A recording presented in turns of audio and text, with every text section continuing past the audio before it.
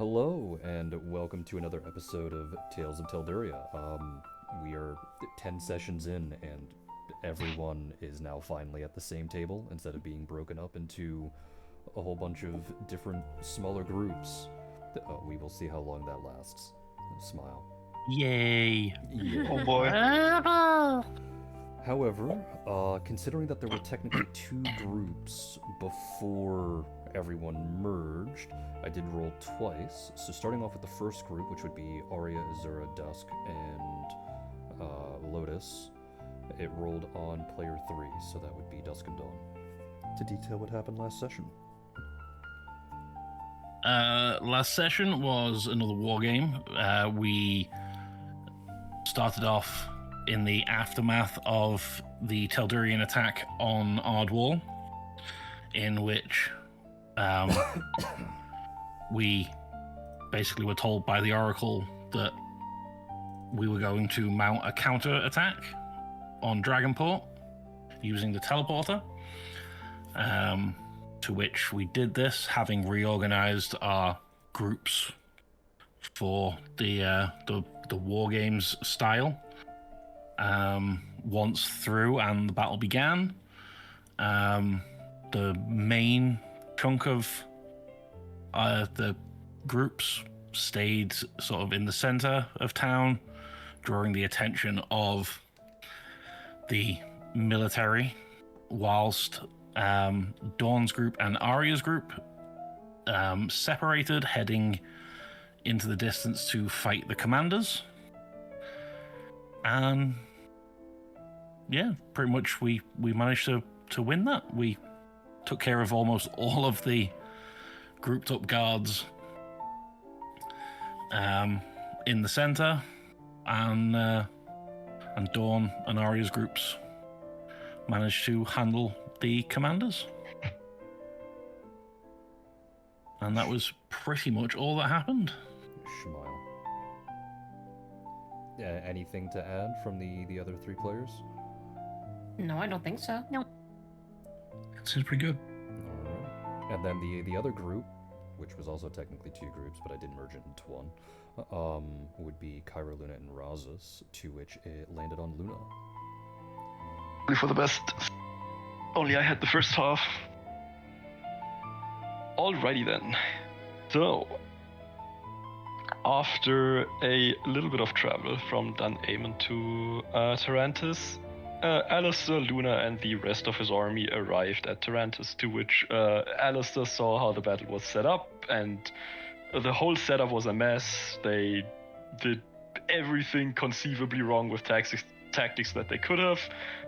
To which he went into the officer's tent to find whoever's responsible for this and give them a stern talking to. Let's say Luna snuck after him. She spied on the conversation invisibly, in which essentially Alistair just grilled the entire command staff about how their tactics were ass, how the time scale is not matching up, how they fucking suck and should be ashamed. And in the end, he does this to single out the one who fucked everything up and who is probably responsible for the war to begin with, who was a fellow council member.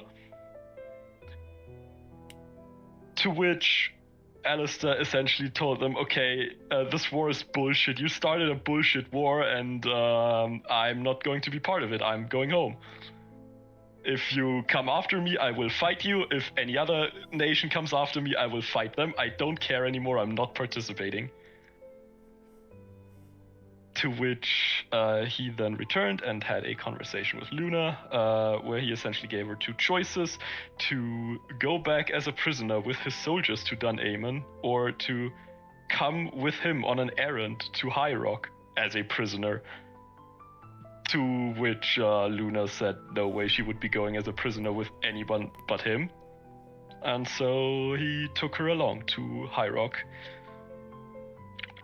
In High Rock, he then went off on his own for a minute. There was a bright light in the sky, and when he came back, Luna asked what had happened, and he told her that he killed Peter, who is Kyra's boss at the restaurant and also the champion of Avida, which also killed Avida, and that he is going off to hunt the champions of all the gods until Nihir is the last god remaining.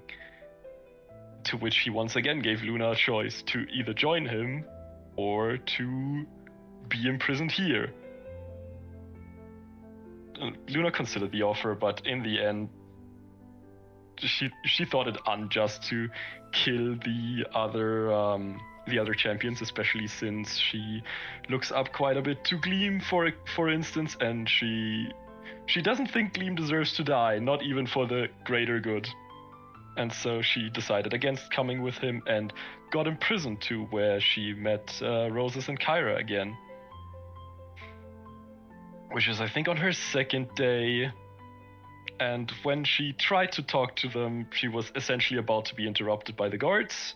But instead, a cannonball hit the prison camp at full force and loosened the other two prisoners, to which Kyra got hit pretty hard. She got knocked the fuck out. Went down immediately after the first cannonball, which left Rosas and Luna hurt and scrambling. Kyra's boyfriend Atlas then picked her up and went to go look for a healer, while Luna and Rosas went invisible to go and see if they can't find their equipment. They did find some equipment. Most of their equipment was gone. But they did find some things. They rearmed a little bit. And then went searching for Kyra's missing dinosaur, which they found in the end in the south side of the city, in the harbor. And before that happened, Atlas carried Kyra to the encampment of the attacking army, which turns out it was the Ithalian army, and met the Ithalian queens, Maravenso and Nudithso, which are the children of the previous Ithalian queen and Reich and Catan simultaneously somehow. Don't ask. Magic. They are very cool.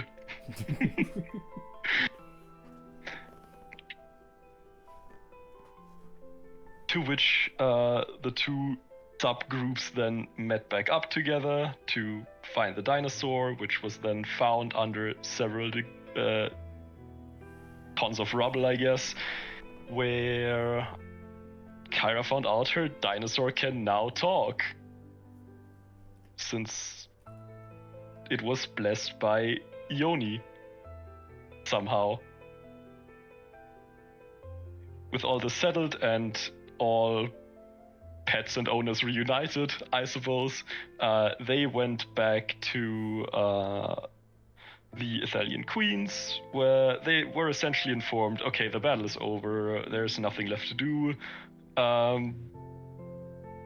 We'll try to get the teleporter back online and see where we can go from there. To which Luna miraculously managed to get the teleporter working again, and found out that they had two target destinations, one of which was Ardwall and one of which was Dragonport. Luna initially wanted to go to Ardwall because that is where all her family lives, but the queens interrupted and said, well, since Dragonport is open, it means it has probably been captured by a non-Teldurian army, and she would like to go see this army and enter diplomatic talks. Something like that. The last thing that happened was them going through the teleporter, and now they are also in Dragonport and about to meet the rest of the people. Anything else to add? You're declared. I think it's good. We're declared. I think that pretty succinctly covered most of it, didn't it? I think so. Okay. I mean, like, we did a full loop, got our gear back, decided that since the teleporter was working, we'd go to Dragonport, Most of it was covered, yeah. All right. In which case, we can... Oh. Mm. Turns out the Meredith. It's related to Luna. Family. I think we established that, yeah. Yeah, I think her being Reich's daughter kind of implied that. My brain might have stopped functioning for a second. Alright. Well, does everyone have the music up and ready? Sure do. All right. Pretty much. As per usual, then, on go. 3, 2, 1, go. Alright, so the very first thing that we actually need to focus on today is something that I actually forgot to include in three previous sessions, which is when you do a war game, you are allowed to attempt to loot the corpses of the people that you killed. However, the rulings attached to it are based off of the highest survival check. So there's actually 2 checks from one group and then 1 check from the other group. So I will start off first with Kyrolina and Colossus, since you already have 1 check. The 3 of you please go ahead and do a survival check. And this would not include Kinara's survival, correct? It's mostly like a player check against player. That's fair. And survival is wisdom based? Yes. Yippee! I fucking love survival. This is also going to be one of the few rolls that cannot nat 20 because it is based off the highest numerical value. Alright, so the highest numerical value would be 27. In this particular instance, you didn't fight all that many individuals. Actually, I don't think you fought any whatsoever. No. But you were still we allowed killed 2 to guards. scrounge the area, to which I'll cut that in half and round it up by 1. This is going to require me to pull up the Pathfinder thing, to which... Actually, we didn't even kill the guards. We just knocked them out. I know. So, this would be 14 people worth of gold distributed between 3 players, to which, since you are in High Rock, the weapon in question that you most likely would be scavenging from would actually be the rapier, to which that is 20 gold. To which a lot of these individuals wear rosewood armor, because that does have some kind of unique properties in relation to certain casting classes, to which that is 50 gold. I do have a question, if that's okay. Are you asking to ask a question? It's not okay. You're banned from the table. Okay. Just ask the question, please. Would it even matter if we looted? We got caught like 20 seconds later and had most of our gold and equipment taken. I don't think any loot that we would have gotten would become relevant at this point. Uh-huh, and I said the number 14. How many people did you fight? Certainly not 14, right? True. Uh-huh. So no, it has nothing to do with that. Okay. So there's that, because of scrolls, and then due to these, they would be medium rings. So...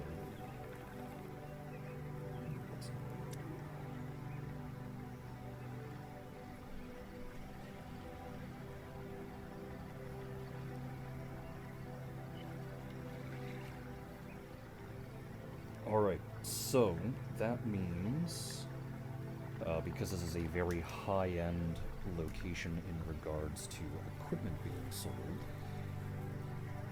Kyra, Luna, and Razis would now have 32,934 gold. Ooh.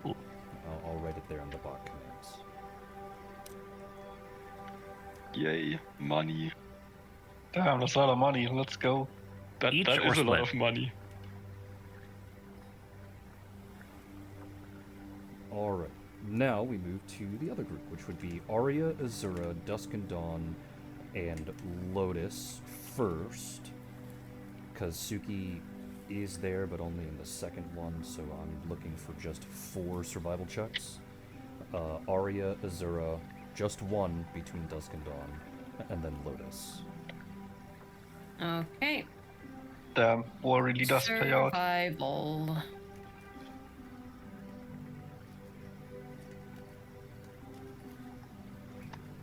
I love salvage shares.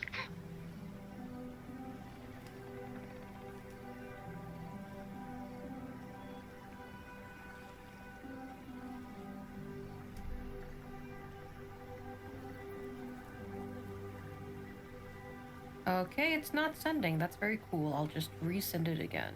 Okay. I was just about to ask if everything was okay.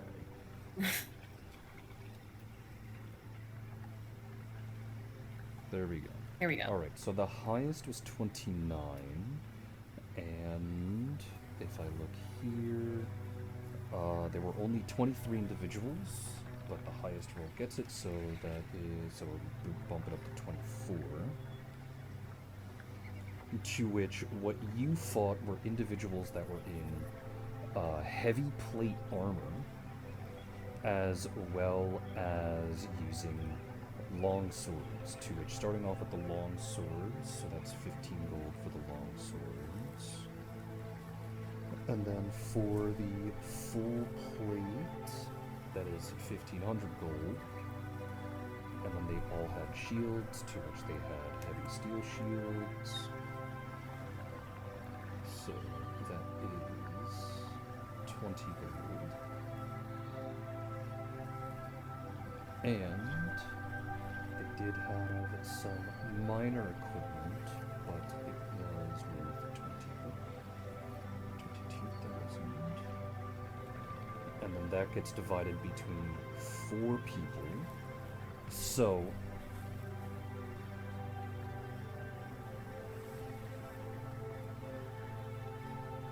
it would be 22,410. So Arya gets 22,410, Azura gets 22,410, Dusk and Dawn have to split the 22,410, and then Lotus gains 22,410. Okay. This is gold, not EXP. Yeah. 22,410. And then in the next fight, that would be in Dragonport, to which, once again, Arya, Azura, only 1 roll from Dusk and Dawn, and Lotus, but Suki also rolls because she was a part of that fight as well. Lotus and Suki? Yes, because this is the Okay. fight where you went to Dragonport. Right, okay. I'm gonna roll Lotus first. Okay. Yippee, big number. It's not gonna matter, but I'm gonna try and argue Would for Lumen 2 be rolls. rolling?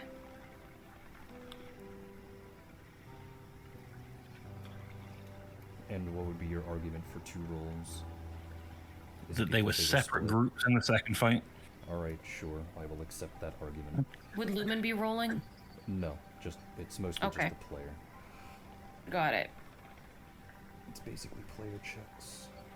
Looks like the extra roll mattered. The highest was 36, and we I have got a- 2 people I that have a landed on +6. 36, which introduces a unique mechanic where the loot is actually doubled. So, there were 5 commanders, but there were 25, which means we now get to multiply 50 by 15.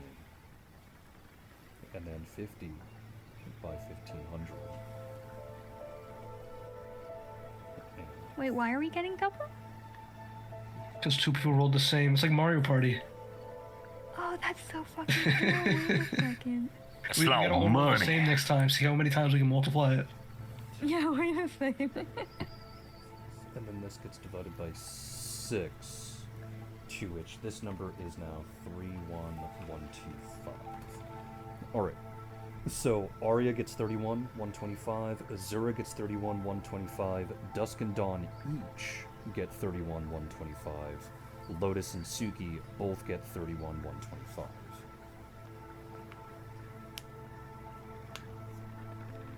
$31, $125. Alright, so then the next thing would be shopping. Did anyone make a shopping list?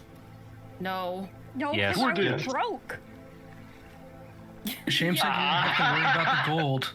He said it many said- times. I've said it Please, he's gonna multiple get- times. I thought he He said that did only say to it multiple Oni. times.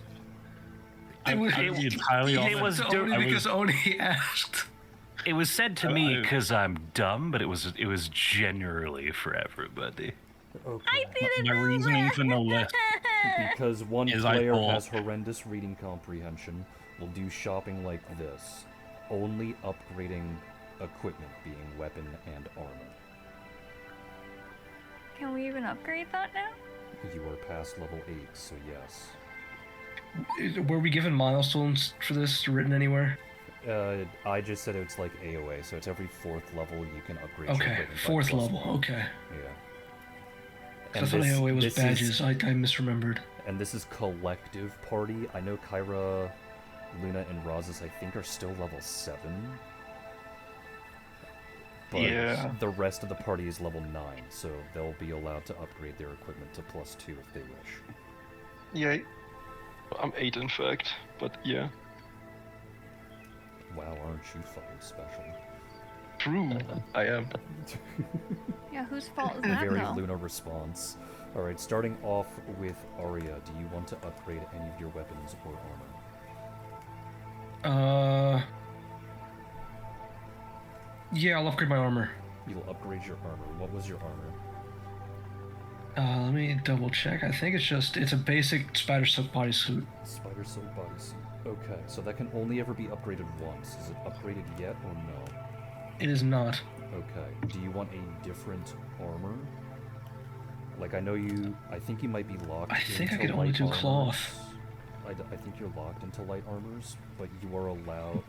There's a mechanic with Mithril, where since it cuts the weight in half, it actually reduces armors by 1 stage. Meaning, it turns heavy armors into medium armors into light armors, and light armors into mage-ready armors. Okay. In that case, I am probably going to have to look at the armor. Can you come back to me in a second? Yes, I can do that. Do you want to upgrade your weapon at all?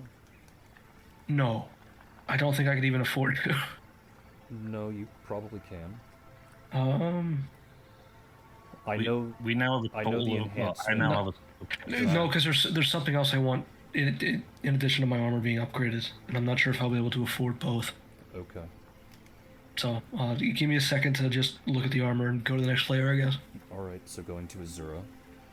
Weapons and armor, Hello. do you want either of them upgraded? Yes. Which one would you like to do first?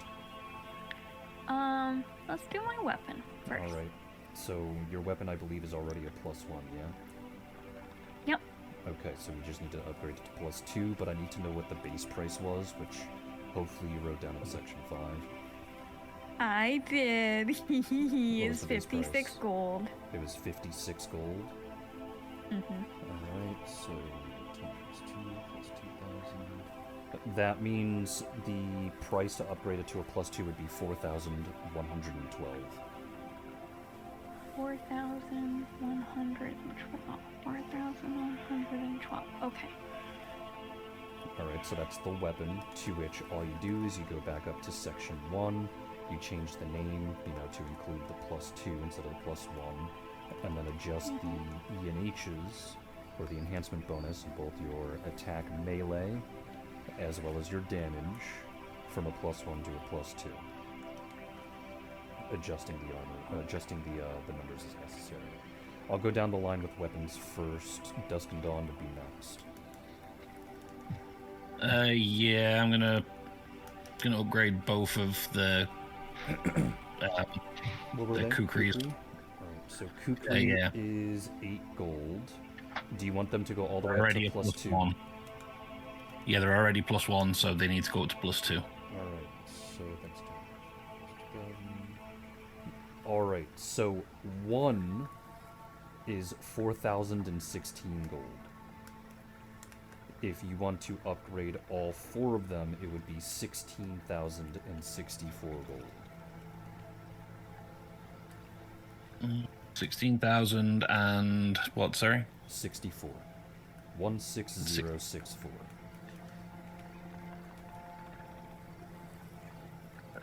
Yeah, I will do that. Alright, then we'll move on to the next player, which would be Kyra. Yes. What is your weapon? My Earthbreaker. It's an Earthbreaker. Okay. That is a base of 40 gold.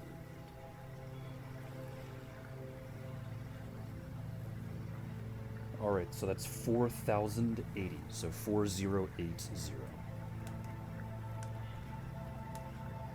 So while you're adjusting all of that, then we move to Luna. Yep, rapier base 20 gold from +1 to +2. Okay.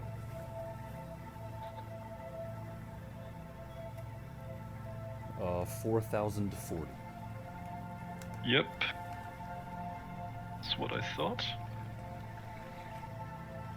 And then Rozes. Okay, yeah, the Elven Curved Blade, 80 gold pieces base from 0 to +2. 4,160. Okay. 4160. And now we go to Lotus and Suki. Which one would you like to do first for the weapons first? We'll do Lotus's weapon. Okay. Base price for that weapon? Base price. We're including the fact that it's adamantine, right?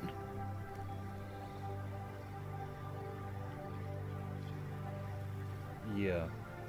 Okay, so 3,045. 3,045. Is anyone else's adamantine weapon or no? No.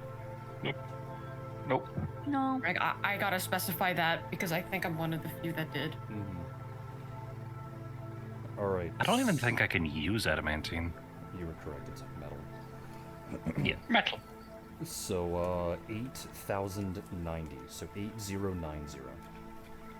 Okay. 8090. Got it. And then we'll go to Times 2 plus 2. Suki. And Oh then we shit, can I didn't mean to do that. And then we can adjust from there. I know Suki has 2 weapons. Got it. Yeah, Suki has 2 weapons, but technically, she doesn't even have one of those weapons. Yeah, she would have to buy a new one, but that's fine. You can buy both. Ugh. What are they? Katana and a shuriken. Katana and shuriken. That's part of the Eastern weapon stuff. Yes. All right.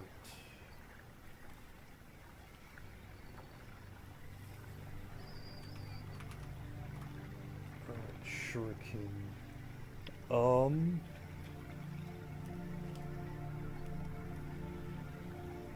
So shurikens come in packs of 5. Okay. How many would you like? They are 1 gold each. Give me 20 for now. 20? Mm. Alright, so that would be 4. Do you want them upgraded at all? Or do you just No. want basic shuriken? I'll just get basic shuriken because I'm trying to save up for like fucking returning +2 whatever the fuck Okay, later down the line. understandable. So they are 1 gold each, and if you're getting 20, that's 4 gold for the Okay, shuriken. got it. Just to make sure that Got it. in your weapons section, you mark off how many you have, so that Right. when you throw them, you can start subtracting. Yep. And how much do shurikens weigh again? Half a pound for Okay, each so set 10 of pounds. 5. So Wait, each set of 5. Yeah, for each set of 5. So it'd Okay. be, 2. Birkin times 20. Okay, got it.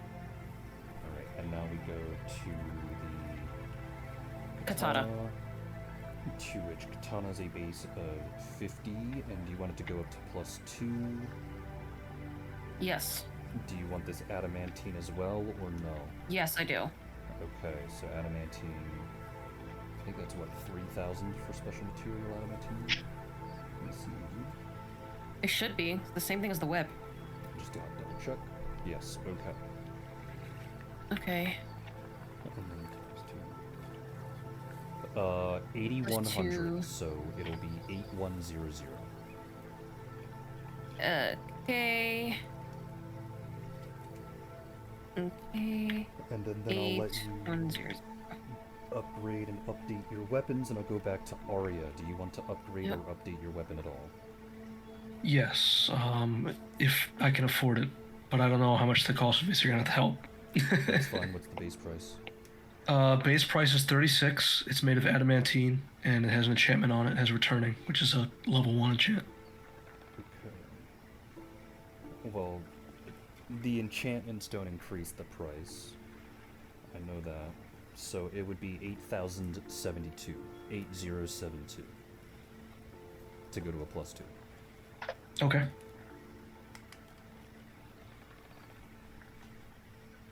All good with that? Yeah, and I have my armor picked out if you want to do that now, if that's cool. Sure, we can do your armor. It would just be the +2. It's going to be a base of lamellar steel, but it's going to be mithril, so it's light armor. Yes, so... medium armor, which is 4,000.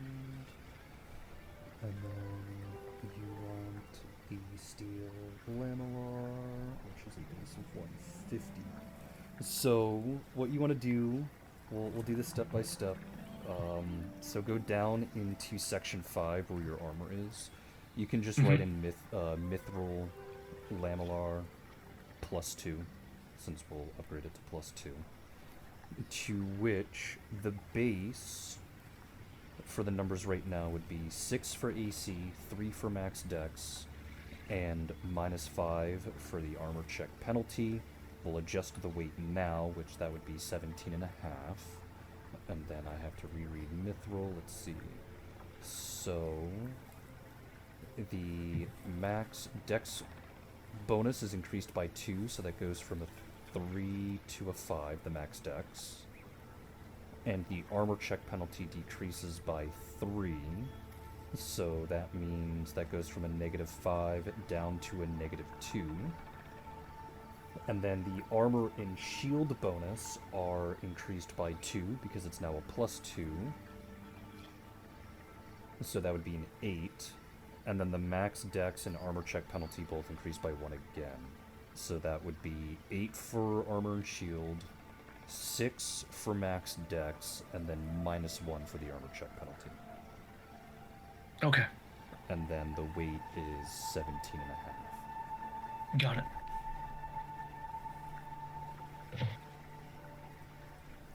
Alright, so that's your armor. You can go ahead and start adjusting. Is Azura updating her armor? What was the price on that? Oh shit. 5 times 2. 10,300. Okay, thank you. Can Yes, you but I had a just quickly repeat that again because I'm gonna do the exact same thing for Are you the getting- max. You're getting mithril lamellar armor. Yes, Okay. Same. There you go. I copied it down. I could just copy paste it in chat if you want. Yeah, you just That go would ahead be and great. copy There in paste block it. commands. It does have to say 17.5. The 0.5 does matter. Oh, it's 0.5. Yeah. I missed 0.5. I do apologize. I thought you were just rounding down and going hee hee hee. Hoo-hoo. Yeah, so if anyone else is getting the mithril lamellar armor, those are the stats, and that's the price. Wait, that check penalty doesn't add up. Are you sure that's a -1? That should be a -3, right? No. It got boosted to by +2 because the +2 enhanced. Yeah, but it's a -5 base. Mithril armor Mithril- automatically reduces it yeah. by 3 first. And mithril armor as a base always counts as a +1. So a +1 stat, the +1 stats of this armor would be 7, 5, and -2. Okay, but you can still upgrade it 5 times. I think it's still restricted by the check penalty. I can only upgrade it one more time. Yeah, it's restricted by the check penalty, so it can only be upgraded twice more after the mithril boost. So, Oh, because I remember we could upgrade it 5 times last campaign, but I guess... Oh, shit. Okay. I think I got those stats right. I don't think I mixed anything up when he said it. yeah, those I hope stats are not. correct. Yeah. Alright, so anyone else that's getting mithril, there's the stats and there's the price. Going back to Azura, since everyone else is so rude. Yeah, sorry, I had a question real quick. Are you asking to ask a question? No, I'm telling you I have a question. Question mark on that. Based. When I upgrade my whip to +2, I know I increase the enhancement. Do I increase the shield that I get from my whip, or is it always a +1? It's always just going to be a +1. Okay, thank you. Just needed to ask that before I fucking increased it to 2 for some reason. Okay, yes, I want to upgrade... Let me double check. What is Okay. You got the blocking bonus, right? Or something like that? Yeah, I made you a got the custom shield whip one. and I have shielded. It counts as a Yeah. light shield. Made of either steel or wood. You said steel. Yeah, Okay. it's a metal whip. It does increase the AC, but only Okay. once. Okay. I mean, that's This- still fine with me. Good Yeah, job. It's because a light shield has a +1 AC bonus and a -1 armor check penalty, meaning you can only ever be upgraded once to a +2 AC bonus. And if we're following the same logic, the AC bonus would only ever increase by 1, so it would cap at 2 for the AC bonus. Good enough for me. That's more than I thought I was gonna get. Yippee! All right. I do want to increase my armor. I know you guys were talking about the lamellar, the mithril lamellar. I have a chain shirt. Can I even wear a lamellar? Could I get that? I don't know. There are leather ones, I think. Are you not paying No. attention to anything that I said to Aria? Mithril does. Kinda. Mithril's also a metal, isn't it? Oh no, I'm thinking of Kyra. Sorry, that's my bad. Nope. Mithril But armor it makes it a stage lighter. Yeah, so the Because I heard armors are treated as lamellar light. and I checked out. Treated as light. Oh, wait, I didn't check out on that one. I remember that. Well, my thing already is a light armor, so that doesn't matter. Yeah, +2 me. Okay. I mean, there's benefits to both, but if you wish for the chain shirt instead, then we'll just go with the chain shirt. So, Well, I can only wear light armor. Does that mean if it's for the mithril, I can fourth still time have it? in this session, mithril armor reduces the armor class by 1 stage. So heavy armors So- become medium, and medium become light. So as long as it's light at the end of it, I can wear it. Yes. Okay, then I want the mithril lamellar, please. Okay. The stats and the cost are already in general chat. Yep, thank you. Going to just put that on right here. Thank you.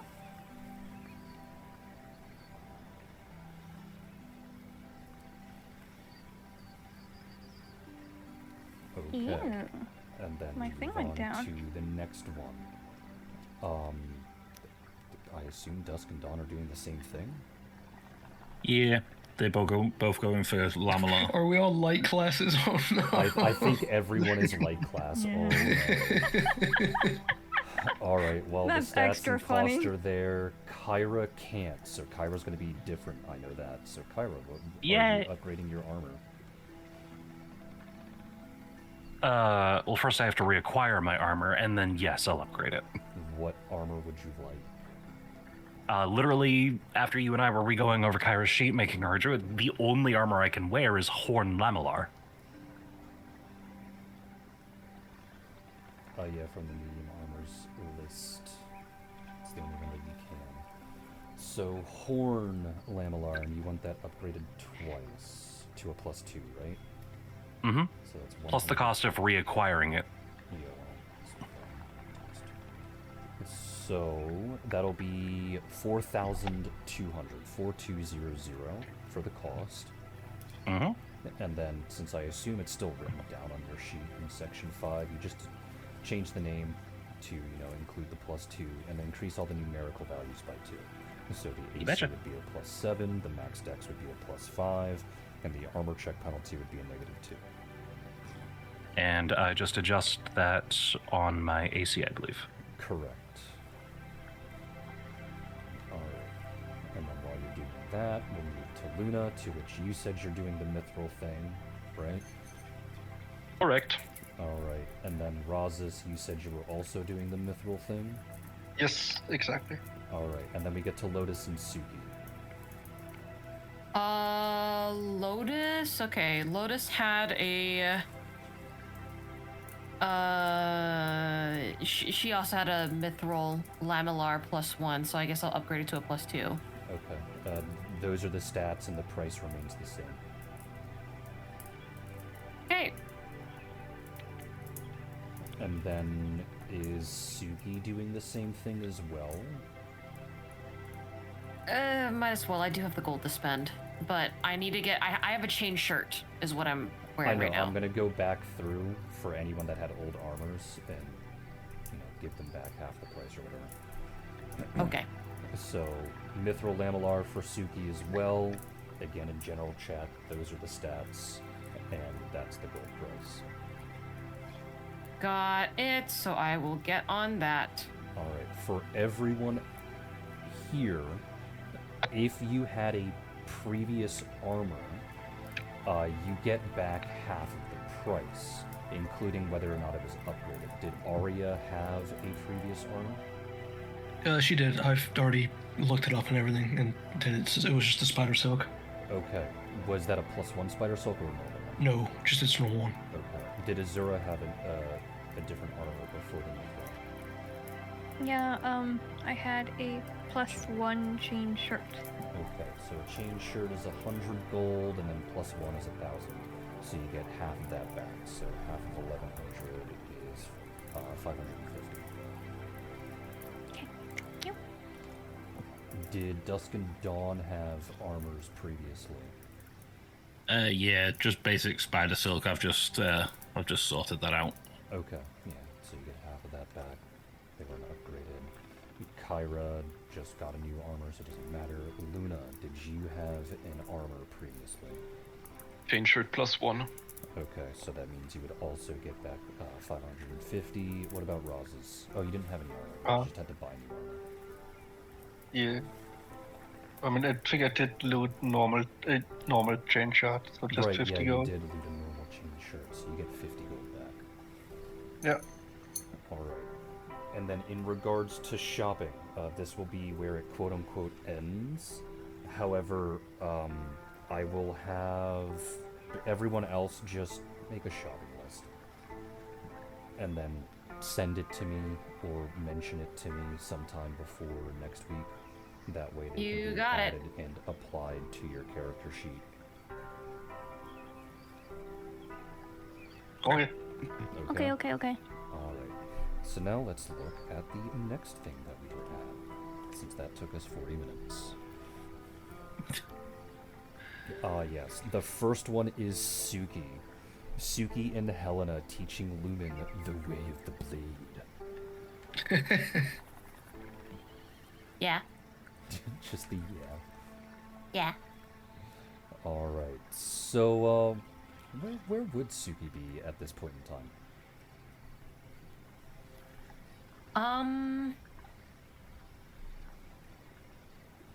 I think all things considered... Like, hold on. Explain to me where we're at in the story currently, right now. The other party appeared through the portal? So this This would probably be a couple of days, I'll say 3 days, after the reverse invasion into Dragonport. The first couple of days you probably spent either helping clean up the city or looting corpses and gathering gold and helping secure the power between Ardwall and Dragonport. And then on the third or the fourth day, it doesn't particularly matter, the rest of the group would have stepped through the portal. Okay. Including Meredith. Okay. All right. Yes, including Meredith. To which, That probably would have been either that most likely would have been last night. So we'll say that this is the start of a new day, and that would have been last night. Okay. Yeah, Suki would be distracting herself by teaching Lumen how to sword fight. Reasonable. Okay. Okay. Any place in particular that you want to be? You would be here in Dragonport still. I don't think so. Maybe just in a location that's kind of like outside and a bit out of the way so that no one would disrupt her. So near the piers, I guess? Yeah, sure. Alright, so near the piers. To which you, Lumen, and Helena are now down at the piers. Helena is probably either leaning up against one of the poles or sitting on top of it, depending on how short they actually are in relation to the pier.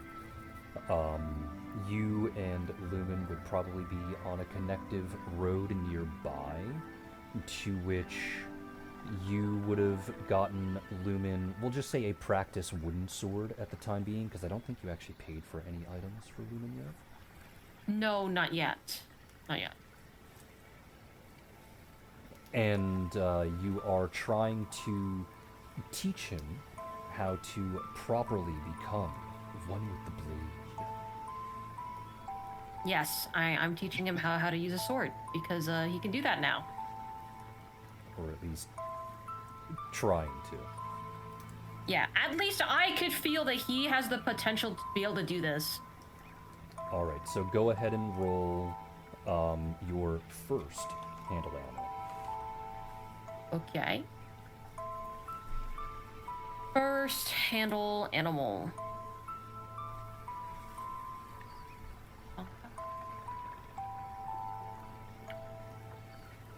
Okay.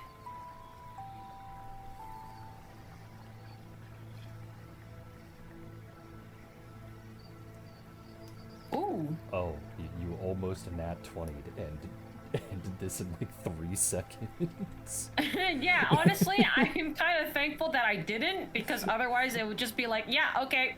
Well, yep, all I done guess now. you did it. All done. Clap, clap. He is a natural with the way of the blade. Shows him one technique. Okay, yeah, I got it. You can stop now, Mom. So, currently you are standing beside him, using your katana very similarly to how he would be using his longsword. And what I mean by that is, I don't mean like it's in your mouth and you're on all fours. Unless you feel that that's what Suki would do. I think Suki would. Okay, so very Suki has her katana in her mouth and she's on all fours. Alright, cool. Fantastic. And, you are going through the motion to try and teach him how to swing the sword with one, without colliding with the ground or the things around him, as well as two, without accidentally clipping himself or hurting other people that are nearby. And it does seem to be, he seems to be taking it very quickly, all things considered. Sure, Luna is on all fours and he only has 2 feet, so it's... Yes, Suki is on all fours and Lumen only has 2 feet, so, you know, the disparity is a little wide in being able to properly show him. But he does showcase how to use his wings as a counterbalance in order to do certain attacks. However, the next step would be introducing his armor, to which you had made custom fitted so that it could fit his teeny tiny little frame of a body, To Right. which, here we'll do price cost again. So I know that full plate is what you would be going for. So full plate. Let's see.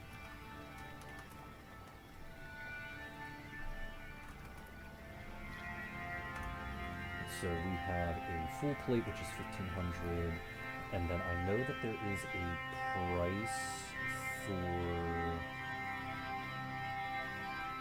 other things. Armor for unusual creatures. What size is he? He's a small. Okay, so that is times 2. It just doubles the base price. So that'd be 3,000 gold as a base price. Okay. I'm gonna write that down.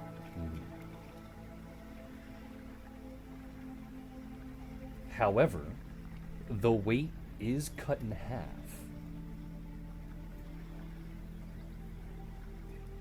The weight of the armor is 50 pounds, so that's now a 25-pound armor. Nice. Okay.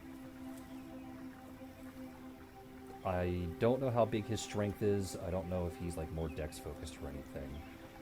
But what you can do here is you can quickly go over to Suki and copy her armor and then put it on his sheet where his equipment section would be located, and then Right, just change okay. the numbers.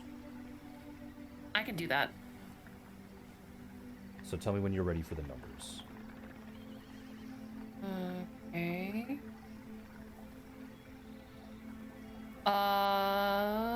Okay, yep, all right. I'm just gonna put it in the proper place. You ready for the numbers? Yes. Alright, so the AC bonus would be a +9. Okay. The max dex would be an unfortunate +1. Ooh, okay. And the armor check penalty would be a -6. Okay. So, from there, would you actually like to upgrade it to a +2? Yes, I would. Alright, so doing that would cost 10,000 gold. Okay. 10,000 gold. And then you just adjust all the numerical values. So the AC bonus would now be an 11, the max dex would be a +3, and the armor check penalty would be a -4.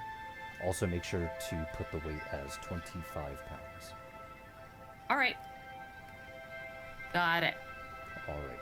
So now with his armor on, all donned and everything around his teeny tiny frame, including a, I guess like, it's not gonna be a full plate helmet. I guess it would mostly be like a bassinet with a visor.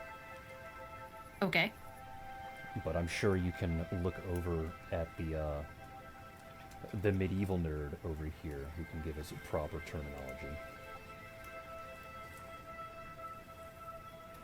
Hey, yo. I mean, what helmet do you want? There's a few of them. Well, he is a But you're bird with a the- beak, so he can't wear like a fucking paladin helmet. So Okay, then make him wear a frog mouth. That would be funny. a frog mouth helmet. Those are funny looking. Kid, does it fit on him though? They still have a front to them. Wouldn't you want something that's kind of faceless? Yeah, probably wouldn't fit. I mean, it How makes long is sense. this guy's beak? It's a beak. It's a beak. So that's Given what that- a frog mouth helmet would look like.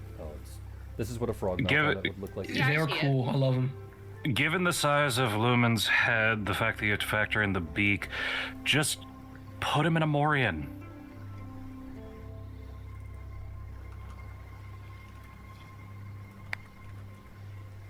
Okay, A Morian or a okay, kettle I see. hat. That's all you gotta do. I mean, I guess that's fair. Lumen the Conquistador, got it. Lumen the Conquistador. Would you prefer Lumen It's either that or a Burgonet. to wear that, dear?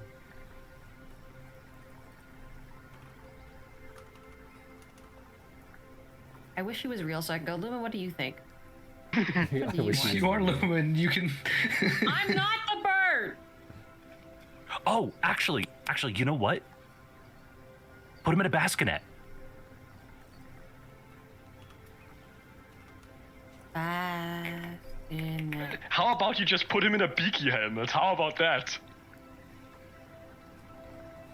Well, because if we're trying to come up with helmets that would accompany a beak, you've obviously got things like hound schools, Honey, frogs' I need mouths. you to send me an image of what a bassinet looks like, because when I type in bassinet, I get a baby cradle.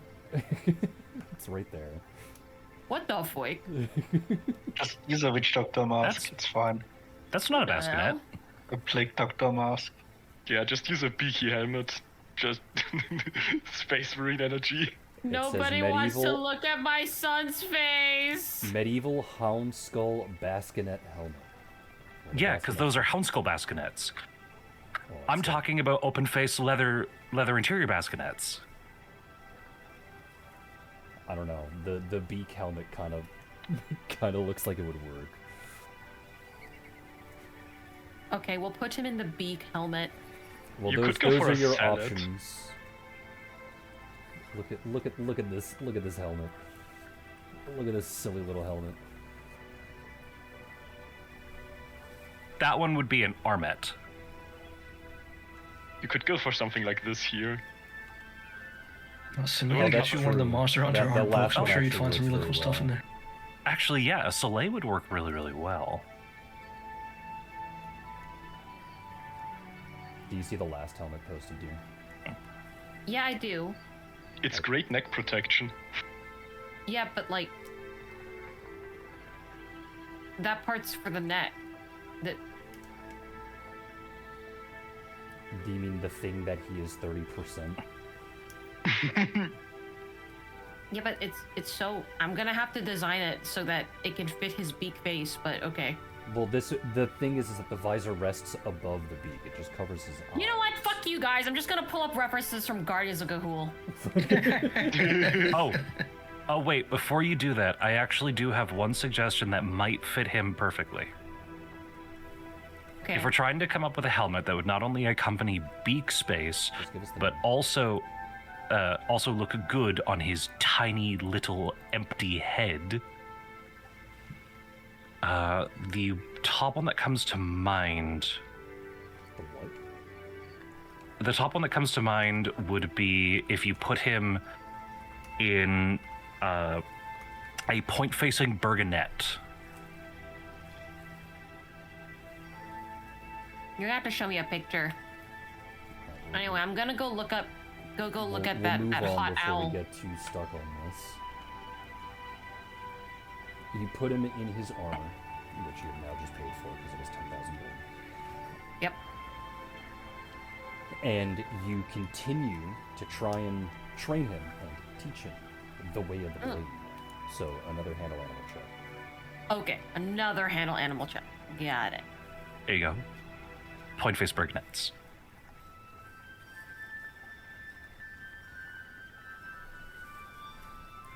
He does seem to be getting along with it. It's clear that it's a little bit harder for him to move around, but it is clear that it's mostly from the fact that the armor is relatively heavy. But he is getting used to it, which means it is now the final step. You give him his sword. To which I assume you would be willing, you're going to pay for it now, yes? Yes, I'll pay for it now. Alright, so you Might are as well. giving him a longsword, right? Yes, a long sword. So, you can go ahead and, I guess, copy Suki's katana, paste it into his attack section, and we'll just change the numbers. Right. Okay.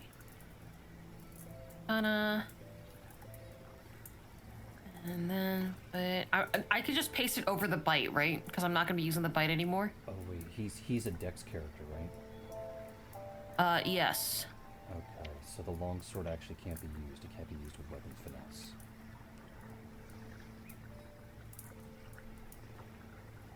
So how about the short equivalent known as the short sword?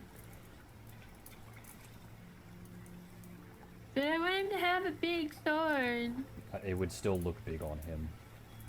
Short swords are about 5 feet long. Okay. And I paste it over the bite. I'd put it next to the bite for now, because, Okay. you know, on the off chance he gets disarmed, he'll still have his bite, and you at least want that Okay. damage on there, you know? Alright. Alright, so you're just going to rename it to Short Sword +2. The base damage is 1d6. Short. Sword. Okay. And then 1d6. The crit threat ratio is 19 to 20 times 2. 19 to 20 times 2. Okay. Obviously, it does slashing or piercing damage. Okay. And it weighs 2 pounds. Okay. I'll write that down there too. And then for the price, that is...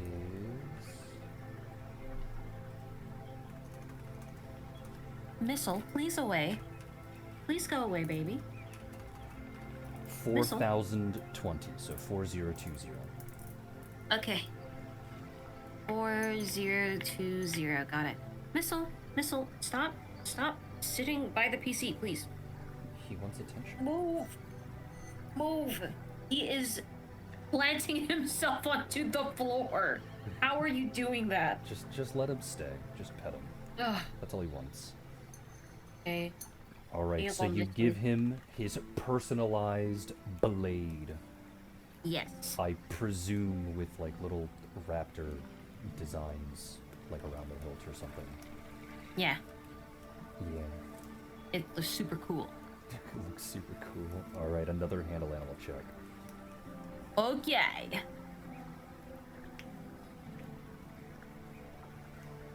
What the fuck are these helms that I'm seeing in the chat? Why do they look like that? He's still a little clumsy, but it is quite clear that he gets it. Hooray. He's a little slow, not as agile as before, but he is now much more cool and obviously much more menacing, for he is a bird with a blade. I'm very proud of him. Alert. Suki's very proud of him. He's like Pet Shop, but not evil.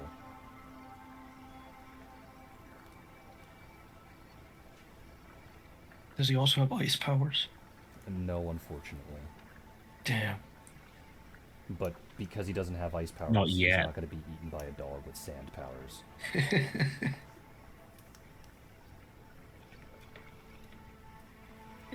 When you said eaten by a dog, Missile looked at me. Expectantly. Alright. So, it is quite clear that Lumen is getting it. You even show him how to sheath and unsheath his sword onto his armor and everything else. He is What a now good standing proud with his chest puffed out. He is certainly the most mateable male bird that Suki knows. Who's still a virgin. I am going to get you a girlfriend. Was that Suki or Lumen the version? Both.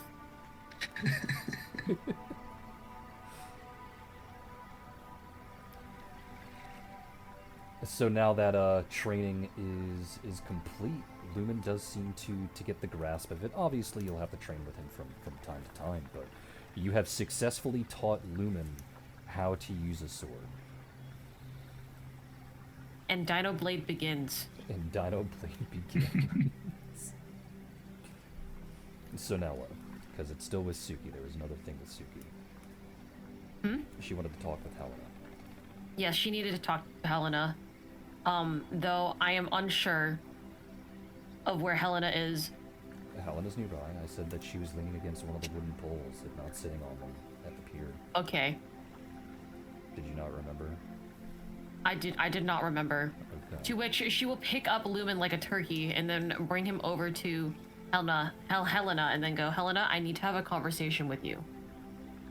To which Helena will look to the side rather confused, and then look down at Loon as he's being held by, like a turkey, and say, "No, I don't want to be your bird's girlfriend." No.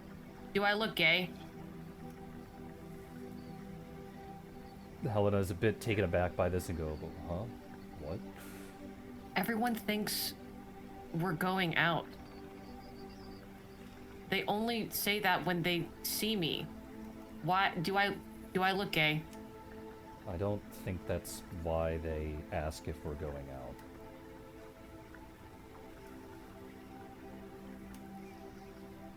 Then I don't understand. I think it's because of how we interact with each other. Like how I can corral you from point A to point B and keep you relatively calm and collected, you know, when you're not. Do friends not do this? Some do, though I can understand how, to outsiders, the degree as to which I interact with you can be seen as a homosexual relationship.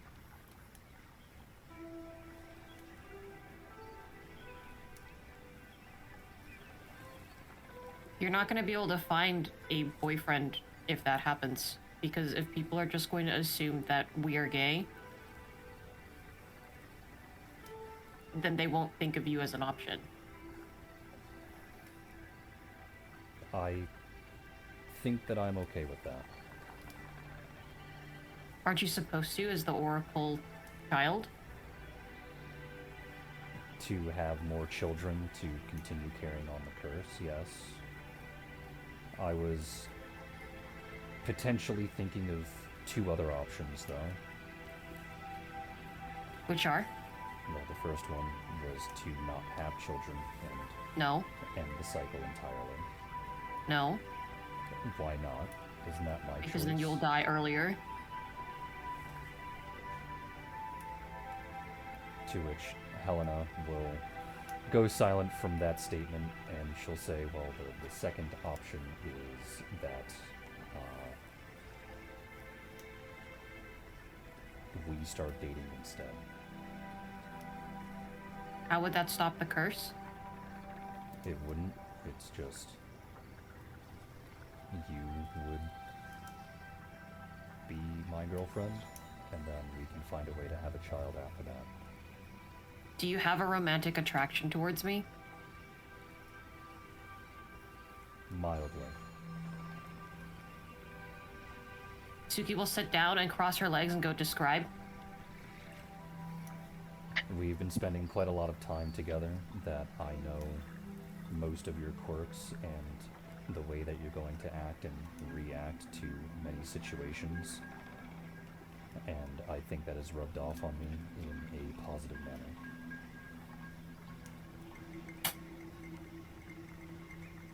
Suki will go silent for a small while, probably about 10 seconds, and she mumbles loud enough that Helena can hear, but it's very clear that she is talking to herself. Realistically speaking, relationships thrive when two people are able to communicate, and not many people know how to communicate with me. Also you.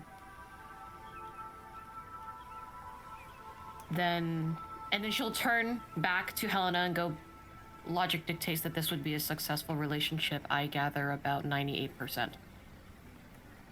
Only logic. Well, obviously feelings are a factor. They are a very important factor in any kind of more than platonic relationship. Yes. And we've had this particular conversation before. This is why you stated that you weren't particularly interested in relationships. You said while there is a logical instance to go into them once you are in one, they are not entirely logical. That is very true. However, given some new perspective, it has come to my attention that I am not particularly comfortable with you dying. Period.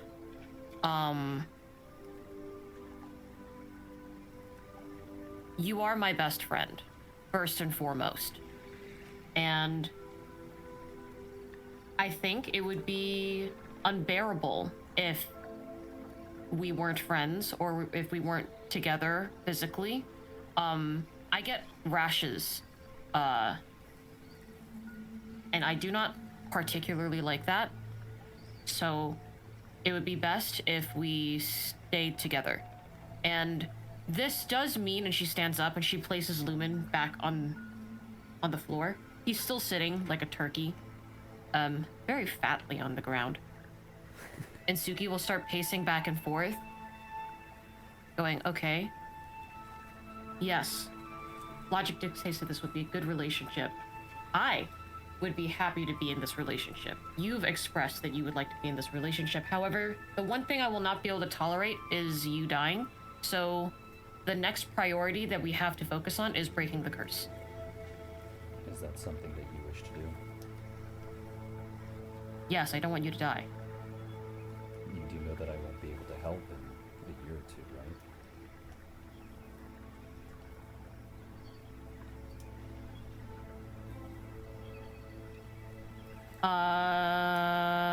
Because you have to stay and be the Oracle? Correct.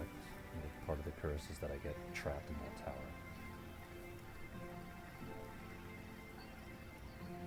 Okay, then we're going to make the most out of this amount of time. Okay. Great. I will inform the rest of the party of our intentions. I need to ask my sister for advice. Okay.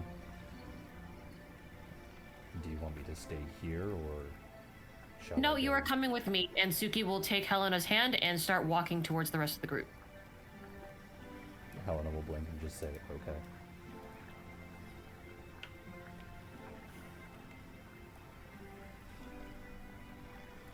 You're still in control, dear, so who are you going towards? Okay, well, I'm gonna go find my sister, as I said I would. Okay, where is the sister? Luna. I don't know where the sister is. That's why I'm asking the sister. Hey! God, at this point, Just yells A. That is me, not Suki. I guess she's probably around some main area. I would say close to the mercenary guild, actually. Nearby the teleporter, nearby like where most of the things are happening. Arguably, Okay. you'd probably be with Turlock working on the teleporter. Yeah. I am a tiny bit quiet. I can try and make myself a little bit louder. But Okay, this is generally how I sound. He's also a little bit tired. He woke up a little bit earlier than intended. That is true. I did wake up a little bit earlier than intended. But thank Suki you will for telling me drag that I'm a little Helena over quiet. to Luna and go, "Hey, you're fruity." What? And she turns around. Suki will not What's say up? anything until she arrives right in front of Luna and go like, "You're kind of gay." No. No. No. You act like it. Anyway, I'm gay. Good for you. I'm glad you found out. And she looks Helena up and down. I suppose I know how you found out. Congratulations. Well, I didn't know until about 5 minutes ago. Anyway, that's not important. What is most important is that I want her to live. So do I. Please help me.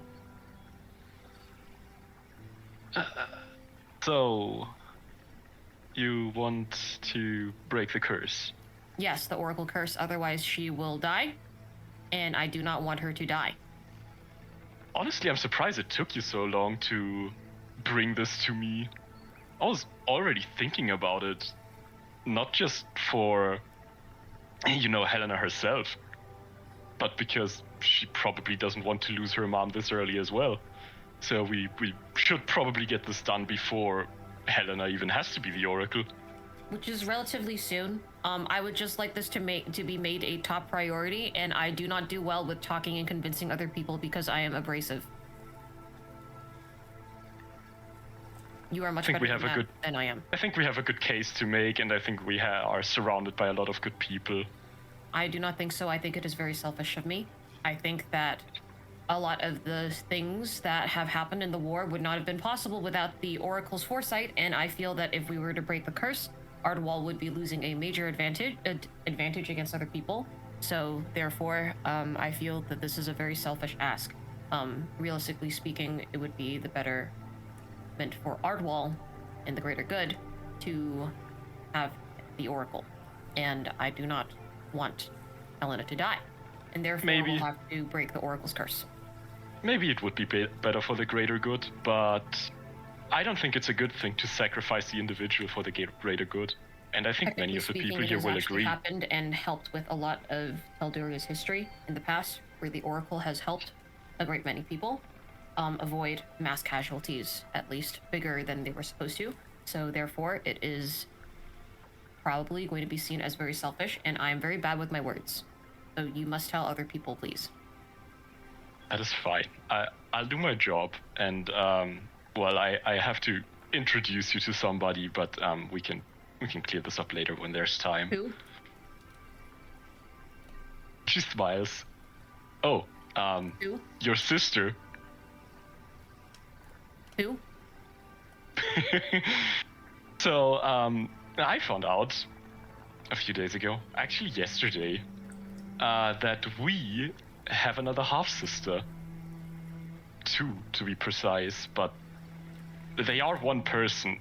It is a little bit strange. Anyways, our dad and his brother did sleep with the Queen of Ethel at some point. Our father is And an that- adulterous whore. Yes, but I think he talked to he talked to mom about it, so I think is it's bad. fine, maybe. Anyways, now we have two half catfolk, half Thigh-Kreen half sisters. Are they Wow, that is within a vicinity, mouthful. by the way? They're in the city, but they're not within hearing distance. Can we see them? No, they're not there. Okay. But they are in All right. Charlieport. They're just not there. Okay. To which she will go, okay, do more siblings, okay. And Suzuki just like presses her head in her hands. Luna Okay, pats her head, and she's like, "Don't worry, they're not as overbearing as I am." Do they're we not have as- to over a meal or something, or I might actually be a good idea. I was just, going to bring you and Lilac over there spontaneously at some point, but we could go plan a meal. are you hungry? Not right now. It's like noon. You should be hungry at noon. That is lunchtime. I usually don't eat lunch. That is very unhealthy. What has Alistair been doing to you? What You hasn't don't he wanna been know. doing to her? Actually, you might want to know now that you're with Helena. You know, you having sex all the time means that you are having less time for actual priorities, and I fear that you may be changing them out for food. So that is very bad, and you should be doing it less. I do not have sex, and I'm perfectly fine and healthy. Maybe you should try it sometime.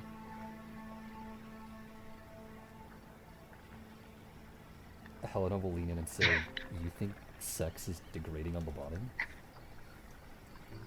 She is not having lunch, and that is very unhealthy. She's missing the three most important meals of the day, and she is doing so she could have more sex with that thing. Well, that thing is very clearly not here, so sex doesn't seem to be the reason. So will you please eat your lunch? I think it's because she is stupid, but if she wishes to be stupid, she can do so on her own. She is my sister, and while stupidity does run in the family, I find, she needs to eat, and I care about my stupid sister. So, stupid sister, please eat. How about we go get All right, her fine. some fruits, and We'll go. that'll satiate the both of you, so that we can move on with our day. Okay. She'll look down at Turlock and go, hi. Turlock over by the machine and just say, "Hi. Thank you for acknowledging my existence." You are welcome. I am gay. I already knew that. How? He'll just stare at Suki for a moment and go, yeah, that just confirms it. Suki will turn to Helena. What? Helena will shrug. I thought you said I didn't look gay. Helena will shrug. I don't know.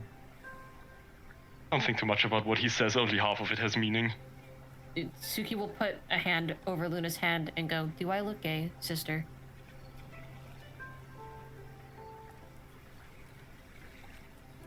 She thinks of it. Kids tell Not us more it's gay not. than others. Turlock will interject and go, the fact that you're thinking means that the answer is yes. Your sister thinks you're gay, Suki. How does that make you feel? She Well, is gay. technically speaking, I am, so therefore it does not really affect me. Yeah, how about retroactively?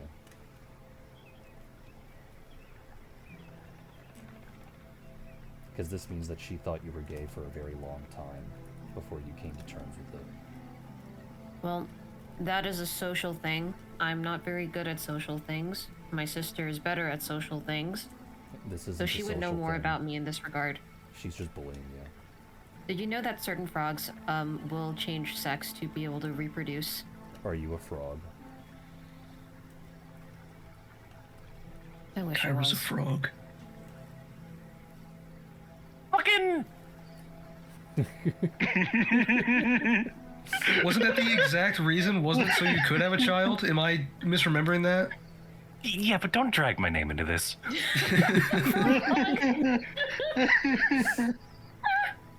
Helena will just Perfect. go, okay, let's go get stuff before Turlock turns this into another fight. Suki will then start walking away and go, can I have an apple? Sure, you can have an apple. I would like apples. Okay. And Helena will simply pat the top of Suki's head. We'll find you apples. Lumen needs apples. We will find him apples too. Lumen is a turkey under Suki's arm. Helena will pat Lumen's head as well. Luna looks at Lumen and then she says to Tsuki, it's almost a shame you put him in that armor. He is very shiny and beautiful. He is even more shiny and beautiful, and he will be able to get a better and suitable mate for him. For all of the females that have rejected him are clearly not good enough and not intelligent enough to see his majesty. Surely Luna will they flex were a little. just not interested in his knightly virtues. Don't worry, Lumen. We will find you a suitable mate that will be smart enough to understand your level of intelligence, because you are very smart. And Lumen will look at Suki and his eyes will blink at different times. Alright, let's just go. Okay. To which both Helena and Suki will leave. To which we will turn things over to Arya and Azura. To which I presume the both of you would be at the Ardwalian military camp? Just kind of existing. No, we were going to the prisoner camp. Yes, I know where you're going. That doesn't mean where you're located. I don't know what this place is. I can't tell you where we're Yeah. located. We What do you flew in that mean, direction, Ardwalian, and though? the session ended. Are there more prisoner camps? Do we know like in which Australia? section's what? So only one person actually told me. I said a Ardwalian Sorry. military camp. Probably going over supplies and making sure that everything is there for the army that is currently occupying Dragonport. Does that seem like a reasonable was a- place for where both of you would be at this point in time before going to the prisoner camp? Oh. No, 'cause that's No, not what happened last we were time. going there immediately anyway. as soon as the final fucking spear fell, Arya was flying over there with Lyle. Remember? Okay. Yeah, Then Azura was we'll chasing after her. turn back the time a little bit by a couple of days with Arya rushing off to the nearby prisoner camp and Lyle on her back going, I am Lyle, like a Pokemon. And Azura chasing after. Yes, this was our top priority because we wanted to see if, there are any Kelnorians in prison here, see if we can bolster our numbers. And then, make sure everyone's okay, of course. All right. Yeah, help Go ahead people. and roll perception or knowledge local, whichever is higher, and Azura just rolls perception.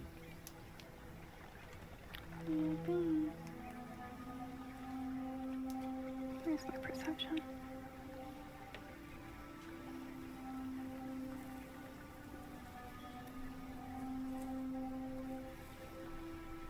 A lot of 18s today. All right. Which roll was this? Was this knowledge local or was this perception? This was perception. Okay. Arya, flying, I guess, above the buildings at this particular point, you would rush through the city as best as you can until you would find what would look like a prisoner camp on the northern end. Azura, you roll high enough to be able to follow Arya, so even when she does, from time to time, fade from view or get obscured because of the buildings, you can at least continue to follow her general trail as well as her shadow. The both of you arrive at that prisoner camp, not that far apart from each other. I would say, Arya, you arrive there right as... Azura, you arrive there right as Arya and Lyle are attempting to pick the lock that bars entry into the prison itself. To which, does Arya have the ability to pick locks or no? Okay. How are you defining this? She does have disabled device, which I think is a skill check for that, right? Yes, you roll disabled device to pick locks. If you do not have a lock pick, you take a -2 penalty. She also has the alchemist lockpick, several of them, in fact. They're called bombs.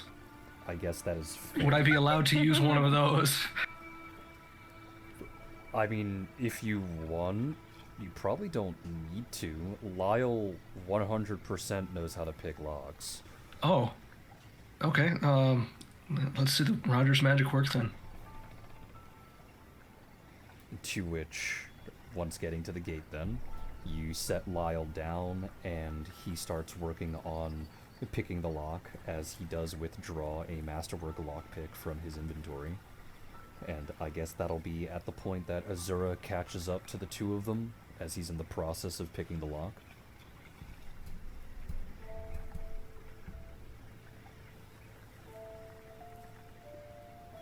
Technically, this is legal because we conquered the city. No need to worry. I wasn't worrying, I'm just waiting for the door to open. So how have you been holding up during the war? It's been a while since we spoke. I killed a lot of men. Killed a lot of people. Don't like that. You seem to enjoy it a lot, says Lyle. In the moment, it's really great, until you get to the after part and you realize you killed a lot of men. And I'm hoping that's not happening on our side. People dying. I'm sorry to inform you, but we have most certainly suffered quite a few casualties. Yes, It's the yes. nature of war. I want to be optimistic. I think there is a fine line between optimism and lying to yourself, Lyle will say as the door opens and he motions for the two to walk inside. You might be better at that than your sisters.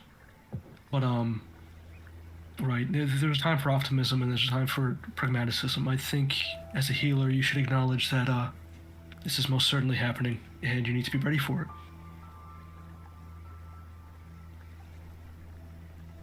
Azura just stares at Arya, and then she just points at the door and goes, I'm not taking advice from someone who has a boyfriend that attacks his own people. Can we go in? He doesn't attack his own people. Well, maybe not attack directly, but when he's more of a hazard than some of these people in war are, I think that's a problem. Arya's going to pick up Lyle and hug him as she enters the prison camp. There are acceptable damages. It's fine. We're all alive, aren't we? I would like Azura to roll perception. Okay.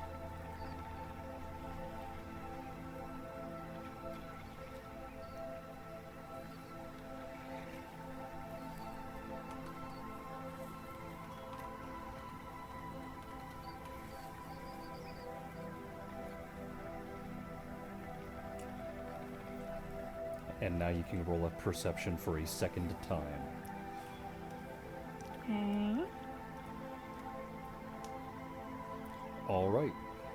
So as Arya picks up Lyle and motions to like move him out of the way of your particular ire, you notice that he is carrying your weapon. You didn't spot him pickpocketing it right off of your body and depositing it into one of his many bags. Lyle, give me my weapon back. Stop being mean to me. Give me my weapon. Stop being mean to me. Arya, make him give me my weapon back. Stop being mean to him. Arya. What? I will tell your mother when we get home. Give me my weapon back. What will you tell her? Arya, you're allowing your boyfriend to rob me. What do you I don't think your believe mom's he's gonna say doing it about for the that? intention of profit. He's just keeping it away from you. I am doing For it as a what punishment, purpose? he says. Okay. If he was stealing it and then selling it or something, yes, I most certainly would have a talk with him. However, I agree, you're being too mean. How am I being mean? You both are saying that I'm lying to myself. You're being mean to me. Give me my weapon back. I didn't say you were lying to yourself. That was his opinion. Give me My my weapon opinion back. was you weren't being logical. Give me my weapon back. Stop being mean to me. Give me my weapon back. Stop being mean to me. Oh no, this is like being at home. Except Father's not here to separate you.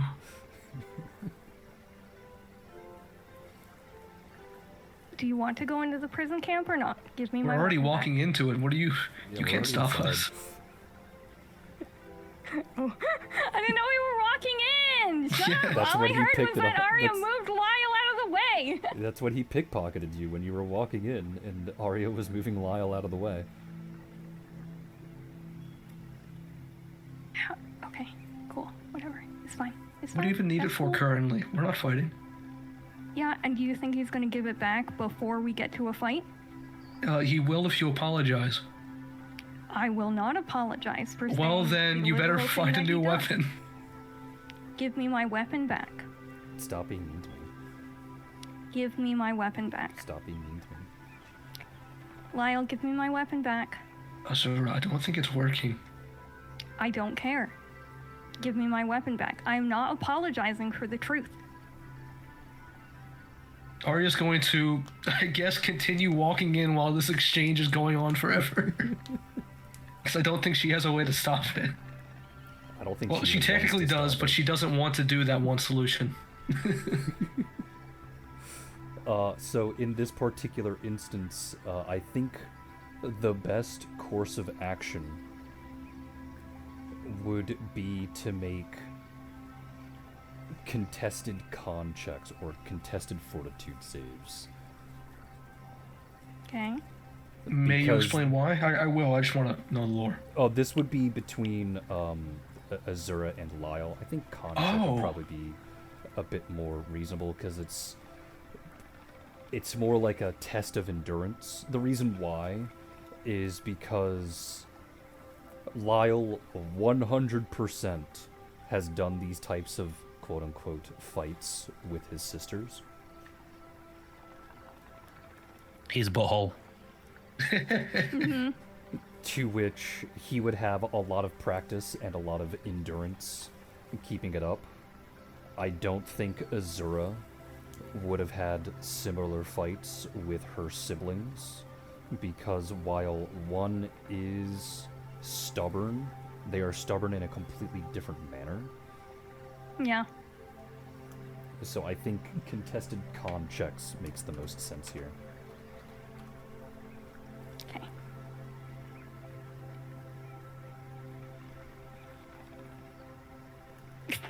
Lyle has Okay. outlasted Azura.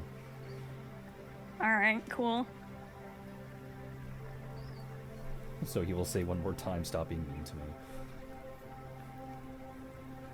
So if I may explain further, I don't think it's bad that you're optimistic. I think you just need to be a little realistic in your job. I'm very realistic. I go out there and I fight beside all of you, and this is what I get. Keep the fucking weapon. I do not care. I will go weaponless to prove a fucking point. Lyle will stick out his tongue. I don't understand what you're angry at anymore. If you can't bother understanding Arya, then you weren't my friend in the first place. Arya will look confused and hurt and then just continue on.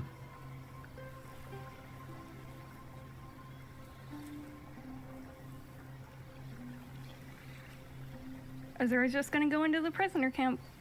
You've been in the prison camp. Okay, well, she's gonna go further. Can we identify? prisoner How are the camp. prisoners looking? Have any of our soldiers made it here to free them yet? Or the door was locked, so I guess not. The door was locked, so no. And we can say that this argument has been going on for, I don't know, like a half an hour or whatever. And you would have walked through and examined the various prisoners that are there, to which a good portion of them, probably the majority of them, are Aquan. Others are from other countries. There are a few Kalnorian individuals there, but it is quite clear that they are either merchants of some kind who happened to be in the city when it happened, or they are children of those particular merchants. Aw. Are any of them hurt? Hurt in the sense of like being tortured or beat up or cut? No. Hurt in the sense that they are a bit malnourished? Yes. Okay. Well, Are we- Azura's just gonna go and start freeing them. Do you have a key? That's what I was about to ask. Can we find any keys? Are there any guards? The both of you can go ahead and roll for perception. Okay. Okay.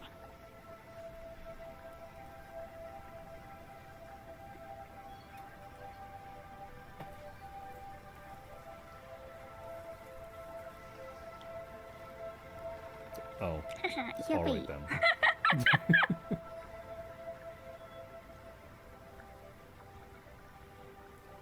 With a nat 20, Azura does manage to find a set of keys in one of the nearby guardhouses that are located here in the prison camp. It seems to have been left here because it was it's laying on the floor, covered by a bit of dust and various other debris, so it would have been very easy to miss, but she did manage to find it.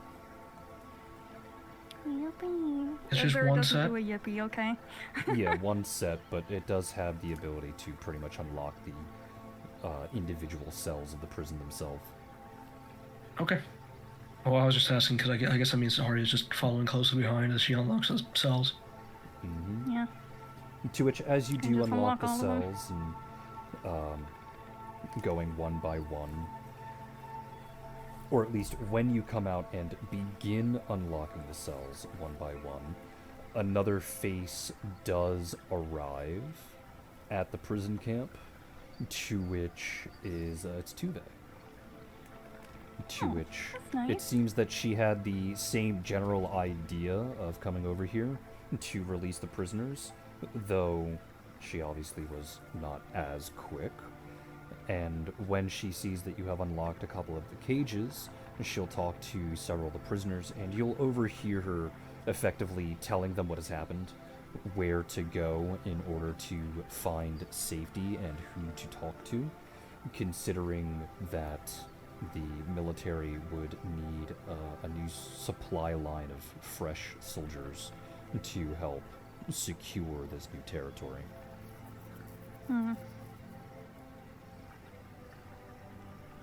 Unless there's anything in particular that you two would like to say to the prisoners, there's probably not much else to do here. Does this prison have a kitchen?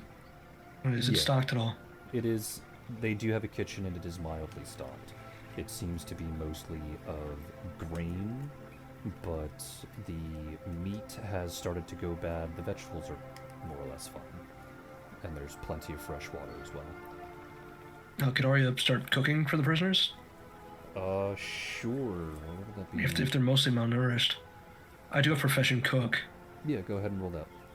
Okay.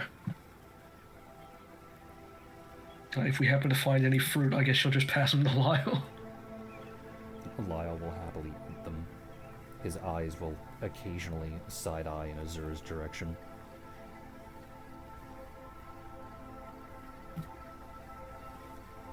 Azura doesn't notice she's ignoring them.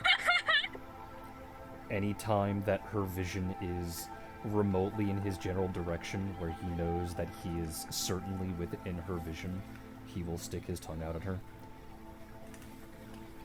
She just keeps ignoring him.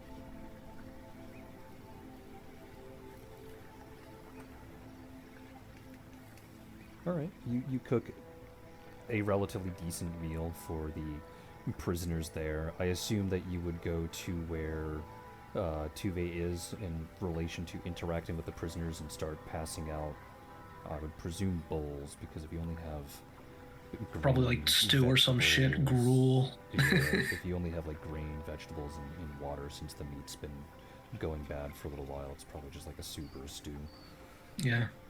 Just I bits know of- this isn't much, but it should be enough to help you at least walk out of here. To which the prisoners are extremely grateful for. They don't have anything to give you, obviously, but they She do, wouldn't have taken anything.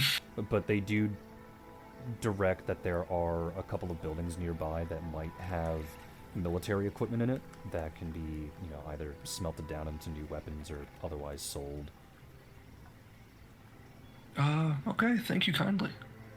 Arya will, I guess, after the food is dished out, we'll begin taking inventory there. To which that would have been included in the whole money distribution that happened. Mm-hmm. While you're doing Is that, there a lot of the okay. merchants are going to be extremely distressed because they don't know if their wares have been stolen or sold or placed in a position where they can't get back. So they're going to be the first ones to leave the prisoner camp in full, trying to look for such things. And what was Azura going to do? Azura was gonna go ask Tove if she could do anything to help. Tuve will think for a moment and shrug and go, I don't really know. I'm sure the prisoners will need some kind of doctor to look at them to make sure that they're not utterly unfit to wield a weapon. But that doesn't need to happen right now, since the military camp isn't set up yet. It probably will be in a day or two. Okay, well, if you need someone to do that, I can definitely help. Just come and get me? I'll come and get you when that's ready. Okay. Is there anything else that you need? I don't believe so. You're already busy enough. Yes, but that doesn't answer my question. Is there anything else that you need? Azura looks over to Arya. Do we need anything? You and I need to have a talk, I think, but aside from that, no. No, Tove. We don't need anything. Tove? Tuve? How do you It's- pronounce it's- this it's fucking name? Tuve. I'm sorry, Oh, it's thank you. it's Finnish. No, it's okay. At least I'm not saying Tove. I don't think anyone would particularly care if you did. It's fine. I'm sorry Fair that enough. both of my children have really weird fucking names. I would never do that in real life. Tuve will simply nod and go, alright, well, if you excuse me, I think I'm going to take command of this prison here and start directing people to where they need to go. So unless you need anything, it's probably best for you to either evacuate or at the very least just not disrupt my flow of work. All right. Good luck, okay? And she starts heading for the door. Tuve will give a thumbs up and continue deeper into the prison camp.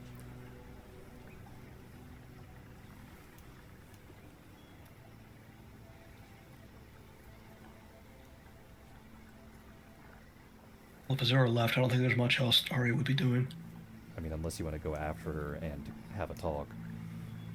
I don't think Arya would. I think after the invitation was extended, that'd be the end of it. Okay. To which we then move on to... God, there's so many things here. A Dusk and Dawn. I guess when and where would Dusk and Dawn be, Yes. since they're in the process of trying to find the Dragonport Thieves Guild?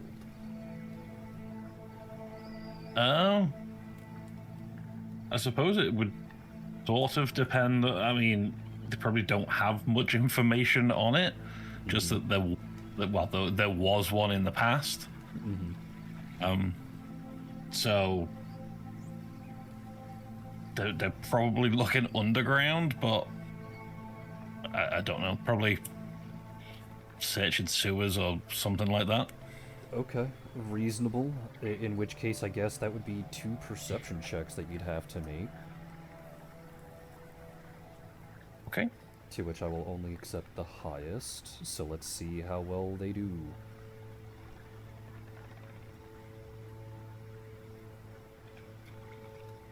I might as well just roll 2d20 instead of 1d20.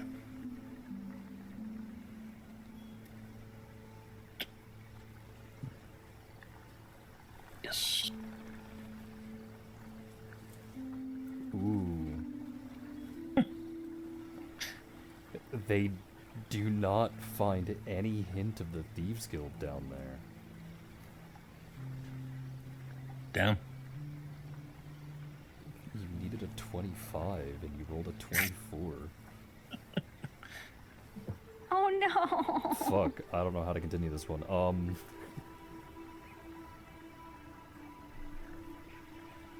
I mean, it would just be sort of like the ongoing thing that they're trying to do. They're spending multiple days looking, but... Yeah, but we can only do one roll, because hooray for tabletop mechanics. Though I do have a question. Kate has a... It's not really her house. I'll say it's like a sanctuary here, if you remember, from Season 1. Oh, yeah. Would she have talked about it or mentioned it at all to the twins, you think? I mean, she's pretty bubbly about everything, so I would assume it being like her spot, she'd have told them. But I don't know. She's an NPC at the end of the day. That's kind of on you. No, it does make sense. Though she probably wouldn't tell them, like, directly, like, where to find it, so to speak. It would probably be something along the lines of, oh, I did have a place that was all to my own over in Dragonport because I didn't like being in the guild all that much. Which is true.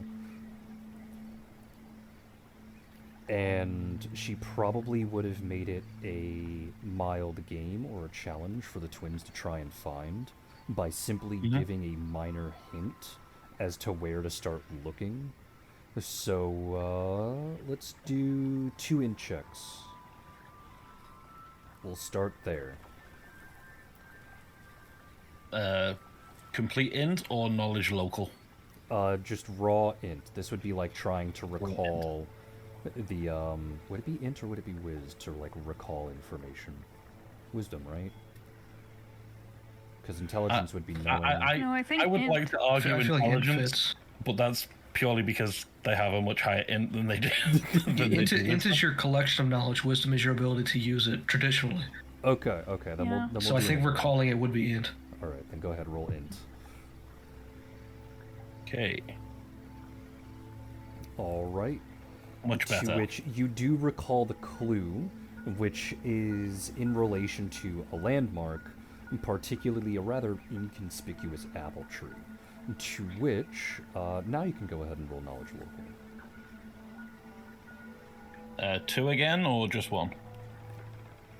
1 in this particular instance, since they'd be working together.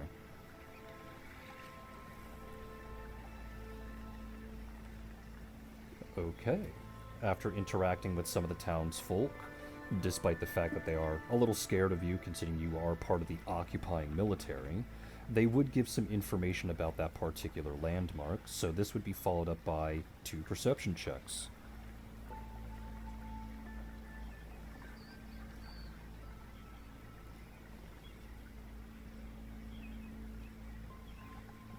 Okay, taking the 28. highest one there, which is a 28. You do manage to find the landmark, and you do manage to find the particular clue that Kate mentioned, as there is scratchings on this nearby tree that point in the direction as to where her particular sanctuary is located. So this is, once again, another perception check.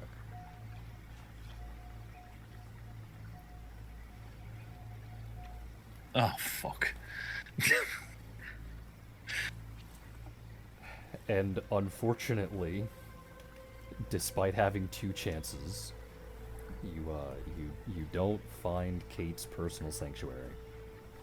Fuck you, botting your double 2s. I no longer have an idea on how to continue this particular thing that the twins wanted to do. That sucks. Fuck. Oh well. Poor twins. Oh, that sucks. Yeah, that sucks so much. Probably would have been a sweet moment to find the sanctuary itself, so now you're gonna have to have help from your dad.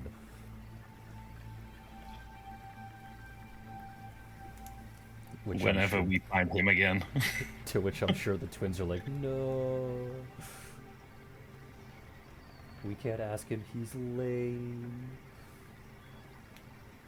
Yeah, the biggest insult to the twins, having to rely on their dad. To be fair, only to Dusk. Dawn at least respects him now. I mean, respect and still thinking that he's lame because he's your dad can be mutual. True. True. Especially if he constantly Anyway, next person. Especially if he constantly tells terrible dad jokes, which I think would He definitely would. be something. He Locke would do. absolutely would. I mean, what else is he going to do on long journeys other than think up new lame dad jokes?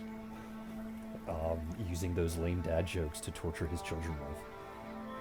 Yeah, exactly. But when he's traveling alone, what else is he going to do other than think up more of them? I guess that's true. Very true. All right. Rosus is the next one on this particular list, it seems. To which, Yep. I guess this would now be back in quote-unquote current time or present time, where it would be the day after you came through the teleporter. You would have noticed that Lindis was here, part of the military. She didn't notice you as you came in, because she's an airhead. So you spend the rest Yeah. of the night, I guess, mustering the courage so that when morning came, you could potentially hunt her down. So go ahead and roll knowledge local. Great, another roll. Knowledge local, okay. At least I can do that.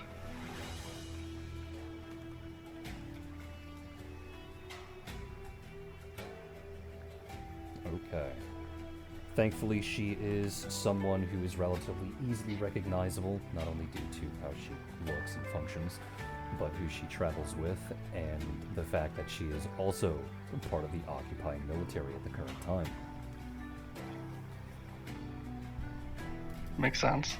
However, as you walk in the direction in which you heard where she was, which is nearby the shopping areas, you run into an unfamiliar face who looks down at you with a bit of a scowl, and she will say, "What are you doing here, Roz?" You do not recognize this person at all. And who are you exactly? The person will roll their eyes and just motion to themselves. Come on, you can take a guess, can't you? You're not stupid.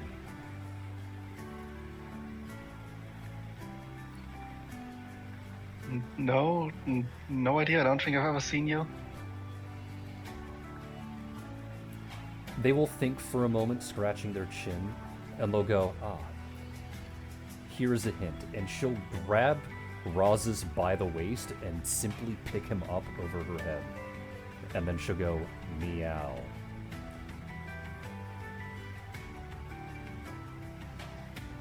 Namora? Yeah. What the hell? So since when can you, well, talk and look like a human?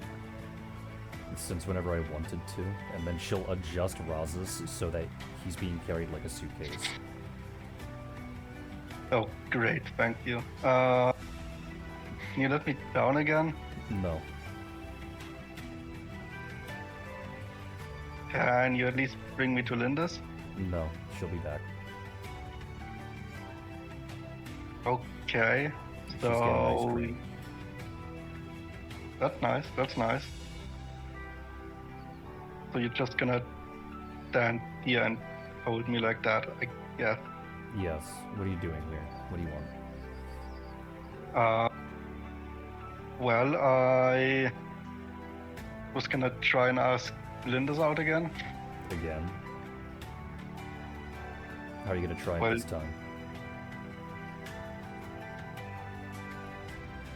I don't know, inviting her to a date, That's go it. hunting. That's well- it. Did that work the last time?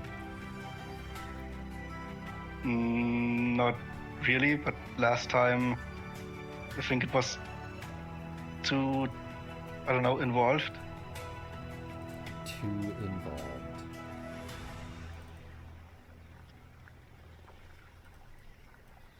You don't seem to approve.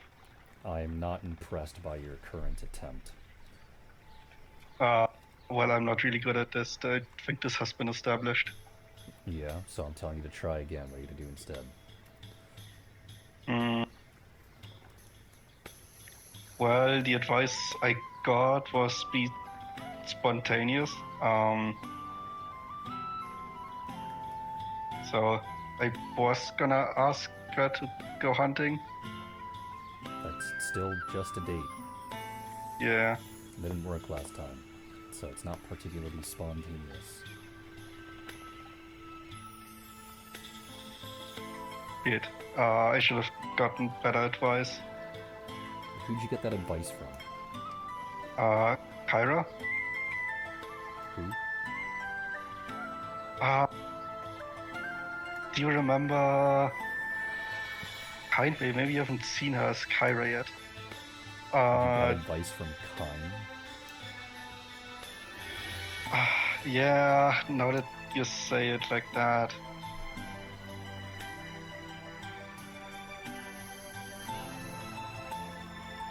That sounds like a very terrible idea. Apparently it is, yeah, I'm starting to find that out. You should have better friends. I mean, she's a good friend, I guess, just not for this kind of thing. Sure, if you say so. I do. Well, come on, and she'll start jostling him around. Be spontaneous. Do something spontaneous.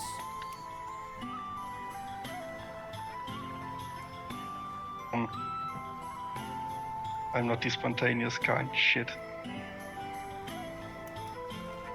Damn, you really are bad at this. Here I am I giving you a second am. chance and you're just failing miserably. I am. Yeah, I'm noticing. She's just gonna reject you again.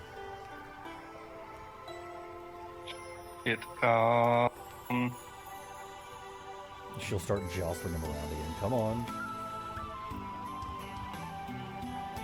I think I'm starting to get sick. Can you stop this? No, not until you do something spontaneous.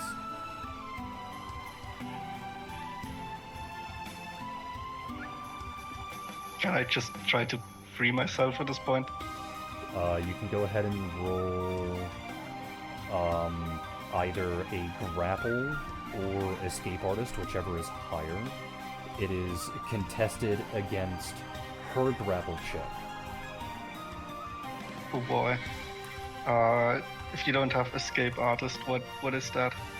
It's based off of dex, so your CM bonus might be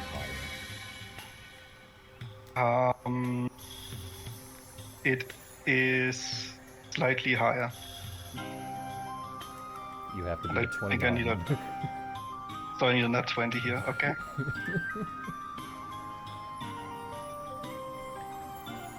Yep, that's a plus 6. I see. Oh boy. Alright, so as you attempt to get out of the grapple, making whatever noises to try and pull away from her immense strength, because she's still a tiger after all, Yep. you struggle, squirm, flip around in her arm, and she silently moves along with you until you move in a motion that she didn't entirely expect, and now your entire arm has been shoved up underneath her shirt and between her tits. She then stares at you for a moment. And then the moment turns into a minute. And the minute turns into even more agonizing silence. To which she'll squint her eyes down at you and she'll say, "You're supposed to be spontaneous with her, not with me, you fucking pervert." Oh, so that's what spontaneous means. No, it's just a form of spontaneity. You can Yeah, go I- ahead and I- roll a perception check. Okay. You can keep talking while you roll your perception check. That would require multitasking. You can't do that? I think. No. Oh no, he's blonde. Yep. What were you gonna say? Where was I? Well, but I mean, I can't just do that, right? I can't just walk up and grab at it. That's not. Well, you apparently didn't have any qualms doing it to me. Well, I didn't try to do it to you. It just kind of happened because you wouldn't let go. Yeah, you didn't try because it happened. It either did or it didn't happen. Look what you've done. And then based on your perception check, you can tell, you notice that during this particular conversation, she has not removed your arm.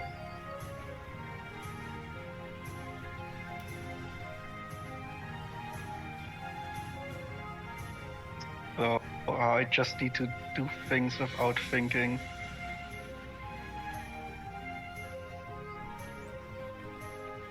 Shit.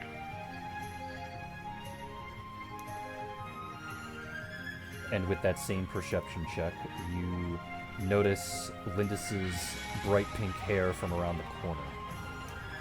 She is carrying something. She hasn't entirely noticed you yet, because she is approaching Nomura from behind. So the fact that your arm is wedged between Nomura's tits has not been noticed yet. I'm gonna try to pull my arm free again. Alright, go ahead and roll escape artist. Oh no, it's a booby trap.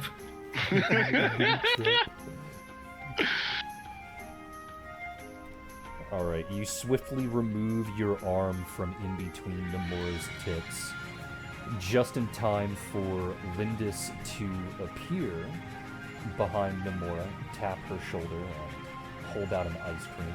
Nomura will turn around and take the ice cream with her free hand, revealing that she's still carrying you like a suitcase. And Lindis will go, "Oh, hello!" Hi, long time no see. Uh-huh. And she'll just lean the ice cream that she is about to eat down towards your face. I'm just gonna try and take a lick of it. After you take a couple of licks, she'll just take the ice cream back and continue eating it.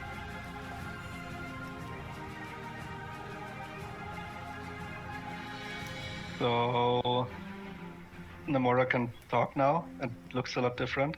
Uh-huh. Isn't she great? Yeah, she's pretty big. Namora will give you a look. Lindis will just go over her head. Well, we're the same size, see, and she'll stand side by side with Namora. They are both 5'5". Yeah, I mean, that's pretty tall for me. Oh, well, I guess that's true. Short. What are you doing here? You weren't part of the military. No, I was in High Rock when all this stuff happened and got captured. And Captured. yeah, I was a prisoner for a couple weeks, months. Oh, okay. And then she'll look at Nomura. Nomura, we need to go get him some food, because that's what prisoners need, because they don't eat very well. And Nomura will just nod along, and the two of them will start to march off. You, once again, being treated as a suitcase. Yeah, that sounds pretty good. What can you get around here? Food. And she'll Good just idea. Continue walking along. Nomura will nudge you to try and encourage you to be quote-unquote spontaneous.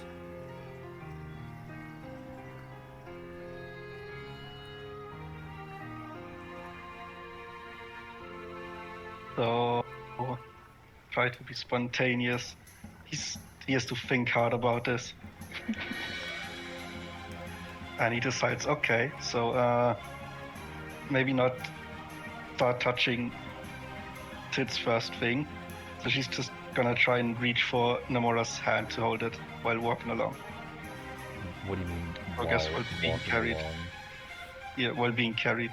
So you're gonna reach for Namora's hand while being carried. Okay. No, for Lindis's hand. Because you said Namora. Oh, sorry, my bad. He got He was too distracted by focused on the cat. titties touching. You're too Maybe. focused on big fat cat tats. I didn't say that. You're not denying it, though. I don't know what you're talking about.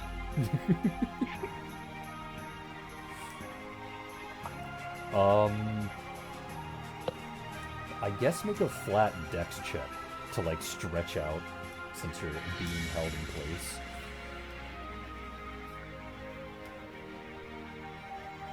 Oh, okay, well that's the same as the quote-unquote escape artist. An 8.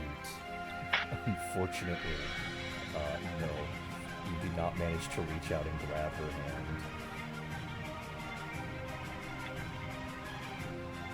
It.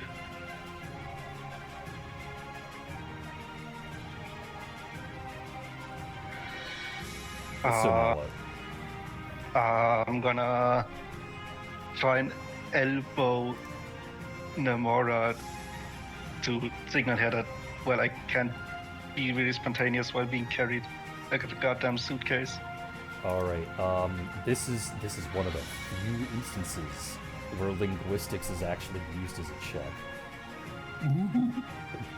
When you were attempting to silently communicate with an individual, you have to roll linguistics. And they have to roll, I believe it is perception to try and understand you. So go ahead and roll linguistics. Is that intelligence based? Yes. Okay.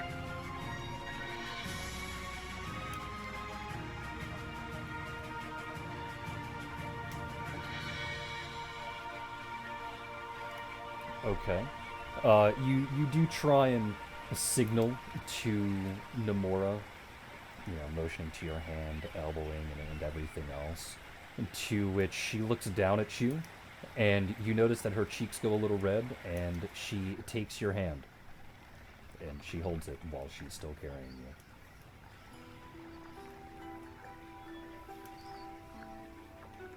you. Okay, can you at least walk a little closer to Linda's? I want to grab her hand too.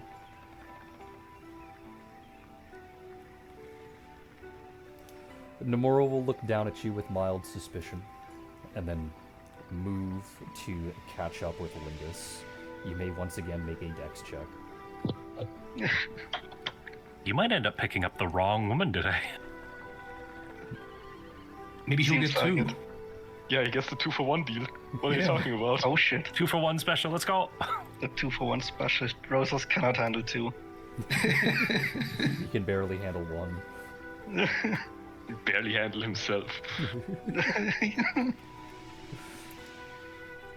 2-for-1, 2-for-1, 2-for-1. So, Nomura walks now side by side with Lindis, to which you then finally manage to reach over and grab Lindis's hand, entwining your fingers together so that you look, I wouldn't say look, so that you can imitate walking down the street side by side with each other. To which Lindis will turn her head and look over at you, to which at first her smile will be her usual smile, and then she'll giggle and the smile will turn into something a little more sultry. And she'll go, "Oh, you're quite brave, Rosas, trying to get 2 people at once." Oh no, she's devious. Because, you know, she notices that you are also holding Yeah. Nomora's hand.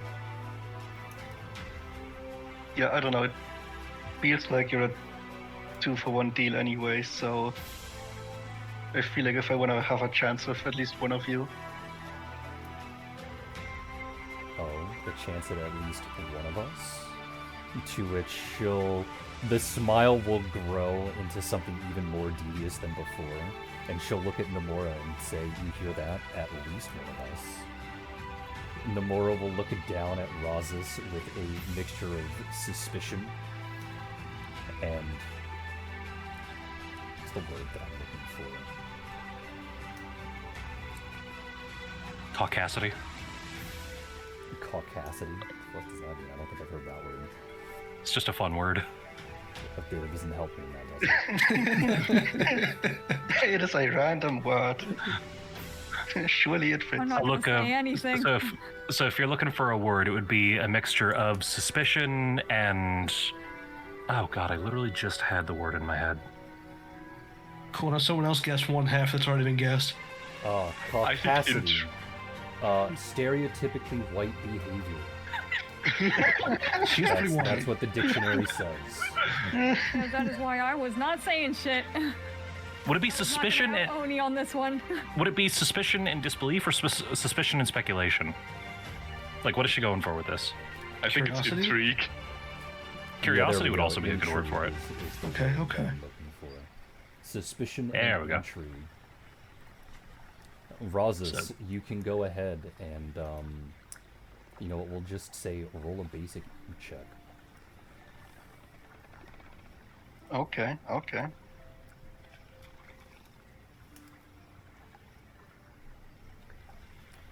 You recall a lot of your interactions between Lindis and Nomura, and especially in relation to your most recent, before the quote-unquote breakup, even though you two weren't actually dating, you start to connect the dots and begin to realize that this cat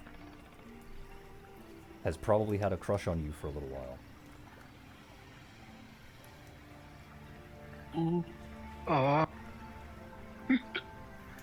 He's doing this in character. He's that stupid. Oh. Huh.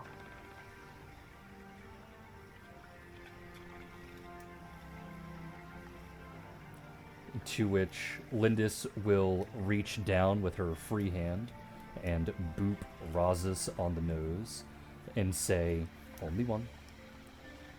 And then before you can open your mouth to give a retort or an answer, she'll flick her finger upwards to indicate for you to wait. And she will say, not now. You need food.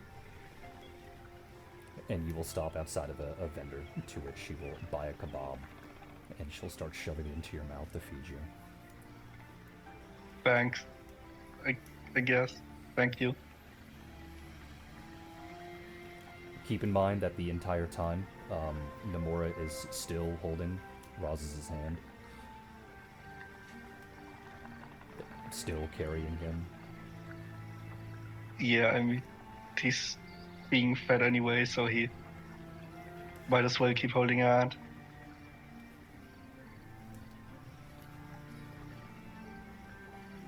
To which Lindis will then say, okay, Nomura, you can put him down now. And she will lightly purse her lips and tap her finger against them. And then she'll boop Roz's nose one more time and say, you have 1 week. And then she will turn around and start to walk away. Nomura will stand there for a small period of time, looking down and over in your general direction. To which, once Lindis realizes that she's not being followed, she'll give a small command, and Nomura will once again begin to follow. Though she will give Roz's a light wave before the three of you separate.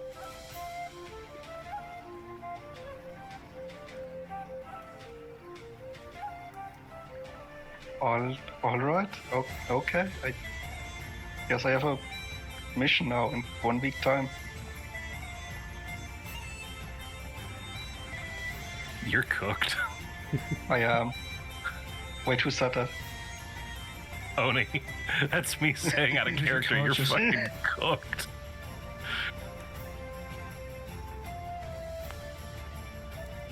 So you can only choose one, and you have to make that choice within a week. Good luck. Have fun. Thank you. Hopefully soon. Hopefully soon. Alright, who's the next one on the list? I have to double check. Oh, my finger. It's a Ryaki. Is it Ryaki? Well, there's an NPC interaction that I think I skipped. Oh, no. Oh, I just read them backwards. You know, I think I'll hold off on the Ryaki thing until everyone's together in the group discussing what to do with the war, because it makes the most sense for her to ask there for her to copy things. Right? That makes the most sense. Yeah, that would track. Yeah. And then I know that Yikes. there's a thing here between Turlock and Lilac about Lilac teaching him how to do Eldritch Knight stuff, but that's NPC into NPC, and I remember now that I wrote that down because I needed to turn that into a side session with myself, and I forgot to do that because I'm stupid. We got something to look forward to then.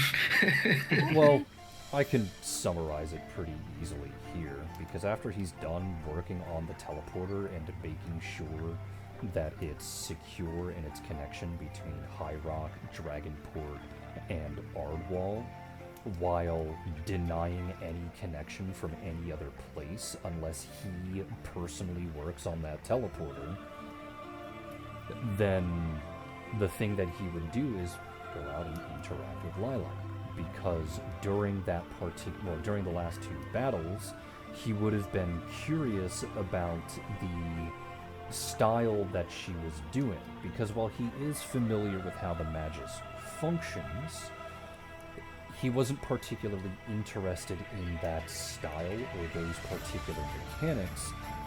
One, because he would have to ask Luna, and he's way too prideful for that. Or 2, he would have to ask Luna, and they would just fight the entire time.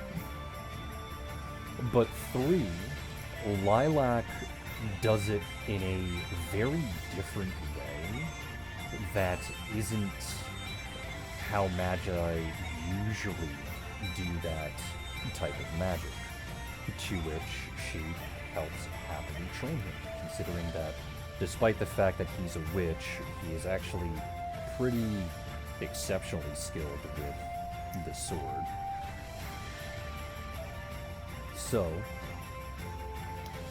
the 2 of them would spend the next couple of weeks with him being trained how to do things the way that an Eldritch Knight does.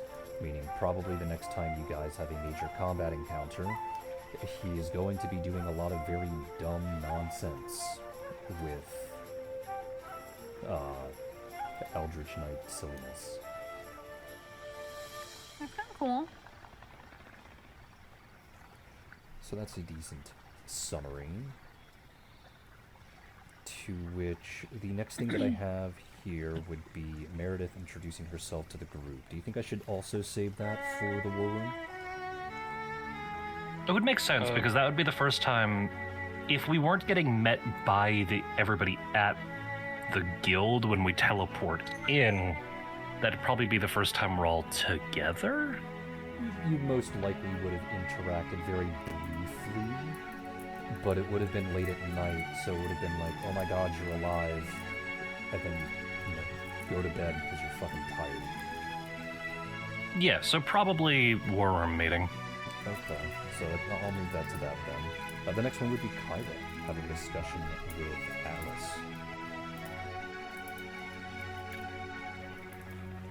Yay. So, where would this be? Where would Kyra and Atlas be located? Assuming everything went fairly well after getting off the teleporter.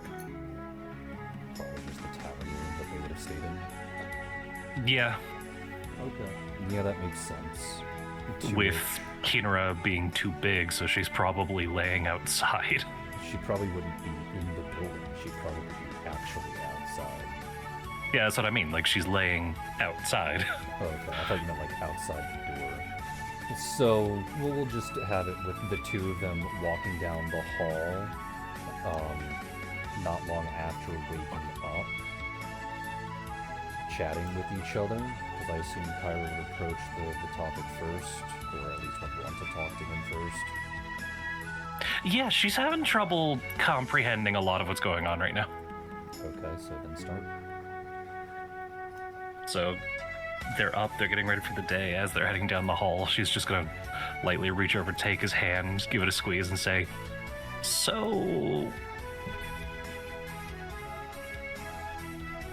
Yeah. wow, a lot has changed." Like one thing. Well, no. Unless you count us losing our job and our house. But Our that's- job, our home, our boss, our way of life. All of a sudden, Kinara is sentient. We're moving around. I'm a little overwhelmed by everything that's happening right now. You have a very weak constitution.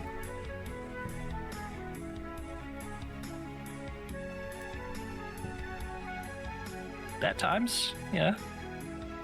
He'll raise an eyebrow at times. Look, all I'm saying is you chose me. Yeah, I know. You still have a weak constitution. Only one of those things is particularly important at the time being. War interferes with everything else, and we won't really be able to focus on it until the war's over, so I'm just not going to worry about it until then. You know what? Fair enough. Let's focus on something that is happening. She's just gonna stop and look out the window to where most likely Kinara's just laying in the hotel's backyard. Yeah. So what do we do about this? Well, I mean, this makes things a lot easier to communicate with. I mean, she's still going to be dirty, but, at least if she can properly respond when I tell her to go wash herself. That's true. Though, her size, I guess, now is an issue. She's still going to be difficult to move around as this way.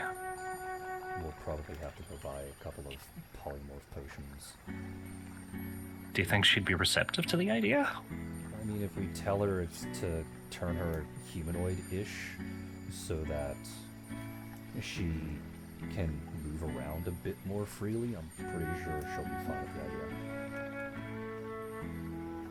idea. Kyra looks out the window and just kind of smirks to herself. I wonder if she'll be up for trying a bed for the first time. That one I don't know.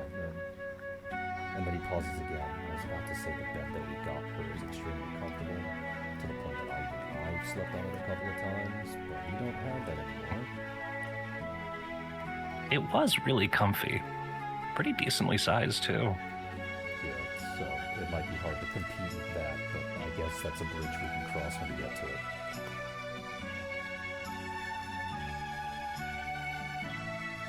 You know the one thing that keeps popping up in my head? Yeah. She has thoughts now. She's not the airheaded baby I raised. I wonder what kind of person she's going to turn out to be. I know, it's a miracle. Now we're only down to one airhead. Hey! He'll just smile and laugh. She's just going to lightly smack his chest. Dick. Well, better get this taken care of now. Yep. I'll go get food for us for the day. I assume he doesn't have a sandwich or something.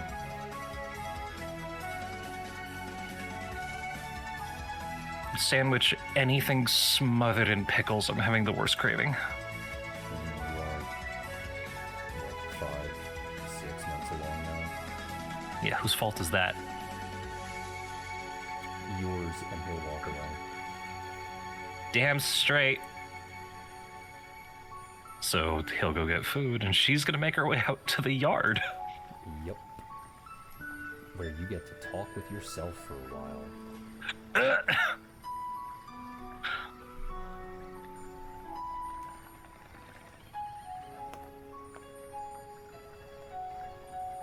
Hey, is there any chance we can do the next thing and come back to this? No. But I'm still working on Kinra's voice. Who cares? I have one voice that I use for every character. No one is going to give a shit.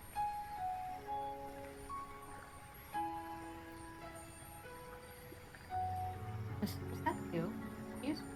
So she'll just make her way out into the yard with a little wave. Well, there's my big girl. So how you feeling? As Kinra's just gonna like raise her head and go, you know, it's weird. For the first time ever, I actually had to sit and think about everything that's happening around me. I don't like it much.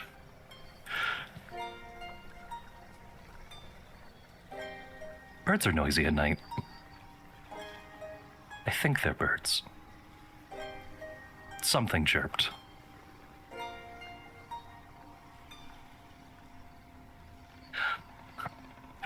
I'm just completely dumbfounded. Kyra's just gonna stand there and go, yeah, so are you doing okay?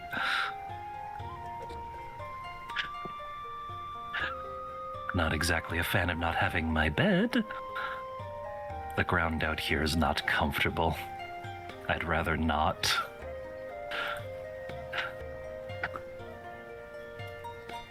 Is there any chance we could buy a new one?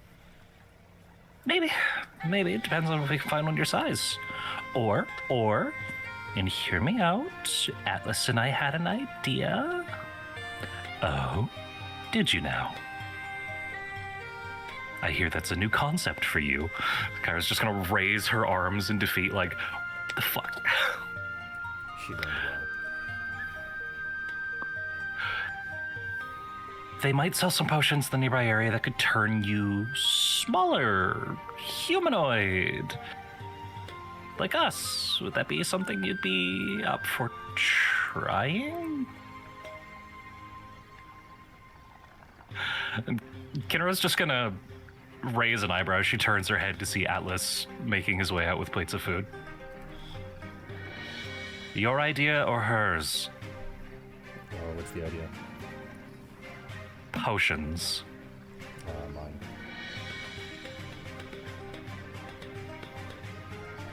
Do you think that's a reasonable concept? You like being indoors, don't you? Preferably. Then that's the only thing that I can think of.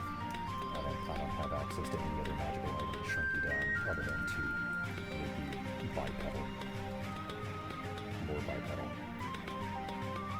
I was about to say. She's just going to turn back to Kyra and go, if that's what you desire to do, I'm not opposed to the concept. It's not really what we want. It's just a suggestion.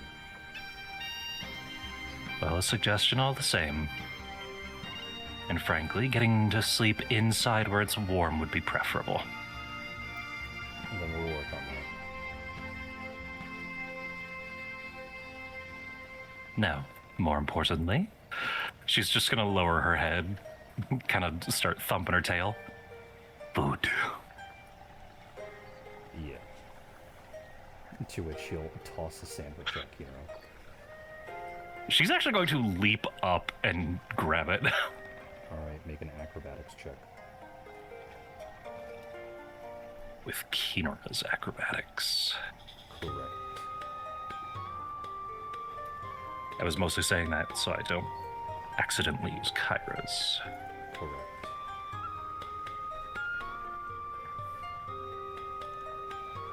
She will manage to leap up and catch it properly. So she'll just start chewing as Kyra sits down and takes the food, biting into it with just a happy little face. Thankful he hopefully remembered the pickles. Yes. Before turning to him. Well, it seems like we have a open day.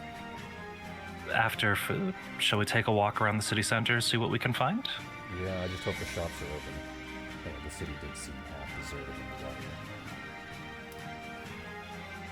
Well, if some of the shop owners are around here or anything like my parents, a little conflict is not gonna stop them from keeping those doors open. Yeah, but the thing is that they are not coloring. They're covering. True.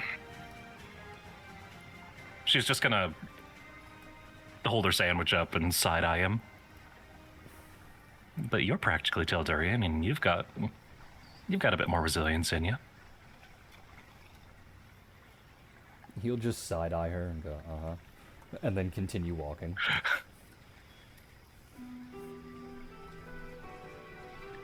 Alright, Are they walking or are they not sitting and eating at the moment? it's a sandwich. Shit, you're right. Go ahead and make, you know what, we'll say 3 perception checks. Since you can check 3 different areas. Would this be just Kyra making these, or Just Kyra. can Kinra? Okay. 1, 2. If it went 25, 26, 27, I would have smiled. Alright, so you walk through the city with Atlas and Kinara. Just a casual stroll, obviously, trying to hunt down any shops that may be open. And while you do enter several shops that are open, you start to notice a pattern. For some of the shops, they just simply, they don't carry what you're looking for because they're not that kind of store. But the pattern that you begin to recognize more or less across all of them is that their stock and supply is extremely limited. It seems that in preparation of the war, or because of poor management with the war, a lot of these supplies were either taken or purchased by the military and have been either already used up or were incidentally destroyed during the previous battles. So when you finally do happen upon a shop that could potentially have polymorph potions, they don't have them in stock. Nor do they have the supplies to try and make a new batch of them. You're gonna have to try and find another alchemist, or at least a person who knows how to make those potions. Would Ryaki know how to make those potions? She does, but I don't think your character would know that. That's true. I like how Ryaki is the first person you think of. And not your sister. Well, I didn't wanna Arya. say it. Kyra would think of Arya. This is player thinking of Ryaki. That's why I was asking Shameless.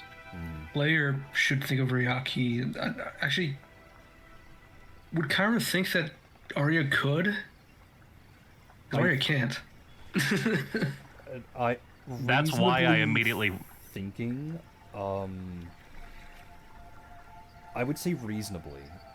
Kyra would probably guess, or otherwise know, that Arya probably couldn't. Not because she wouldn't be capable, but because it's simply not her area of knowledge. Like, she knows her little sister. She's grown up seeing what she's capable of, and this is not in something that she thinks is her wheelhouse. No offense. No, it's fine, because like I'm saying, these are polymorph potions, right? Yeah. Yes. Yeah, Arya can't make them. She's not high enough level yet.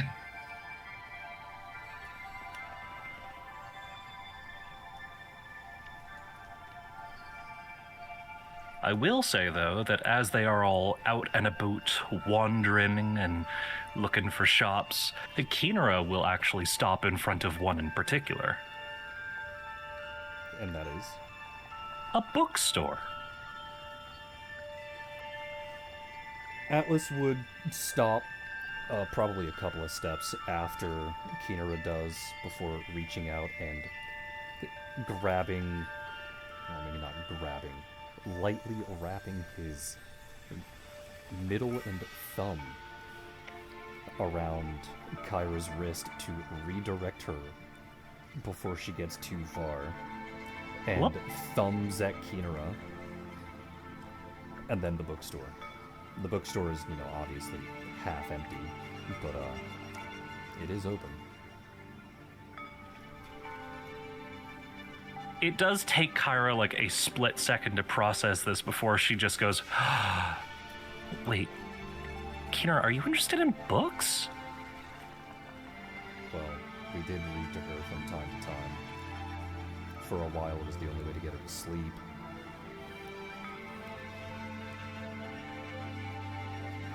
That's true. He says, giving Kinera a face. You were never very good at doing any of the voices, though. Not very expressive. He'll just roll his eyes in response. Butthole. Learned it from the best. I must say, though, now that I have the understanding how to do so, I'd quite like to give reading a try. Sure, I guess we can see if you're even capable of it, because being You're able to cutting talk out a doesn't lot. necessarily mean... What? You were cutting out real bad.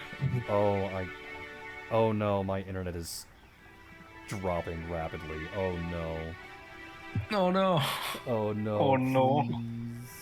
Please. We Domo. need a new internet box now. We do. Domo arigato, Mr. I Roboto. hate our current internet provider.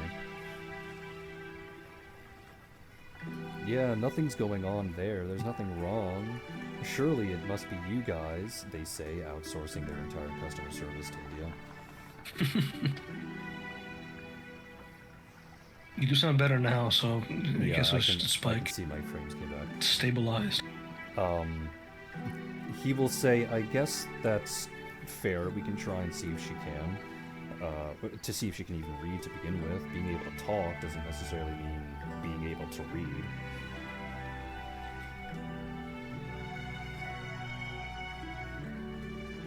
That is a good point. And before Kyra can even finish her thought, Keener is just gonna turn to look at Atlas.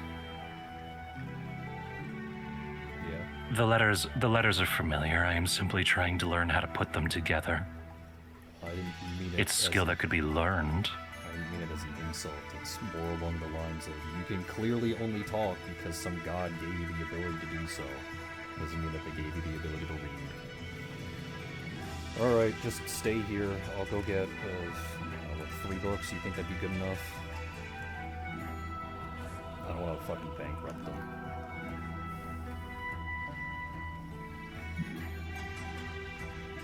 Three to start. Alright, I'll see what I can get. And he'll walk in and stay in there for about 10 minutes. And you can see him through the window browsing various sections and whatnot. To which he grabs 3 books from the same section, goes to the counter, pays for them, and comes back out. To which he'll put them in, I don't know, his sweater pocket, I guess, for safekeeping. To which he'll say, they're all history books. I don't know if he'll like them very much, but the other options were books for like actual infants. You know, big letters, 90% picture. I don't think he would enjoy those very much. He'd probably be a little bit more insulted than anything else. And the rest were, what's the best way to describe them? The rest were novels for lonely women in their 30s. Asinine. The word you're looking for is asinine. Or as my wife calls them, airport books. Would Kyrie even say that? What does that Airports aren't a thing. No, That was a real out of life character. sin. But what does that mean? Baby, Oh, would you you like know, to explain why you call them airport books? Please do. Well, they're, you know how like they're bookstores at airports and they have like these really thin books and they're organized by like duration on how long it takes to read on average because they're supposed to be for people that are like bored and have nothing else better to do on the flight other than read. And most of them are very raunchy. Is that just women's romance in general? I only ever find them at the airports. Okay. They're always in like the fucking like 2 to 4 hour ones, and it's very it's For very when you want to raunchy. jork it on the plane, got it. Yeah, to get horny on the plane. Every single time I go to the airport and I see women browsing the bookstore, I'm like, I fucking know what you are. I know what you are is wild. So, yeah, that's the books he's trying to describe. Things that Kinara should probably not Airport be books. reading. Concepts baby does not need to learn yet. To which Atlas would look at you and go, yet? That was me speaking, not in character. Okay, out of character. Yet? Poor choice of words there. Look, if she's gonna be human, she's gonna eventually learn that we are disgusting creatures. Okay. Speak for yourself. Okay, Catman. Yeah, and? Okay, and Stares at you. cannot hurt me. I am at peace with myself. I'm cringe and that's based. I'll never be based and that's not cringe.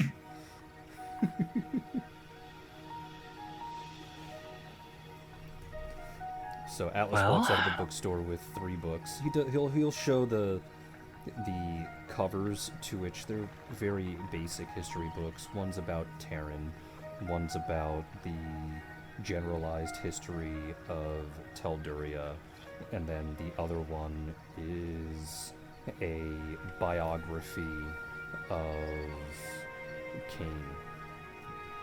It's the first thing that I could think of.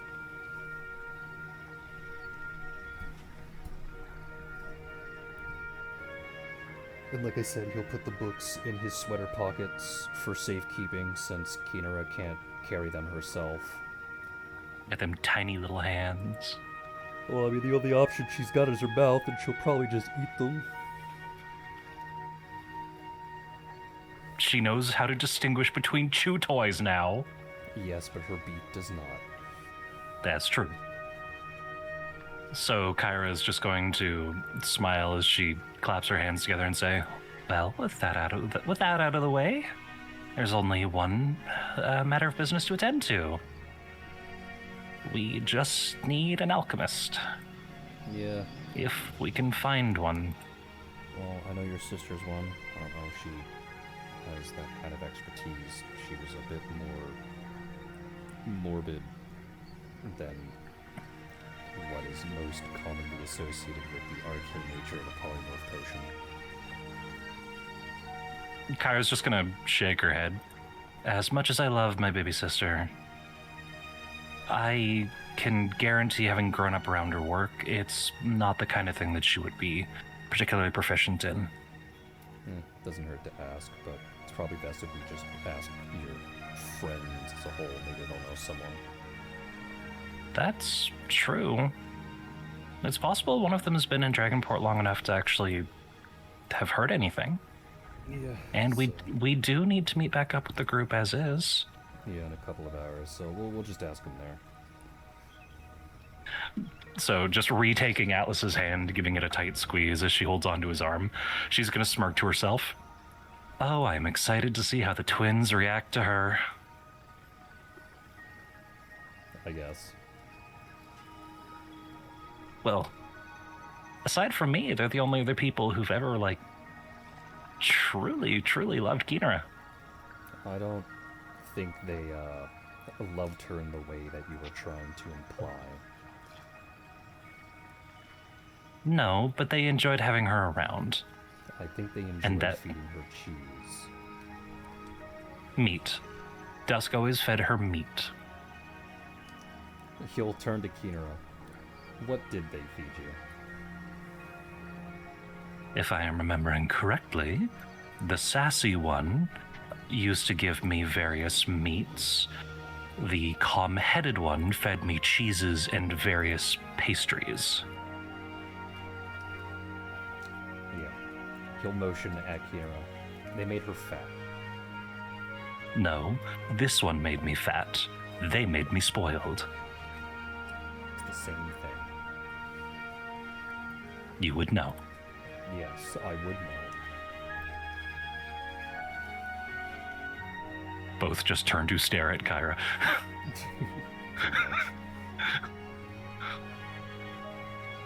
Kyra oblivious. But we can end that there since they're going to go interact with the group at some point. To which we'll move on to Razas with Dusk and Dawn. To which,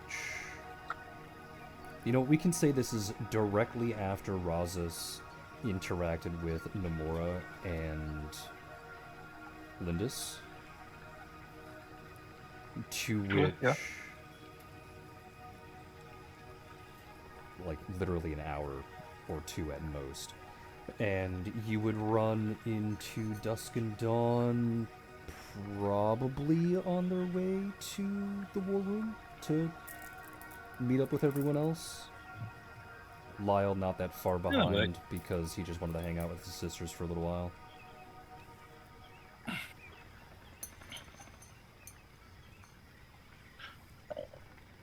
Oh, hey, Razas. I feel like I haven't seen you in months. You should, really put yourself out there and make sure that, people are aware that you're around. I mean, I feel like I haven't seen you at all during this whole thing with the royal family. Lyle will point at the twins and look up at Rosses and say, "They're calling you short." I mean, I am short, but even shorter. What are you even talking about? I was in a prison camp for a couple of weeks. Sorry, I What did you wasn't go to the around. prison camp for weeks for? That's just silly. Arya and Azura already emptied the prison camp. Not that prison camp. I was in High Rock. Why the hell were you in High Rock? Well, that's where Kyra lives. I was visiting her, and then, well, the war happened apparently. Wait, Apparently. you're saying you weren't with us when we rescued Lindis? You haven't been No. with us since we got in the shit with the royal kids? I could have sworn you were there. So funny. Very funny, you two.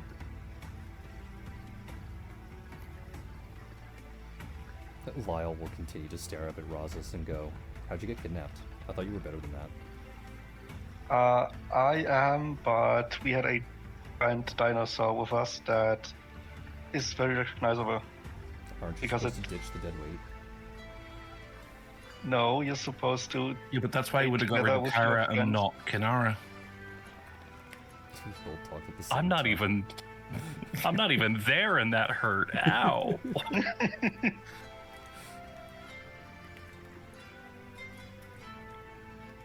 Okay, you're supposed to stick together with your people and not just leave them. He'll give you a big smile. Okay.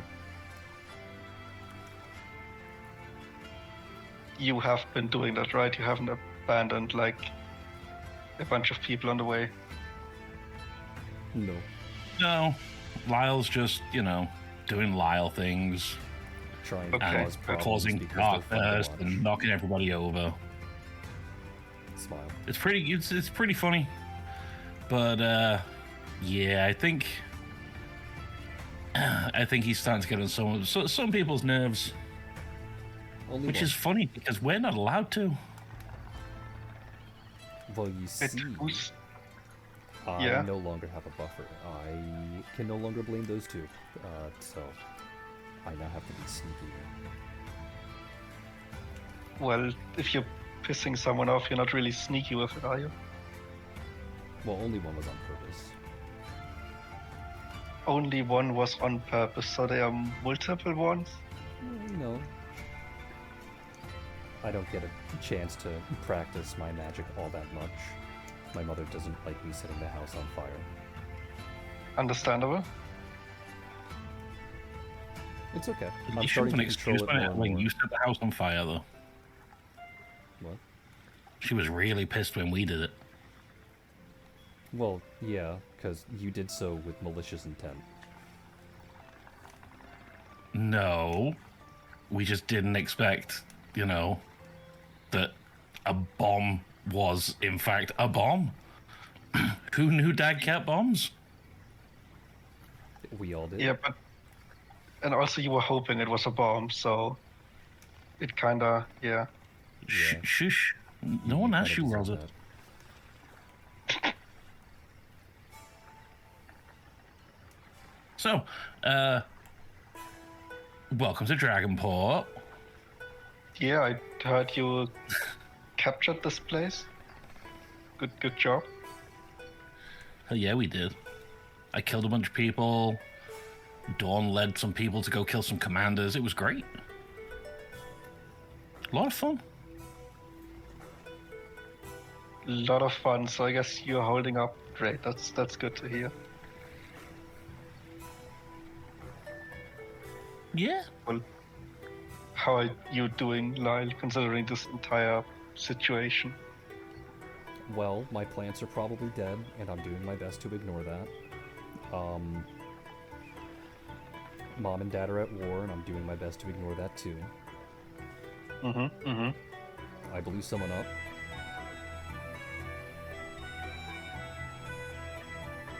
Just one? I don't think it's probably was just one. No, just one.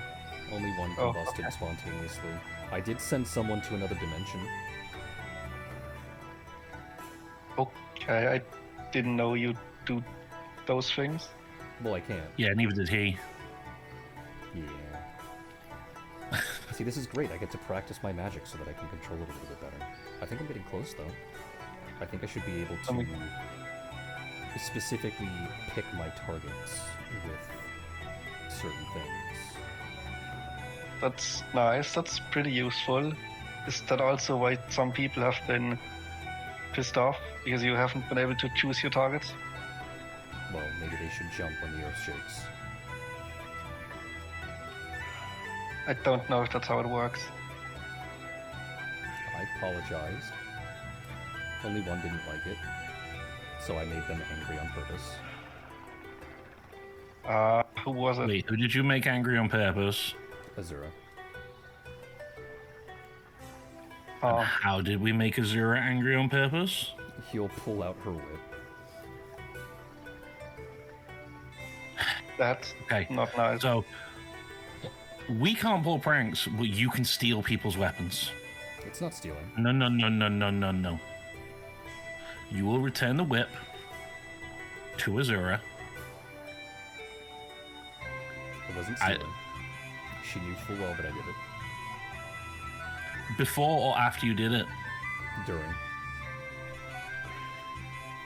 I think that's still stealing, Was it in even if you're telling possession someone or you're stealing. hers when she noticed it? I only did it because she was being mean to me. So I took it. Lyle's become such a little shit disturber. I love it. Because? When you say she was being mean to you, what did you do first? I asked her to not be mean to me.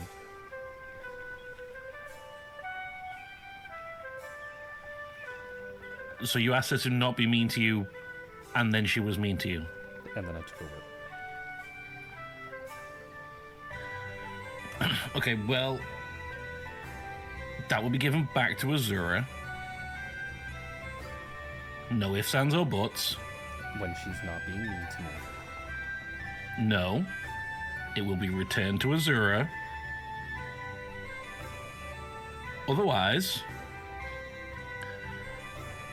I might have to use the potion of message that Dad gave me to inform Mum that you have been acting like a little butthole.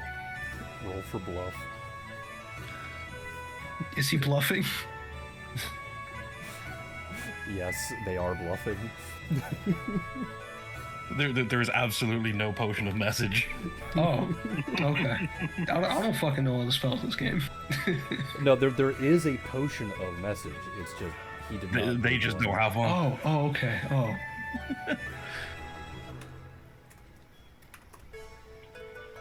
Honestly, you Does deserve to not book believe this. you.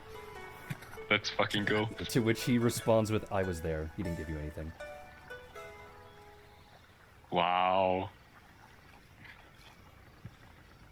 He's too intelligent to buy your bullshit. Suki's However, not still- here, right? What was that? Suki's not here, right? No, Suki would be elsewhere with Okay, Helena. good. Thank you.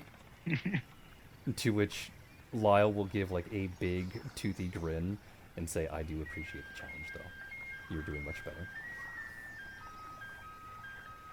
That one was at least believable. You still gotta give the- back the the whip. whip is We need still- our allies to have Whether their you weapon. believe me or not. Both talked at the same time. I only heard Roz. Go ahead. What did Yeah, Tim just say? you will return it to Azura. It will be back in Azura's like equipment by the end of the day. Or there's Fine. going to be consequences. Fine, and then he'll give the twins the whip. Thank you. And of course, it will be Dawn that takes it. Because let's be honest, this has all been Dawn because Dusk finds it quite funny. True.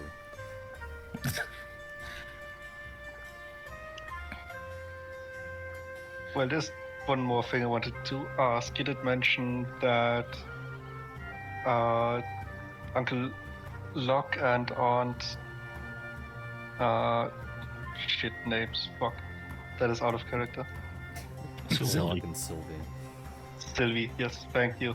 Uncle Locke and Aunt Sylvie had to go to war. Are they on the front lines? What is actually happening? What has happened? I didn't hear a lot of it. I think they are on the front lines, if I'm remembering correctly. I think your dad is From there what too. we know, basically all our parents were kind of required to help out, you know. So I think your dad went with them.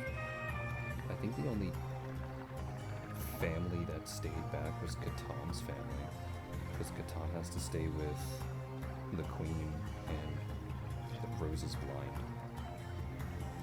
I know that Kara and Arya's dad was staying back, at least for a while. He was set to guard the Calnarian teleporter in case of incursion, but I think everybody else was going on the first wave of ships. Oh, great. So Dad has to participate in another war. I know he's gonna be really happy about that. I mean, to be fair, he might have aged out on this one. They might have said, he's, you know, too old for this one. Or maybe he said, I'm too old for this shit. He's a tiefling though? Yeah, I feel like he is kind of old, but he's not that old. Oh no, he's pretty old. Lyle will nudge Rosus and go, "You gonna take that? They're calling your dad old." Well, he kind of is. Yeah, but like, they're trying to insult him. Yeah, but they're not serious about it. He'll puff his cheeks out. His shit's starting to not work this time. We are the 3 worst targets for you to try this on. His cheeks. We have continue to dealt with stay your puffed. shit for years. Yeah. At some Nice point, try, you big get brother, immune to it. but you're gonna try harder. Fine. I'll do it on people who don't suspect the cute one to start nonsense. Maybe try to not do it too much during the war. That we don't need our allies attacking each other. Fine. Well, we will kill anyone who hurts you. If you push Azura too far, we are not stepping in. Fine. And no more stealing weapons. I didn't steal it. Other things, fine. Weapons and armor, big no-no. Fine.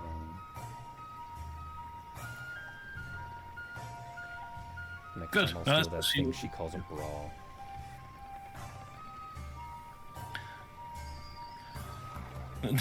The twins are gonna look at each other as if they're about to start talking, and then just stay very quiet.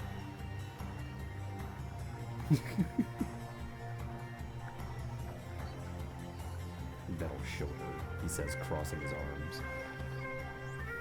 Uh-huh. Oh, okay. If you say so. It definitely won't cause any trouble with Arya either. And absolutely not. He'll puff his cheeks. You're being really young. We are being so truthful with you. He knows you're full of shit. I don't even have to roll for it.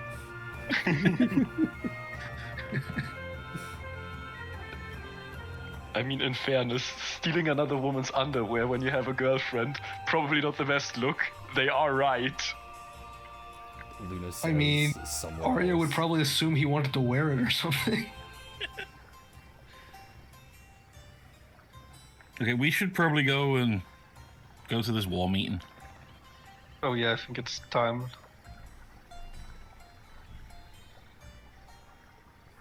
Okay. I think that is the last thing on the list, yes?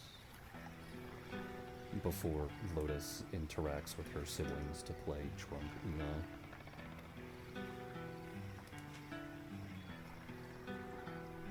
Is everyone ready? Yep. I believe so. Yep. Yep. Okay. Tarantis. Hmm? You're gonna have to begin paying attention now, Okay. since I'm sure you were drawing. Yes. One by one, you will all file into the war room, sitting around at a large table. A big map of Telduria lays in the center of it, with small pieces to represent armies and other militaries atop. Inside, you find both Tuve as well as Meredith chatting with each other. And when you walk in, you can tell that it's not like, oh, where should we go? What should we do? It's logistic conversation, simply making sure that both sides of this loose alliance, I guess is the best way to call it, is sure that all of the information about each other's military is correct. When you all finally take your seats, Tuve will address the group first and say, okay, we know that Telduria is in an extremely rough position. They're fighting a war on two different fronts. I do not know the military might that they have at their disposal, but two very important locations are obviously left uncaptured, and the third one, while not as important, can still be a bit of a nuisance to deal with. To which she'll point to Tarantis first, and she'll say, obviously, this is one of the most important, if not the most important target for us to try and capture, and that is because it's the capital.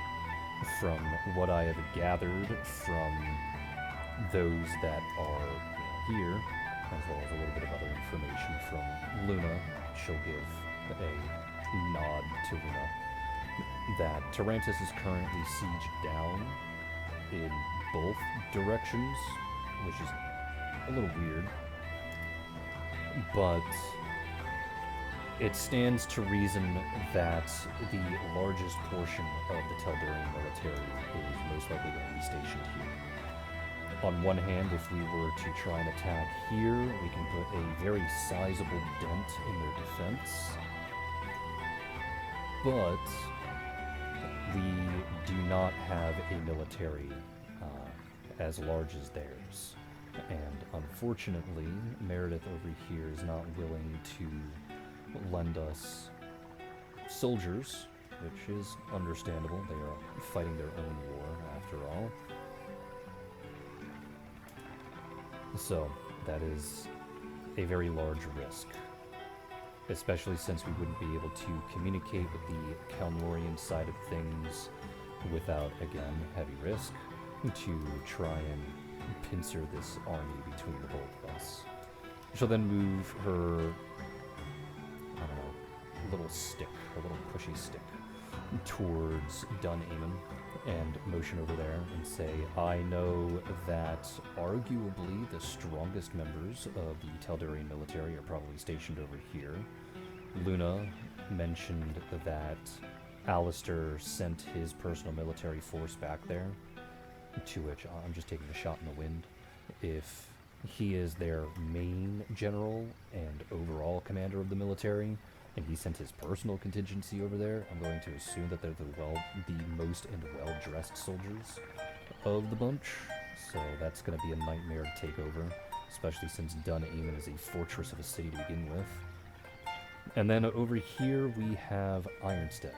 Ironstead is the location of the Bardic College, and while militaristically I do not think that they are that much of a threat, considering the family that I grew up in, bards are a force to be reckoned with on the account that they make everyone else 5 times more dangerous.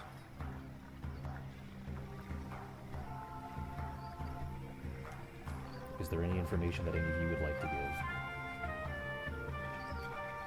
Well, as I've already stated, there is no need to mess with Dun Amon at all, because Alistair specifically ordered them to keep out of the war and only fight if provoked. So if we leave them alone, they leave us alone, and if Telduria collapses around them, then they will not interfere.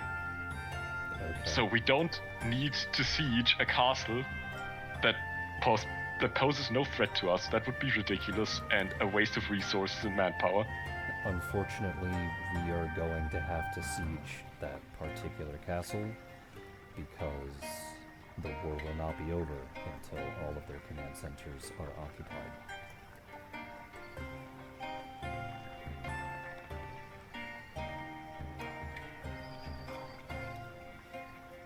Is that intelligence trustworthy?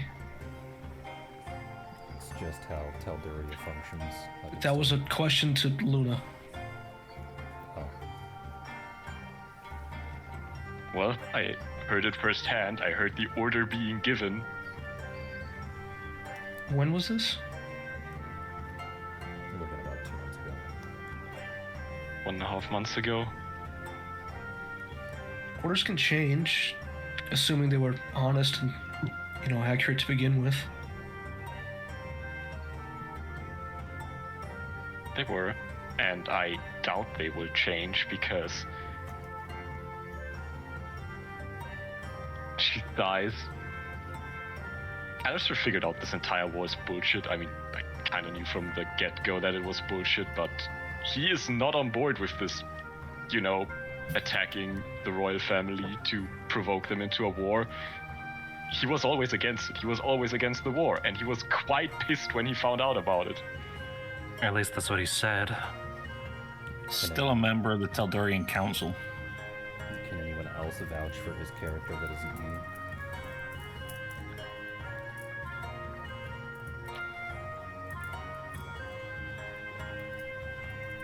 I wouldn't say anybody knows him as well as I do. I don't think anybody knows him at all, except in passing.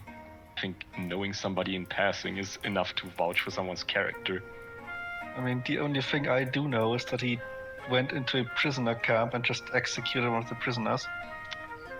So that's not great. Yes, this is a much bigger problem than the entire war, and I'll tell you all about it when you're done putting your soldiers down, I guess.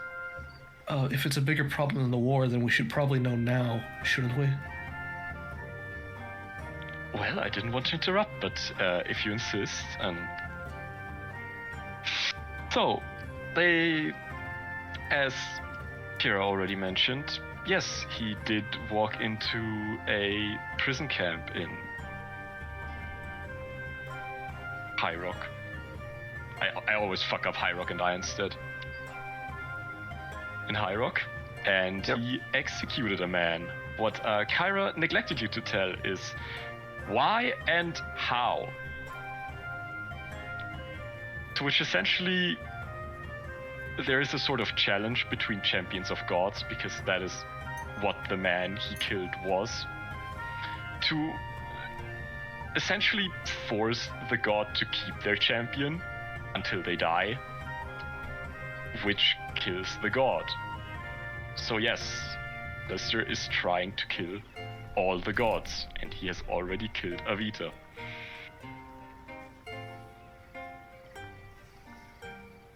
By hunting down their champions. Is Okay, he well, insane? I mean, all of our parents also killed gods. Yes. Not Sure, but they new were bad The gods. gods. evil ones. These Your ones are Royal, not evil. Your Royal Highnesses, does Her Holy Majesty have a champion? What would the children have known? Yeah, I'm pretty sure the children know. I guess Lotus will speak up. Well, she'll whisper. It's like, it's my dad. People aren't supposed to know yet, though. Is he protected currently? He's my dad. I don't protected think- as a champion of a god, not simply as a royal. I really doubt that he needs protection outside of himself anyway. He leveled a mountain.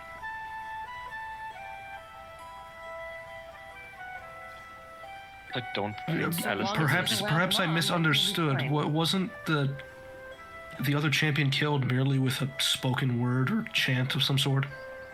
No, that was just the connection to the god that was sealed. Okay, So then the he's god fine. couldn't pull out of the contract. So he was killed properly then. Yes. Okay. And as I was trying to say, he doesn't seem to really care about the Yisns. It's the actual new god pantheon he's opposed to. But how do we know that he's not going to go after the essence? Like, He wants to clear out the do you think that his pantheon. god is going to let them live? Well, the new gods are, in terms of power and authority, above the Yisns. He wants Nihir to be the one true god, and the Yisns would not be in the way of that, arguably. But can you guarantee that in the end? Like, even No. aside from killing gods Suki's that gonna aren't speak up doing this anything time. bad. So he's gonna speak up this time and go, I'm sorry, sis. He's very short-sighted. I really doubt that. Even if we don't know, I know he's lost because he specifically spoke about the new gods. Like, I don't even think if he's even going. thought about the essence. Yes. Isn't So- this the same guy that hates all of our parents for allowing his adoptive father to die? Yes, and I'm gonna beat the sense back into him.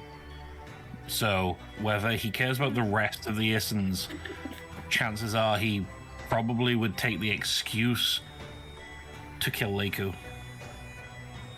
Suki's going to lightly hit Luna on the arm. Like, I'm sorry. Are you still with him? He's not here, is he? I mean, emotionally. And she's gonna flick Luna on the head. Yes, Why? I like him. You like murderers? You like dead men walking? Be quiet, Kyra. Nah.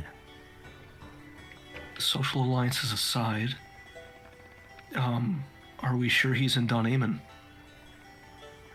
No, I would arguably say we're 90% sure he's not there because he's looking for the other champions.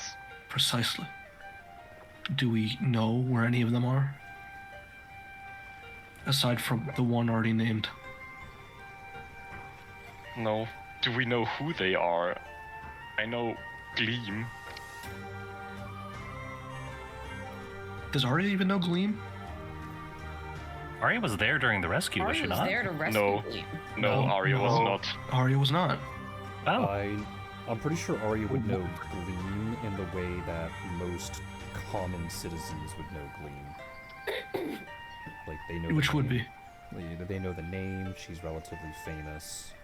She's, Paladin of Ekthar and things of that nature. But wouldn't know her on a personal level or anything beyond that. Azura was there for that, right? Like, I'm remembering that properly? I think Yes. so, yeah. I think so. Cool. Just double checking. So in addition to these 3 points of interest, would it be advisable for us to also keep an eye on various holy sites? We should definitely. It's a problem. I don't know where any of the champions are, but any of them we could get to, we should at least warn, if not look to actively protect. I don't want him to kill any more people for their sake and for his. To which Tuve will interject and say, well, I understand the severity of this particular situation, considering the stories our parents probably told us, assuming that they are similar stories, considering they work together. But I don't think we are in a position to be able to handle nor focus on that at the time being. can we spare any scouts to these sorts of locations? At a minimum, even for the war effort, it would be good to know where the councilman is. We can probably send in some scouts. It's probably best to send in scouts anyway, even if we were to select a target or targets to attack. But,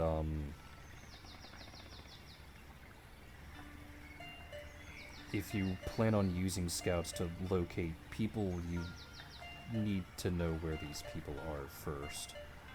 Gleam, I'm sure, is the easiest, considering that she is a general in the Teldurian military. I wouldn't know exactly where she's stationed, but that does make her the easiest target.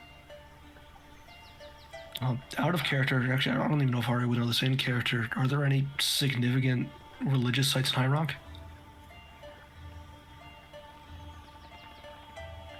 I guess that would depend on what you mean by significant. Are you talking about... Why was Peter there?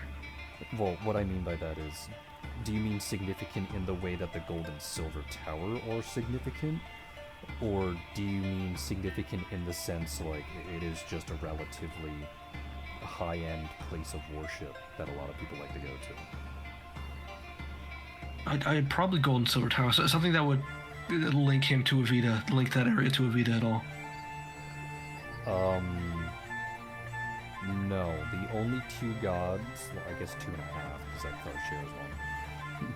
But the only two locations that have a similar significance, at least in the way that the Gold and Silver Towers are, is the city of Dunedin itself. But that's for me here in Ekthar. This is because the other gods are not particularly interested. You can argue that Ironstead as a whole is a significant place for Katnas, but that's more because bards have a tendency to worship him more than the other gods, so the bards have gradually turned the bardic location into a sanctified area to a degree. Avita doesn't have a significant place because her whole thing is knowledge, so she's actually more associated with libraries and schools just as a whole. So any place with that is a school or a library will have either a statue or some kind of effigy, or maybe even a small shrine dedicated directly to her, but that's not the same level as like a Gold and Silver Tower. And Tyther doesn't care, because he's the god of patience. I mean, we should probably check on the Gold and Silver Tower, I suppose. I have a question. Do we know who any of the other champions are? Like, just in general? Besides Gleam? Luna knows 4. That she would, Okay. I guess, share that with everyone. You're also a little soft. I think you might be far away from your mic. Oh, sorry. I thought I was in it enough. Wait, who's the 4th? Well, you would know 4 because, well, you knew Peter. He knew. Then there's obviously Alistair. And Yeah. then he straight up told you that Gleam and Miss Sonia are the other 2. So you know 4. Oh, I just thought his exact words were a school teacher, and a school teacher didn't ring any bells, so that's why I assumed she wouldn't know. No, she would know, because she would know him spending time with Miss Sonia a lot, because she Okay. helped him with his campaign. Okay, well, that makes more sense than she would talk about these two people. Well, I guess specifically just Miss Sonia now, because she already mentioned Gleam. Yeah. Do any of us know Do we, Miss Sonia? Again, it'd be more of a passing knowledge, like you would read about it in a book. Your character would probably know Miss Sonia, due to your affinity towards knowledge. You would know that she is a lich who pursued lichdom, not specifically for the powers of a lich, but for the immortality attached to it, so that she could continue going around and teaching people. Arya would still hate that. I'm sure Arya is not very conflicted about her dying. Do we know like what gods they're the champion of? You can probably take a good guess. You know that Alistair is the champion of Nihir and Gleam is the champion of Ekthar. And Peter was the champion of Tyther. So, who do you think a school teacher Avina! who became... Yeah. I got Peter and Miss Sonia mixed up. That's why I was... I thought you attributed him to Avita earlier as well. That's... Yeah, I did say that. Yeah. I have that in my notes, but apparently either you misspoke or I fucking wrote down the wrong name like a retard. No, Shameless misspoke. He attributed Peter as the champion of Avita by accident. Okay, yeah, because I was like, I mean, he taught Kyra how to cook. Like, that seems like a teachy thing to me, you know what I mean? So it didn't... Yes, it didn't Sonia... you know? Fair. Sonia is the Avidan champion. You misspoke and he was Tyther. Yeah. Makes sense. And we have no idea who any of the other ones are. Well, Alistair Great. also said that there are only 2 others. Okay. One, who is already dead, and he has to figure out how to deal with that, and he doesn't know who the other one is. Interesting. And it's not not Hissin because he said he doesn't care about them, so it has to be one of the other gods. Cool. Great. Alright, so hopefully we're back now. Yeah, it seems like we're back now. It looks like it is. Let me double check Discord to not Discord. Yeah, Discord to see if the notification came back.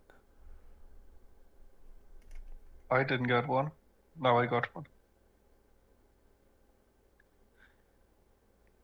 Okay.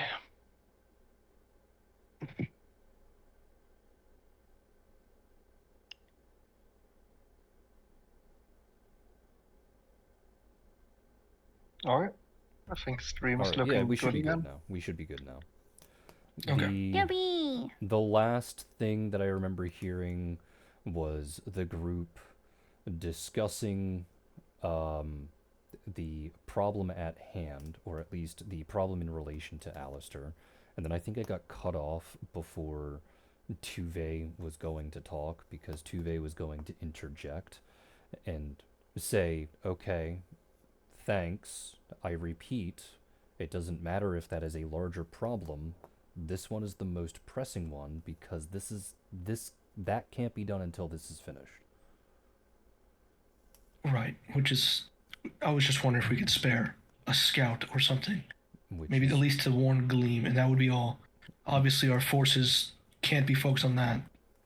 Well, we can't send a scout to warn an enemy anyway, even if that's what you want to do.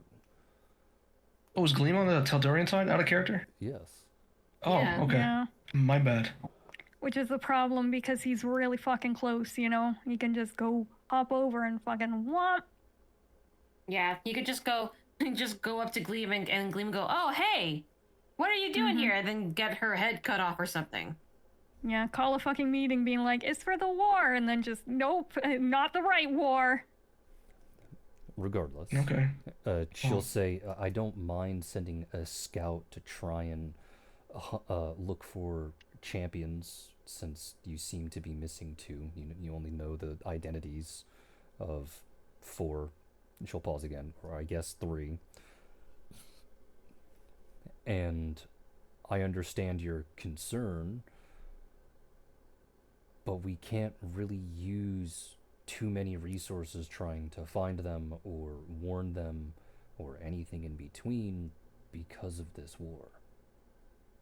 Once Right, this war and is finished, then I will be glad to try and help use whatever resources I have available. Right.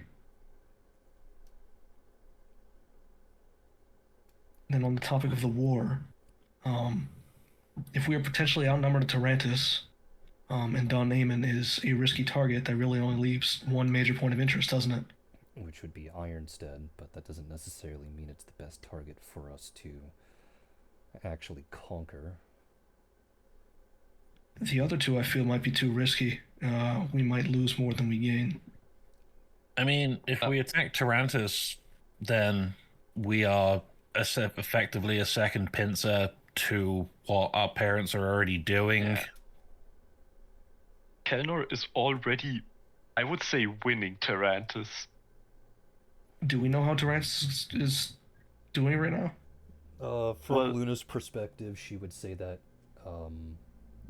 Kelnor is winning, but you would also probably have to take that with a grain of salt since she was only there for about 15 minutes. Right. And that is from 2 months ago. Yeah. So I guess a lot can happen, but we know who fights on the Kelnorian side. Like, let's be real, guys. They're winning. We are also faced with another logistical issue, which is, as I said, we do need to conquer Dun Amon. And if they are not going to be our primary target, we will still need to send a contingency over there to scout it out, see how the city's doing, see if it's been set up to, anti-siege, if we can rush it as fast as we can without having to go into a long, drawn-out siege against them, what commanders are there, how their military's looking, and, if necessary, start sabotaging the area to make it easier to conquest. May I interject? Most people interject, not ask to interject. Well, sorry for being polite. She's just gonna clear her throat. Do we know if Dunhaven is receiving supplies, food, weapons, anything from any of the neighboring cities, any major areas? If we can target us... Because if we can target another area first and help to cut off supplies, we can try and starve or smoke them out. Again, we wouldn't know if they are. I do not know if there are supply lines connecting all 3 cities in a long chain. I do know that Telduria is set up in a way where most cities are self-sufficient. A lot of their supply lines come from towns and villages that surround the immediate area. And that was done during its conquest from Terran so that he can make supply lines a lot harder to interrupt. Because if he has 5 places in a large circle supplying his army, you then have to conquer all 5 places in a large circle to conquer his army, or to stop the supplies getting to his army. And that is very difficult to defend. What are our assets? How many numbers do we have? She'll list off a relatively large number that I can't personally think of at the time being. I'll say you have access to a grand total of about 20,000 soldiers, to which they are all currently stationed between Ardwall and Dragonport. Meredith will pipe up here for a moment and state that her military has about 15,000 men, though she does know that she lost a couple of thousand during the siege of High Rock, so she isn't entirely sure on the numbers. But that entire military force is currently stationed in High Rock, not accounting the force that always stays at home. She never counts those numbers.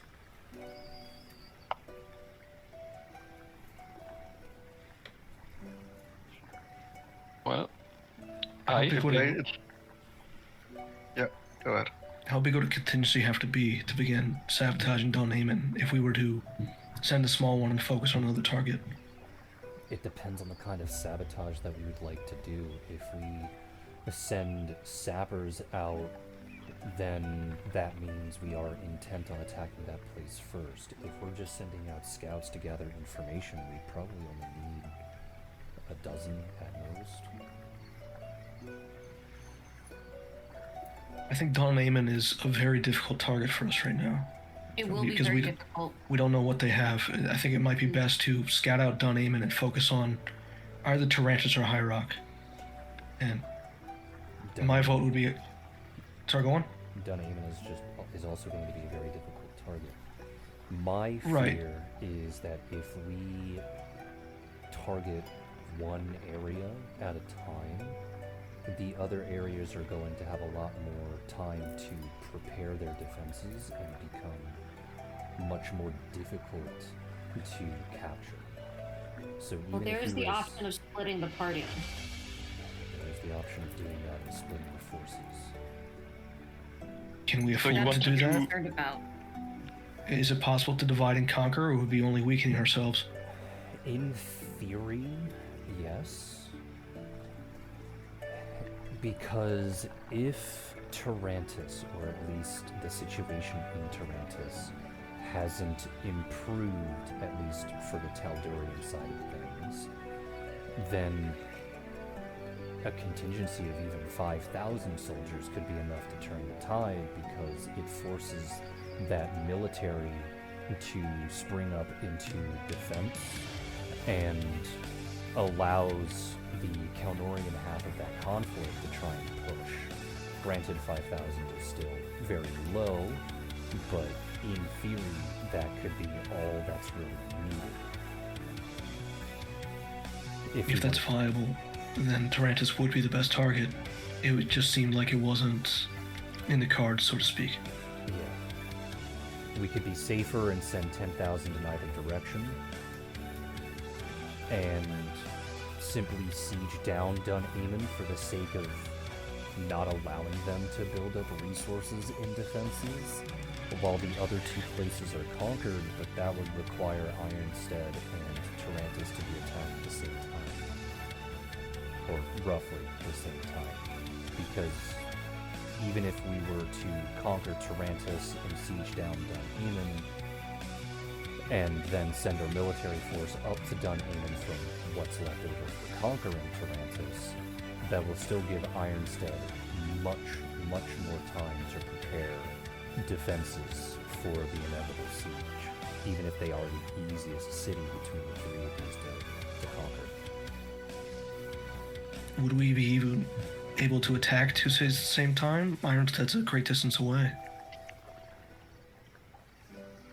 Tuve will open her mouth, to which she will then be cut off by Meredith. To which they say, speaking again simultaneously, or simultaneously, what's the word for constantly back and forth? I know there's a word for it. You know, Alternately?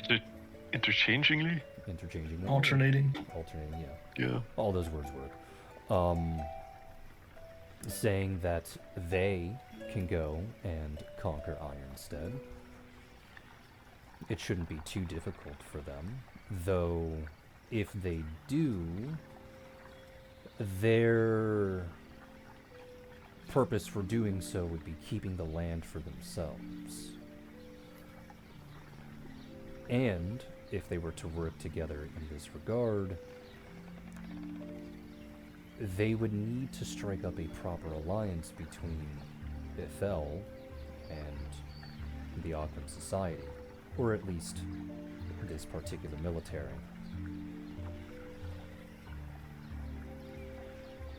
Okay. But Your don't think we have an Highnesses issue of in that. Kelnor, do we mind if they take that city? Kiyun will simply shrug and go, I personally never cared about the bards over there. Always found them a little bit stuffy. My sister outperformed half of them anyway. Estella will think for a moment and go, oh, it is a place for resources if we were to expand Kelnor's borders. If we allow them to conquer that place, and the Occam Society conquers both Dunaimon and, well, here in Dragonport, then the amount of land that Kelnor gets from this particular war would be small, to say the least. Well, Is get expansion our objective here? Tarantus. Objective? No. No, Perk? but Yes. it is something for us to think about. It's something that we're going to have to properly discuss, to which Lotus will then turn to the two queens if they would be open to having a conversation over dinner about it. Would this be a discussion and alliance with your nation specifically, or is it you representing every nation at this table?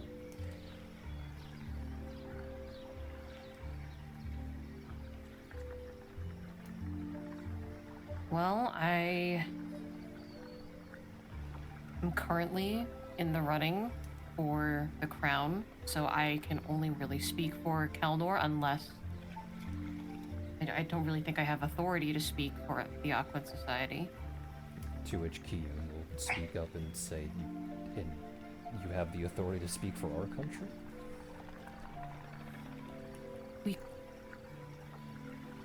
She'll pull Kiyun aside like, look man, we don't really have much of a choice. We're kind of on our own here. That's not what I mean. You don't have that authority. Mom and Dad do. Then what can we do in this situation? And again, what about us? And he'll motion to himself and Estella. Aren't we, still in the running? Or are you just taking control? Lotus's eyes will narrow, and then she'll go, come here with me, and she'll drag Kiyun away from the table. I assume by the ear or just by the hand? To the sleeve. He has sleeves. Well, he has that little sash thing. Okay, so by the sash.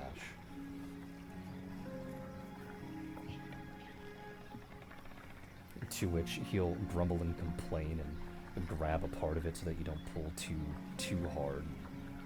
Bitch at you about how Lilac made it not to ruin it. Lotus, I don't even think would be pulling that hard. He would still be making a big deal out of it anyway. Yeah, I'm sure he would be, little fucking pansy. She'll drag him away from the rest of the table. Where do you want this conversation to go? Do you want to focus on the table? Or do you want to focus on this? You know what, we'll focus on this and then we'll go back to the table. Okay, all right.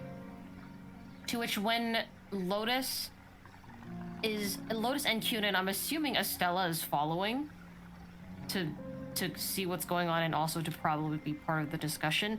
She will let go of Cun's sash. But like, what is the matter with you? I'm right. You're trying to take control in a situation where we're still competing with each other. You brought an opinion. Estella brought a differing opinion. There's no other option. If both of you are going to be stubborn about it, then we at least have a discussion about it with the queens. I'm not talking about that. I'm talking about you alone going to dinner with the queens to discuss an alliance between our countries. Did I say I was going to do it alone? You implied it. To which Estella will smack him in the back of the head. No. You assumed it. Why did you assume that? Your wording.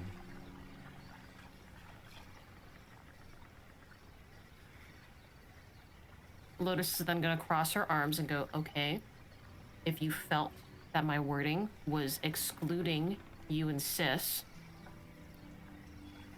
then why did you turn it into a scene in front of everybody else, in front of our potential negotiators, when I know you can send me a message? He'll cross his arms and turn his shoulders away. Fine. Is pretty much all he'll say. Estella will roll her eyes, to which she'll then reach out and grab Kiyun by the mouth and drag him close. And once his body is pressed more or less firmly against hers so that he can't run away or escape, her head will turn to Lotus and say, I know I hate to say it, but I do agree with him simply with the wording aspect. It did seem like you were going to do it alone. I'm sure you didn't mean that on purpose, but I also don't care. No, of course not.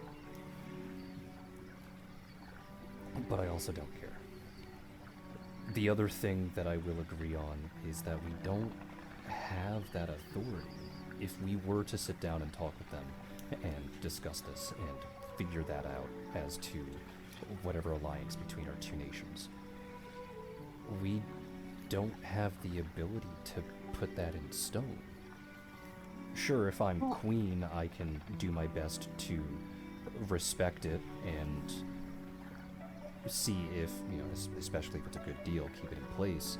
But considering the situation, I don't know if Mom and Dad will hold on to the crown for a little while to make sure that things stabilize before handing things off. And that's perfectly fine, but we need to be able to even let us through the door to even have that conversation in the first place. I'm fully aware that I do not speak for the entirety of Kelnor. None of us do. But we at the very least have the power of being in the royal family to even have this discussion. They're the queens of Ethel. I'm pretty sure they'll understand what negotiating with people that haven't even taken over the crown is going to be like. We need to be able to at least have and facilitate that conversation in the first place. And it's not going to be a good look if the people in the same crown are going to be fighting amongst one another, now is it? Kiyun will give Lotus a soft, dirty look before just making, I'll call them missile noises, because Missile makes very funny noises. Missile does make those noises. He just did it, actually, laying on the floor upside down with his head on the floor. He wants to play so bad.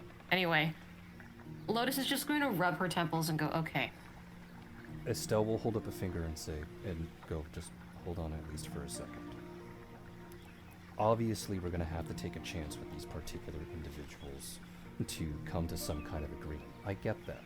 I understand that, and I agree with you. My issue with the whole ordeal is what could potentially happen if we are unable to follow through with that deal after the fact. It's very clear that they are shrewd, to say the least. What if they just decide to try and attack Kelna because they feel slighted by one of us making a promise and not being able to keep that promise? Then we don't make a promise until we're absolutely sure that we're going to be able to keep it. But how would we be able to? This is between a nation, not so much between people. It'd be different if it was like, oh yeah, I can promise to get you a drink at the end of this. This is a whole country.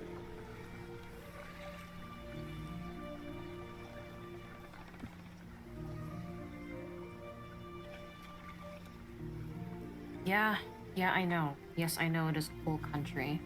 I will have to negotiate with them as individuals as we are individuals. We do not have the power to be able to give anything over Kelnor-wise. So, we're gonna have to have that conversation in the first place, to sit down with them. But I wouldn't know what they would be up for unless we actually have that conversation. Yes. To which I'm going to say that if any of us are going to talk to them, it has to be you. Not that I think it should be you. It has to be you.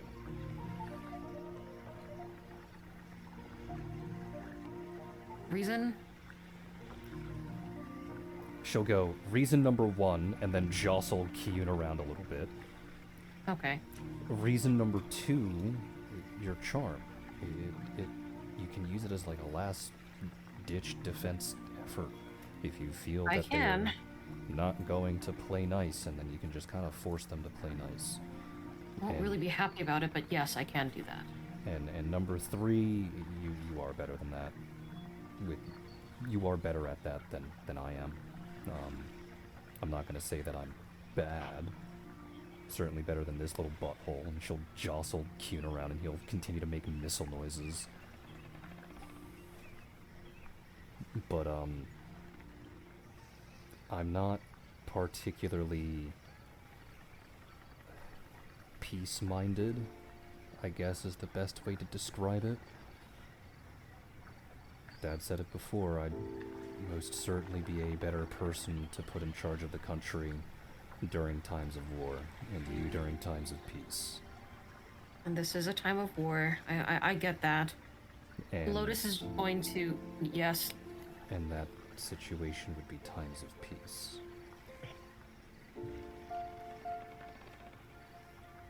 Lotus is going to rub her temples and just go, okay, I get it. I hear you. Looks at you, both of you. But I will not be able to even begin negotiations until I can figure out, or at least quell, what is going on over here. Understandable. I would say, at least my opinion, set up something with them to do negotiations with, to try and figure out what they would want, and do your best to stay reasonable. Okay. I will do what I can to figure out what resources we have here, so that when you were done with your dinner negotiation thing, I can relay to you what we have to give right now, since I'm sure this will take more than one round of conversation. It most likely will, yes. And then for that second round of conversation, then all three of us will sit down and negotiate. Because at that point, I'm sure it'll be paperwork, which is this nerd's specialty. And she'll jostle Kyun one more time and he'll make even more complaining missile noises.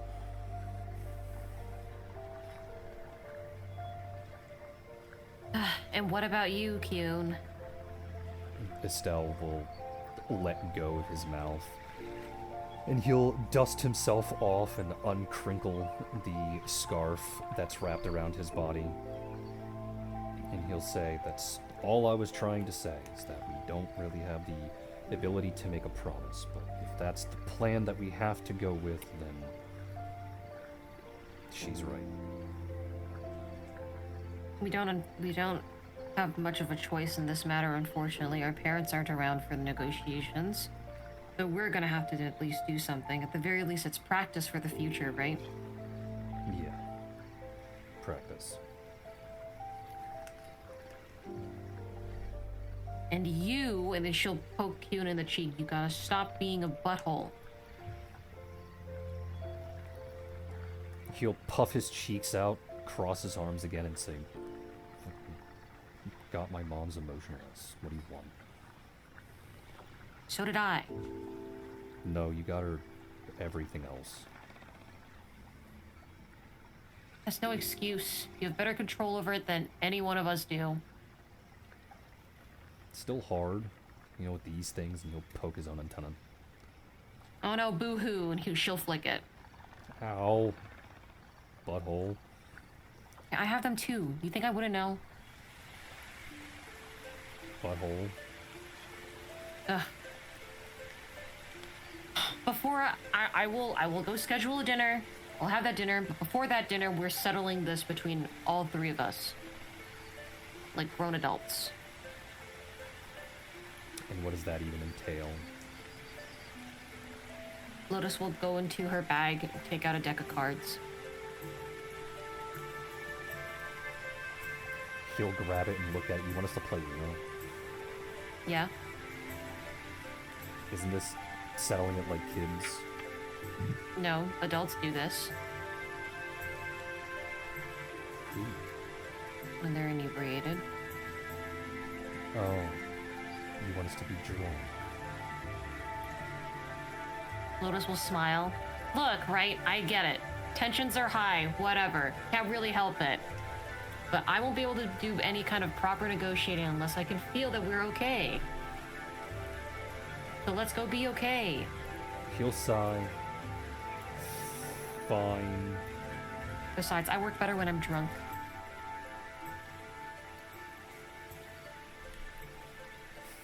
Fine. Estella will just chuckle and say, yeah, that's fine. Okay. And then she'll drag both of them by the hands back to the table.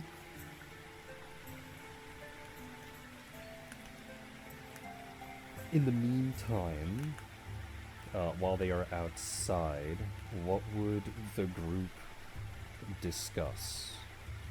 What would they talk about? Well, if we can, Dawn. for sure. Oh, go on. Dawn is going to step forward and say, I have a question for their majesties from Ethel.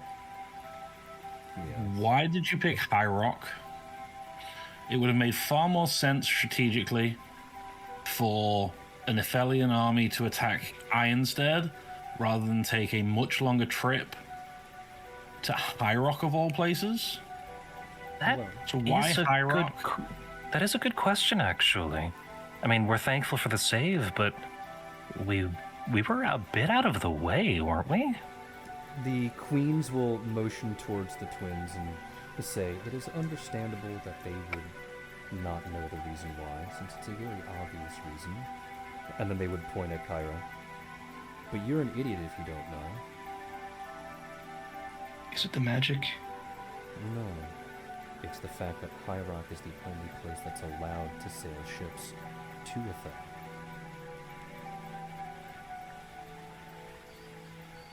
We don't care about Ironstead. We care about High Rock, because it's the only connection that we have to the mainland. Because in season 1 we sailed from Ironstead because we didn't go back. Locke didn't go back to High Rock because he was the only one with a reason to go there. You're so correct, we skipped one to but Ironstead. you used Rosin's ship. We still had to sail out of the proper port. Yeah, we had to sail out of Ironstead.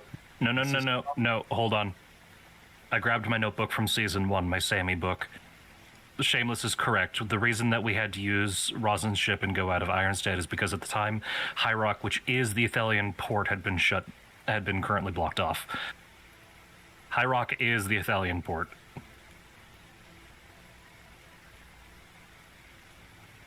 We took a detour. I thought we were only allowed to leave from one port regardless of what ship we took. Rosin's ship just saved us money. Yeah. Well, okay. Fair enough. You basically snuck onto the island. I thought that was impossible. It's super illegal. Yeah, we were supposedly going in by normal. That's what I remember. Yeah. My notes here say that we couldn't go to High Rock because at the time, Guava was a person of interest in High Rock. Hold on. Is High Rock the one with the Bard's College? No, Ironstead. No, that's Ironstead. Oh, Ironstead. I was a person of interest there. Oh, okay. Guava time, was a person she of was- interest there specifically because of Locke. Because of the crown, to be more specific. Ah.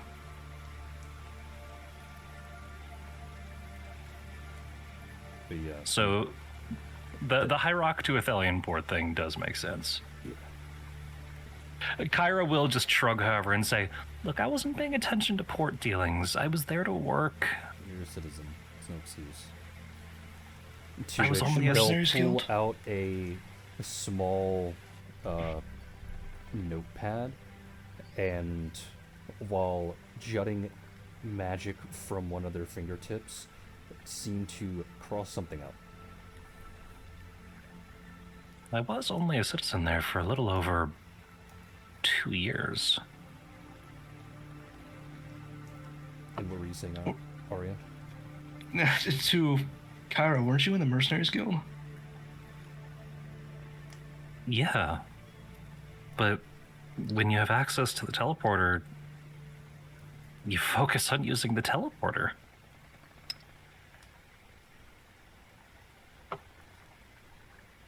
Surprised you guys didn't deal with any literal shipping, but okay. Well, it seems that the monarchs have to discuss that particular city.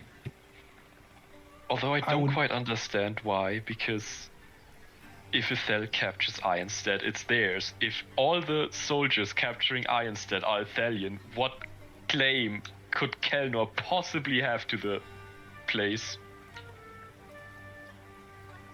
Luna I will don't even- feel a hand lightly pat the top of her head, and when you look, it is one of the queens. I don't think Luna would know which one yet. And they will say Probably there are not. plenty of things that a kingdom desires, regardless of what it is during conquest. Sometimes it is simply a amount of land, and sometimes it is more along the lines of shifting borders between nations, needing some kind of recognition. Yeah, and they'll be getting Tarantus. I don't know why this is such a big deal to them. They wanted Telduria gone. Telduria will be gone after this war. There will be Because no more it Telduria. also opens up everyone else who may not be our allies in the future to have more resources. Correct. To which they will then cross something else off in the notebook. As much as I would love to be allies with everyone, simply does not happen.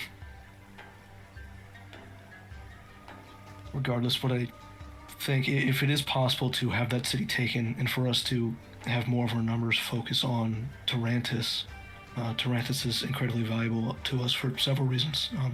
Capital city, port city, and of course it allows us to meet up with the Telduria army. And it's geographically also better. It makes a lot of sense geographically for Ethel to have Ironstead and for Kelnor to have Tarantus, simply because of proximity. We may not have Tarantus either, but the Aquan Society may have a claim. The Aquan Society making up most of our current contingency, I believe. Well, Kelnor has already captured half of Tarantus, even if we take the Aquan military. Best we would do is Kelnor split might it. have captured half of Tarantus, according to intelligence from several months ago.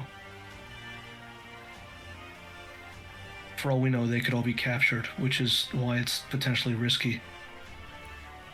I would like everyone here that's at the table to roll for perception, which would be every character except for Lotus. So Suki would get a roll, Okay. but not Lotus. But not Lotus. Okay, all right. Would Kinara also be at the table, like laying nearby, or? No, she wouldn't be able to fit in the building. Oh, okay. 1 or 2 for the twins. I roll without thinking. Oh, of course, right? Because the power went out my PC. My sheets are all gone. Okay, let's see if they. It would Fuck. be 2 for the twins. Damn, the twins just Oh, thank God. suck today. Am I ever gonna get my little psi crystal to roll on anything? He has perception. Your psi crystal has no eyes. He does, though. But he can perceive. I don't Everything. have the companions roll for anything unless expressly. That is very true. He doesn't normally do that. Okay. Soon, though. Soon, TM. Soon. We'll have a rock that only your rock will be able to recognize as a rock. So I'm just waiting for Suki's perception check. Yup. I rolled it in general. Very cool. Well, good try. Try again. There we go. There we go. So as this conversation goes on, the queens will start to walk around the table and very lightly either poke and prod or examine something. Like in the case of Arya, they'll gently grab one of the wings and extend it halfway. With Not Kyra, a touchy person. they would move the hair or inspect the clothing to some degree. It is a bit jarring to see that they are walking around so casually, effectively interrupting this particular conversation. And Arya, you're the highest roll, so as this is going on, you'll notice that the notepad that they have has everyone's name written down in it, with the grand majority of them crossed off. What the fwig? It's not a hit list, thankfully. Did you say this out loud? No. I don't think Arya would know what a hit list is. Would Arya say anything? Probably not. Lyle's not with her, is he? He is. His name would also be crossed off. I think she'd probably squeeze his hand, but not really say anything. Probably keep her mouth shut until later. Okay. She has her suspicions, but voice them out loud might not be cool. Okay. Let's see, there are 2 other people that rolled at least a 30, which would be Azura and then Kyra. Would Azura say anything? Well, I have a question. What names are the ones that aren't crossed off? At the time being, the ones that aren't crossed off are Azura, and then it would be Kiyun, Estella, and Lotus, as well as Kissy. Huh. And whose notebook is this again? Sorry, I'm trying to keep track of all the fucking Their people. Majesties, the The queens. yeah, Oh, the Queens of the South. as they're going around and poking us. Poking and Going prodding around and and poking? mild Poking examination. and prod- They Oh, yeah, crossed no, off names Azura earlier would simply based on what people were 100% saying, say right? Something. Yes. Yeah. Sorry, There we what go. did you say? They had crossed I off names couldn't- earlier before they started touching people based upon words that were said. Interesting. Yeah, no, Azura, at risk of having her name crossed off, absolutely say something. She'd look over at the 2 queens and she'd go, Your Majesty, are you finding us all? Majesties, are you finding us all okay? And she gestures to the notebooks. Notebook? Whichever one has it, I don't know. To which they'll answer, a small handful, it seems. I see. At the risk of not being to your liking, would you like to share with us after, since, you know, we're trying to work together? Determining who would be a suitable mate. Oh, Arya was Suki will way speak off. well, up. I'm very What is flattered, your method of and you both elimination? are lovely. Arya is flabbergasted. What was, I mean, I suppose it is kind of a hit list. I heard Suki say different kind of something, hit but list, 3 people talked at the same time. What did you say, Suki? Suki will look over as best as she can from wherever she is at the notebook and go, "What is your method of elimination?" Well, and she'll start. I'll go left to right at this particular table, at least for the players. Starting with Arya, their constitution is quite low. They seem rather frail, so they would not make a good, powerful mate. And then they Arya has walk- incredible constitution. Damn it. Because you're a bird. Yeah, but you keep rolling 2s on HP. That still Yeah. counts. And then they walk past Kyra, stupid. And then they walk over to the twins, and they go, capacity for magic but incapable of casting it, which is a detriment in regards to some of the strength and power that we're looking for. And then they walk past Razis, very aloof, probably a poor communicator. They skip over Azura, considering that Azura's name was not crossed off. Walking past Luna, also stupid.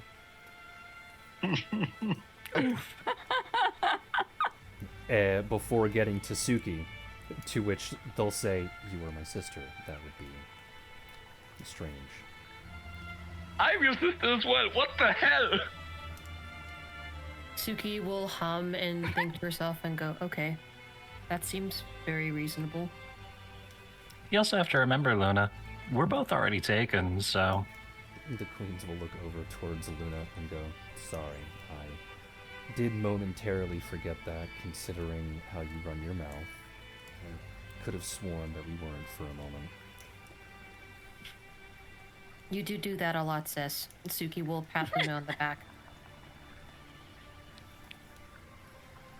She will stare at the queens, and her eyebrow will twitch, but at the same time, without looking, she will just slap Kyra on the back of the head.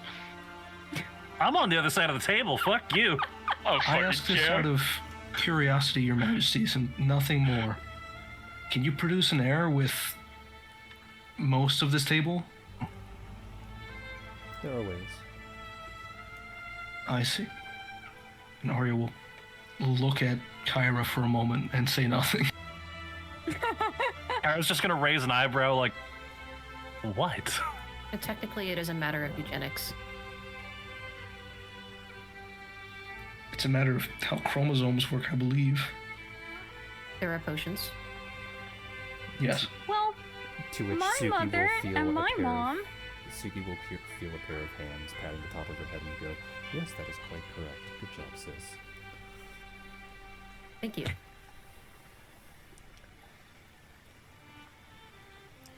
And what about your mothers?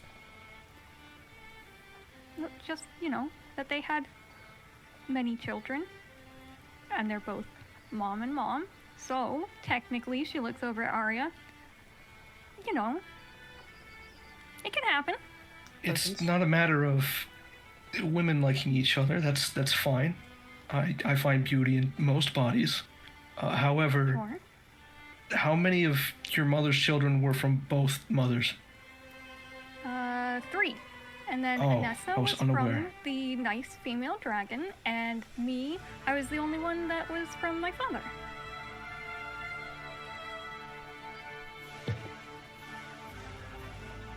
Dragon errancy is a common theme across a lot of our parents' stories. I think To that's which the because they queens had to will see speak so up many and dragons. say, "Well, dragons are sluts, so that is to be expected." Suki will Luna turn is to the very two upset. queens and blink.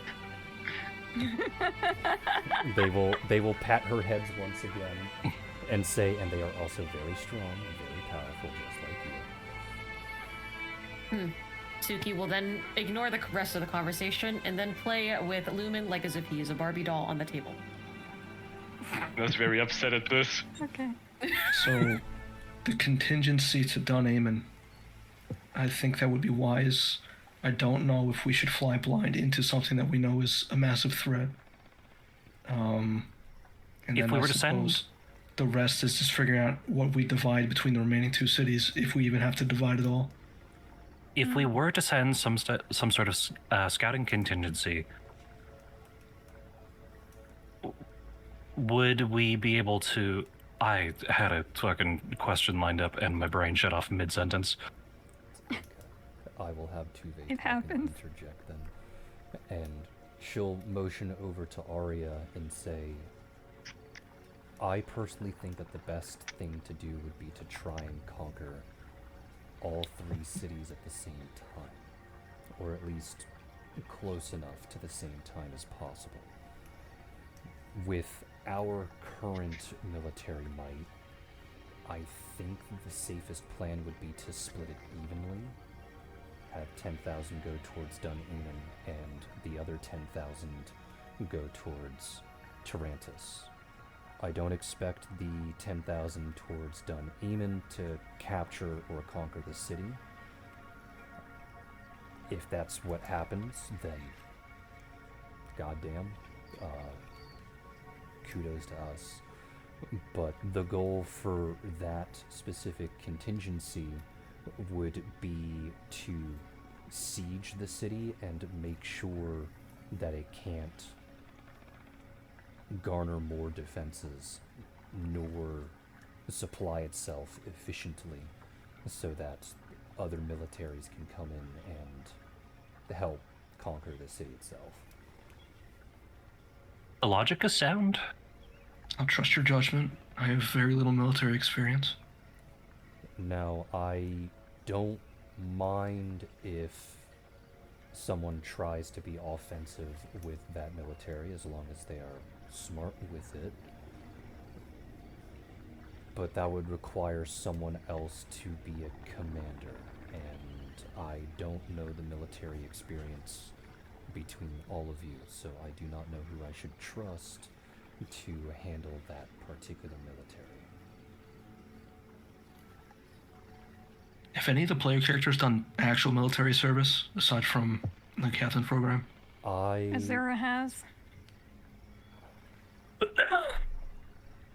I thought Azura Azura did He went to the mercenary. Azura was there for like a year, dude. She just doesn't like it. Okay, so you're talking about the island that you were trapped on, which is part of the captain's No, no, no, program. no. No, Oh, it was didn't years Azura train with fucking. What's his fluffy shit? Basil.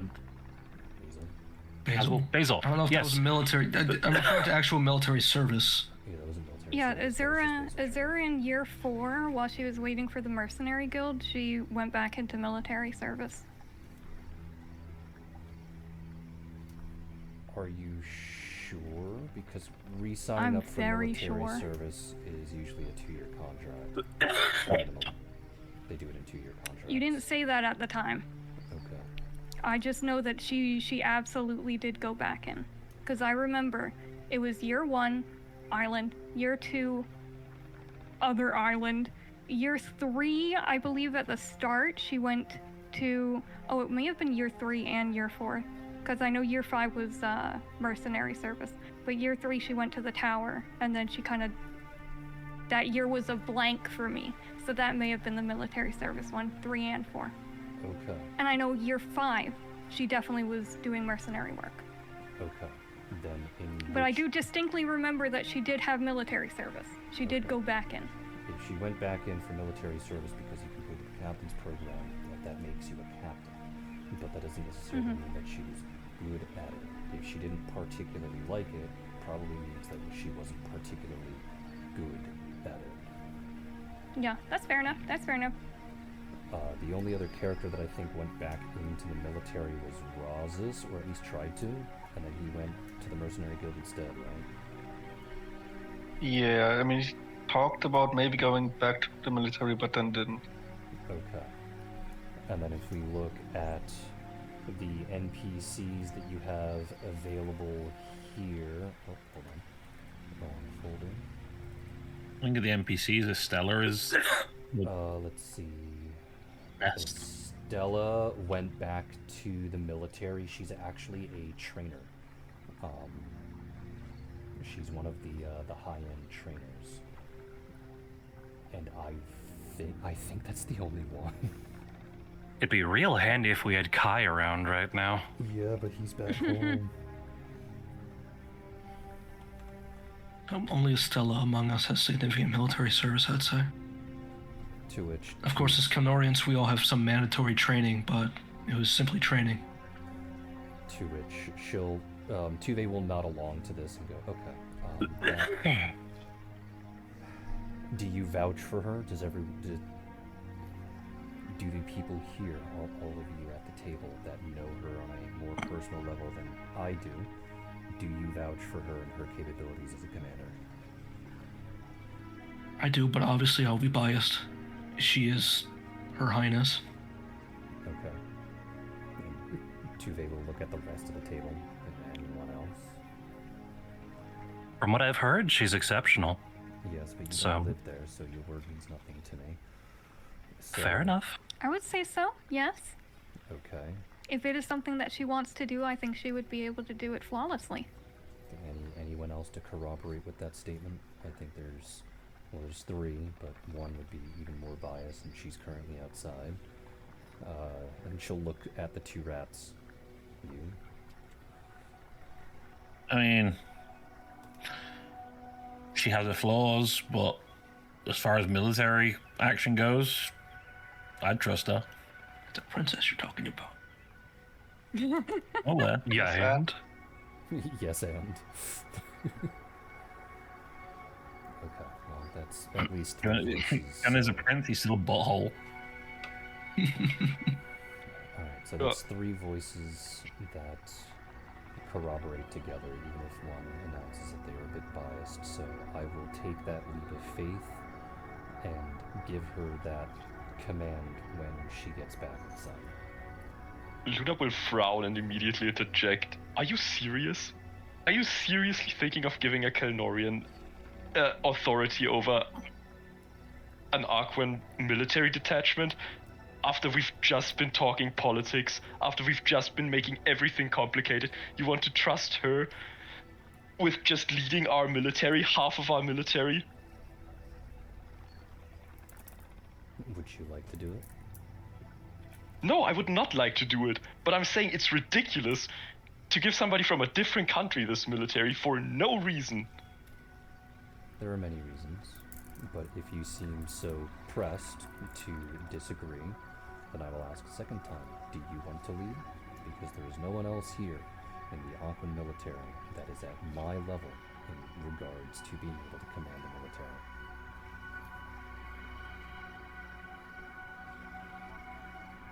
She sits back down. I don't. I'm just expressing my concerns, which apparently nobody here understands.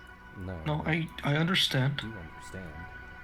I understand that she is an outsider, but I also understand that she fought with us twice before you showed up.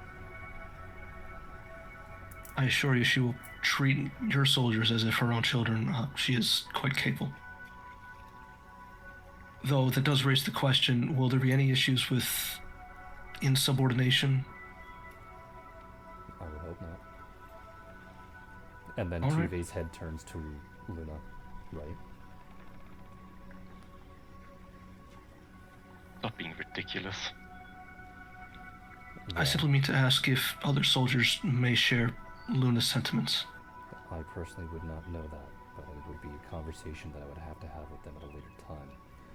But I do know that as commanding officer of this military, and her head once again turns back to Luna, you would be going with her.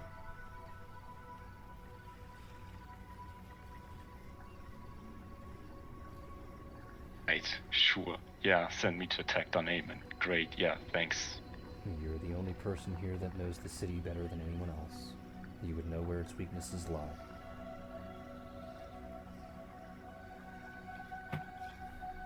Sure. Use me like that, fine.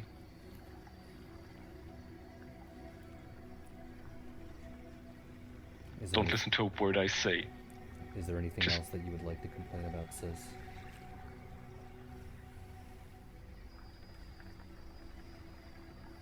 I think I've done complaining, cousin. She turns away. I see that I've been downgraded. Oh no, what a Suki terrible will day. pet Luna's ear. Are you okay with going with her as well? I kind of assumed that I would be. She is my sister. I will not go anywhere without my sister. And she turns to Helena and my girlfriend. Okay. You'll be coming with me. Raises eyebrow. Also, I am gay. I don't think I needed to know that, but thank you very much, sis. Oh, good for you two. Just turns to Dawn and says, "See, I told you they were dating." What? Dusk slips Dawn fucking $5. It's the other way around. But alright. At the very least, I can trust the three of you to help with that particular chain of command. Because even if our soldiers wouldn't be too happy about a foreigner leading their army, they would probably be more than happy to listen to... And then she'll pause. One of you, it seems, I'm sure.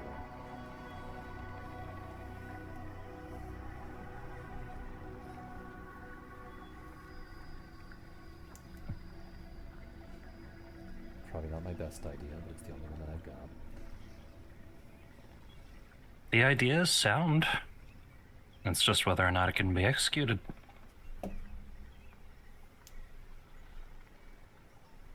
Okay. Well, we will figure out what to do in relation to who goes where with this military contingency. Because I'm sure that these few need to begin negotiations as well as I do, since I am the representation of my country.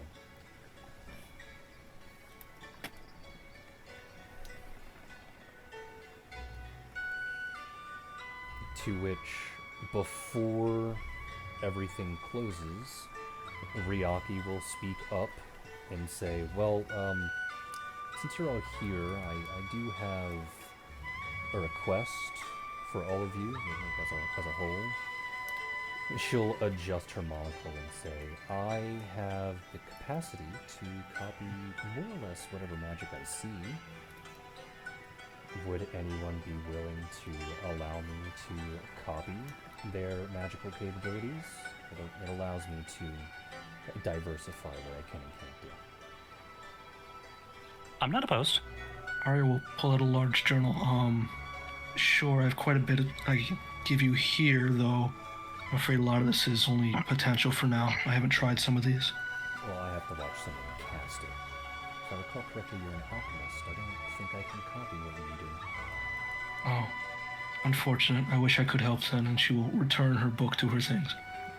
To which she'll smile and say, granted, it's not much that I actually have to worry about, simply due to the fact that I, too, am a trained alchemist, so most of what you can do I can probably mimic anyway, through sheer value of merit rather than cheating, and she'll lightly tap her monocle again. My magic's a bit specialized, but I'm not opposed. If there's anything you'd like to try and learn, I'd be happy to show. Sure, I would enjoy that quite a lot. Yeah, I'll help. It'll make you a stronger ally, so I think it's prudent. She'll nod along and go, alright. Well, if we had the time, then I guess we'll sit down and discuss. However, I'm pretty sure that you are a little bit more pressed for time, considering that we did get disconnected for, what, 15-ish minutes because my power went out for a little bit.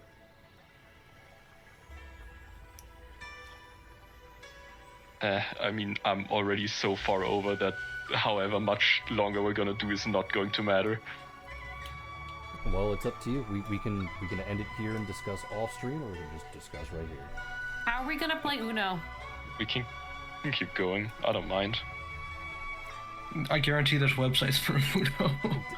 Otherwise, an Uno deck is just two playing card decks mixed together with different custom symbols on them. The number and proportion, the number and distribution of cards are exactly the same. Yeah.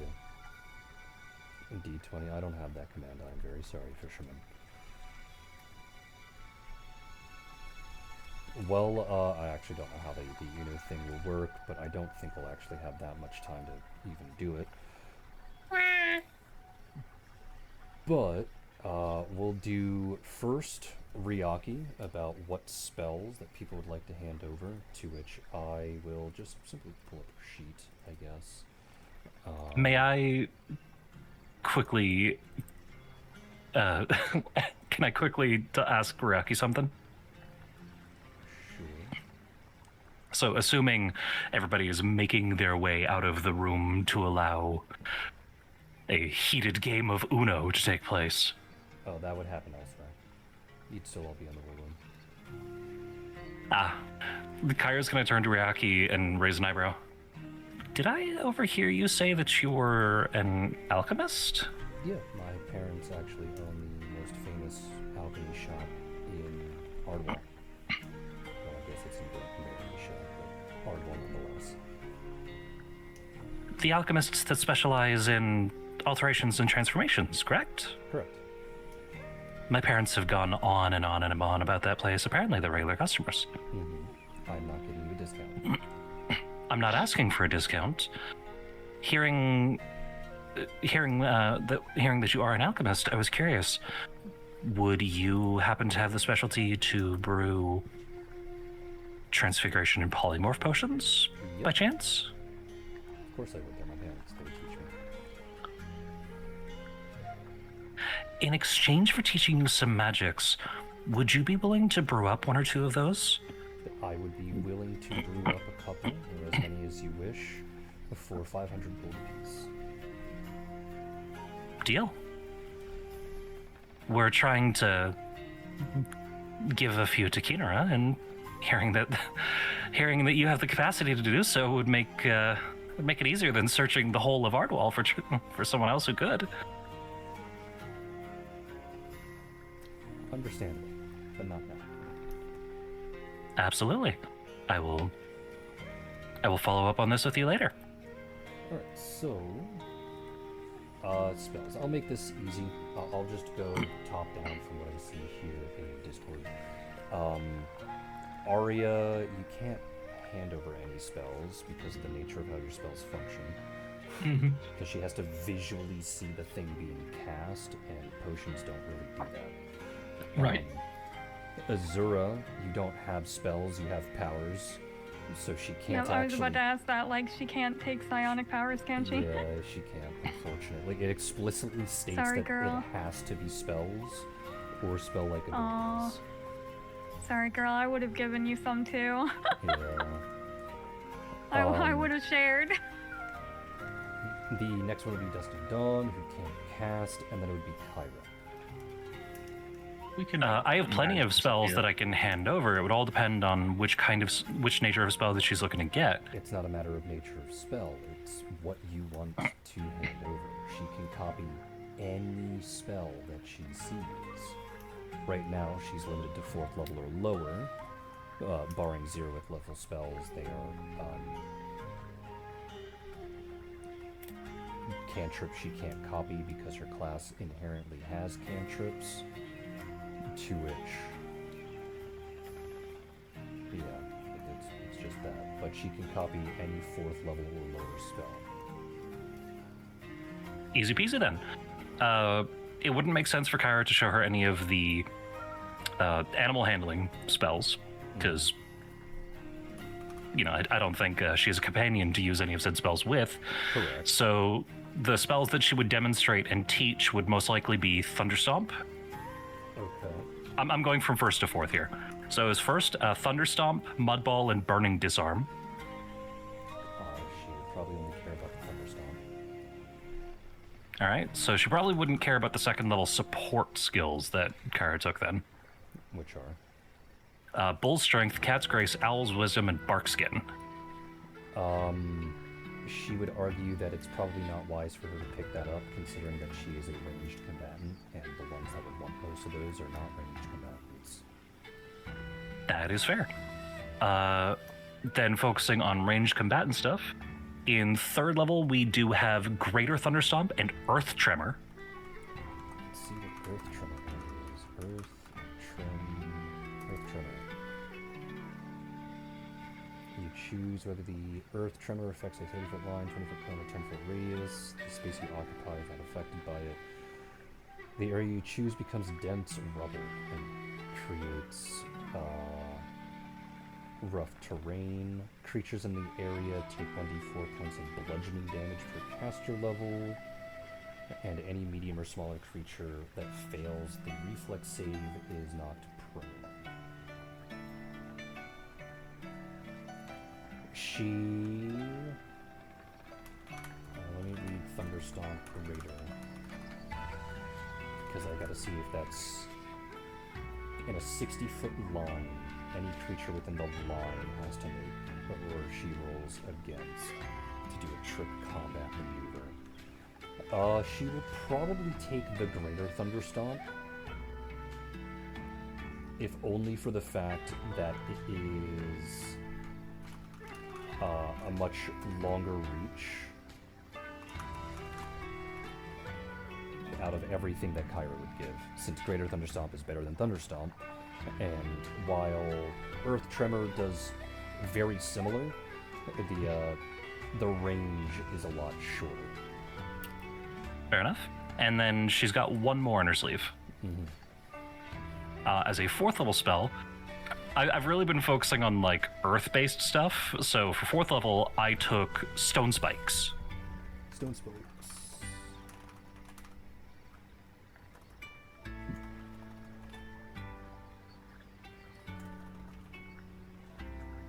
Oh, Stone Spike does not show up apparently.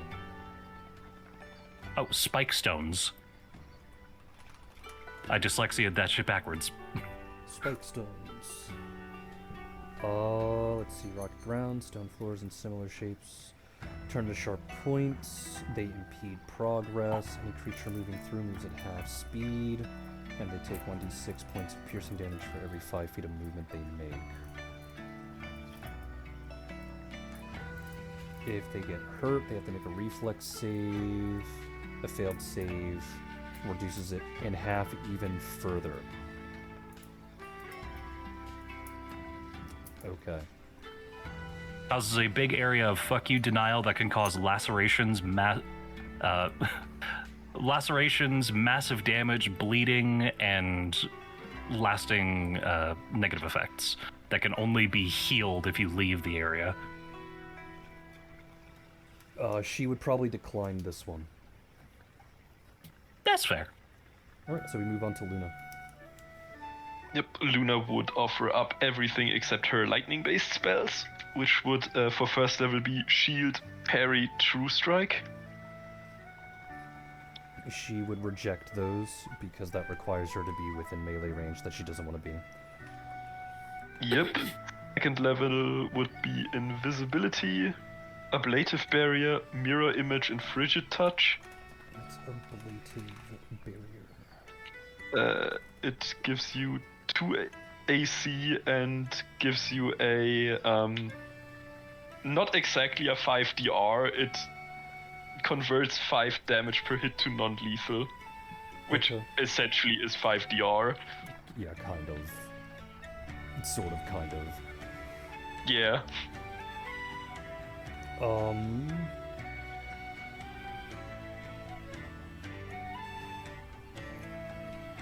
She probably would have taken ablative barrier if it wasn't touch range, so that she could support other people.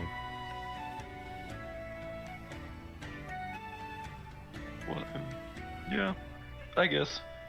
Third level? Third level is Vampiric Touch and Fireball. Well, she already has a fireball. It's just earth. Mudball. And then any fourth level spells or no? No fourth level spells. Well, then she's shit out of luck because I'm not giving her Lightning Bolt. Lightning bolt. She will take invisibility.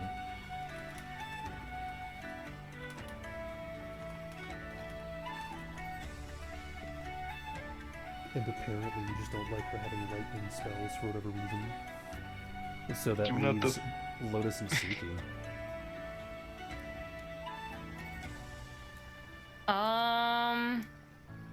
Well, I guess Lotus already gave her Honestly- something. That's what she uses to, well, resist Lotus's curse. Yeah. I don't think Suki would have anything that would be Not even like useful. greater invisibility. I don't have greater invisibility right now. I have Oneric Horror.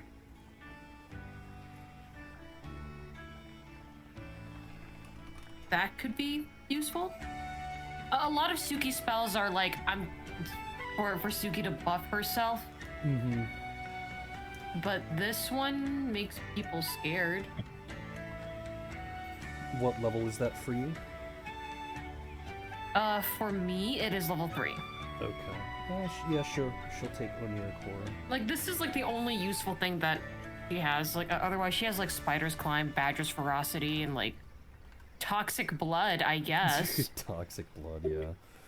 Well, if I look through the rest, because the NPCs I know have access to spells and they could potentially hand something over. Estella doesn't have any spells that would be helpful, as they are all self-buffing spells. June, all of her spells are, either range touch attacks, like she has Blinding Ray. You know what, she'll hand over Burst with Light.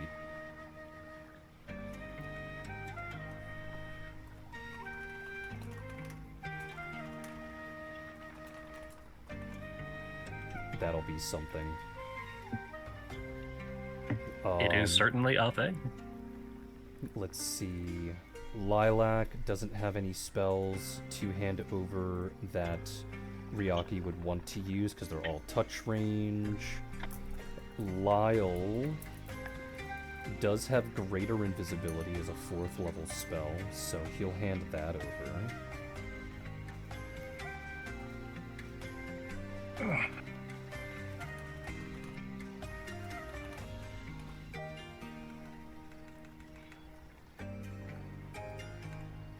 And then we look at the queens, to which they wouldn't hand anything over. Very in character. This is what I would have expected of them. And Turlock would hand over Lightning Bolt. Just to spite Luna. Well, bitch he is. I don't care, it's his lightning bolt. And Phantasmal Killer. So you don't care because it's not your lightning bolt? Is that it? Yes. Clearly, Turlock is inferior to the stinky lightning bolt. Exactly. Even though he deals more damage with it. Does not. Yeah, he does. He's level 9. Yes. I'll just kill him, then he doesn't do any more damage. The sibling rivalry is real. But how can you kill him? He deals more damage than you. No, he doesn't. He wishes he does more damage than me. Alright, so I'll organize these spells later because, I don't want to get myself too distracted. And then the other thing would be directing the players and the NPCs to the other areas of conquest. So to Tarantus as well as to Dun Aemon.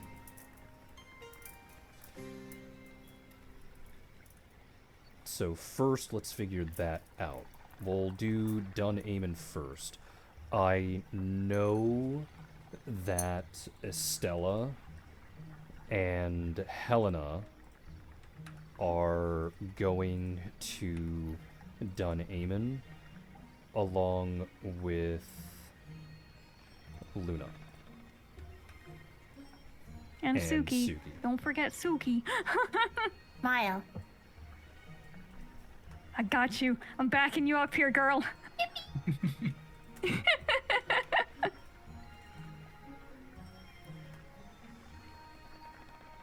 Who else should go there?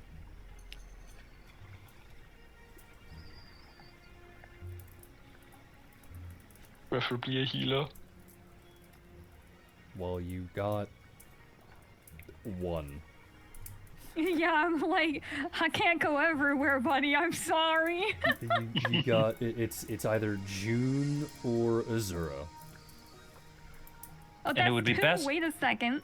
It would be best to keep those two split. Yeah. I know Kyra could technically do healing. I know you have access to healing spells, and I know all bards technically have access to healing spells, but that's not Though when I was- really their when own we- thing. When I was originally picking up the magic, you said it would not have made sense for her to have learned healing. So it's possible before the battle she could pick up healing magic, possibly from Azura or June, but it's not something she inherently knows. I was just talking about the class in general. Oh, yeah. Yeah, then she's got it.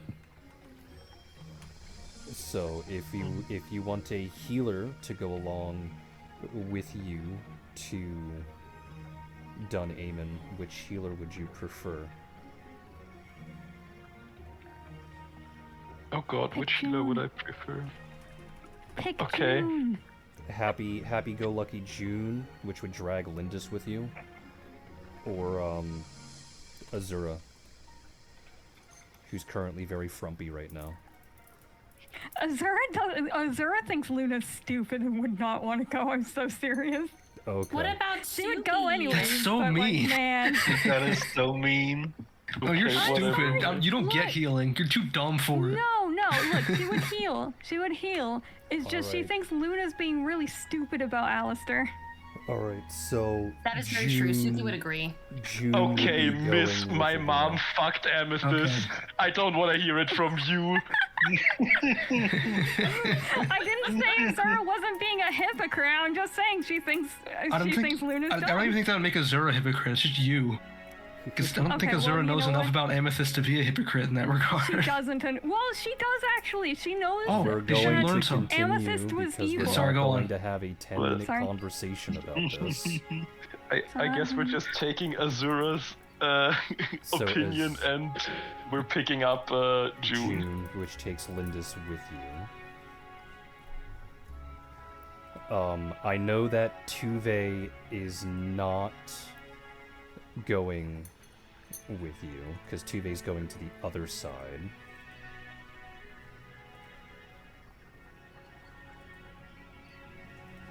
I mean, if Lindis is going with that group, it only makes sense that Razas would go. True, true.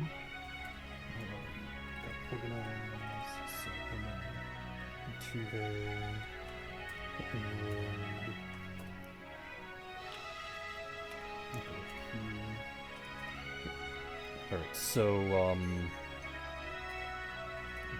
we only have one person going towards, Tarantus at the time being. Would anyone else want to go to Tarantus? Arya would.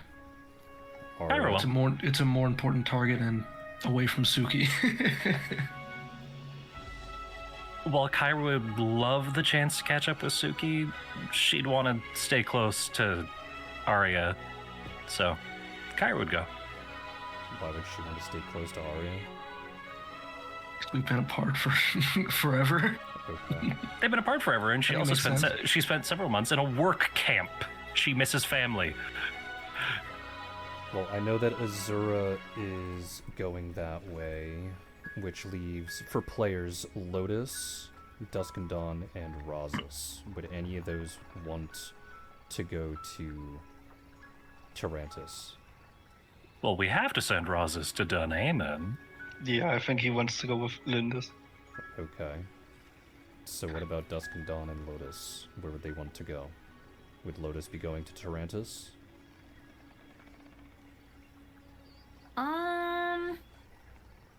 I think Lotus would be. Okay. Yeah, going to Tarantus, yeah.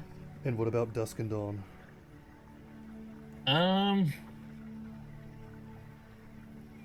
mean, I suppose for keeping it sort of balanced in groups, they go to Dunhaven. Don't think of it about balancing groups. Where would they want to go? Because Tarantus, even if it's a quote-unquote hard battle, that's kind of where their parents are right now. Oh. That is true. They will be quite happy. Then again, actually, yeah, because Lyle is also going to Tarantus, so they're probably going to choose Tarantus. Okay. Then to Tarantus they go, to which we already know that Lyle would go to Tarantus with Arya. We also know that Ryaki, or well, maybe not Ryaki, but I know Kissy would go with the Tarantus group. And then you would be losing 3 NPCs technically. Meredith would not be going with any group. And Atlas would not be going with any group. He's a non-combatant. It's not that he's not. It's not that he's a non-combatant. If I recall correctly, you were about 3 or 4 months pregnant when the campaign physically began. You were stuck in a place for roughly 2.5 months, meaning upper echelon of 6, and then the whole ordeal in Dragonport about what to do would probably take another month just to even prep to begin with. And then would probably then be ultimately delayed so that you can give birth, and then he would have to stay back with the kid. Yeah, that makes sense.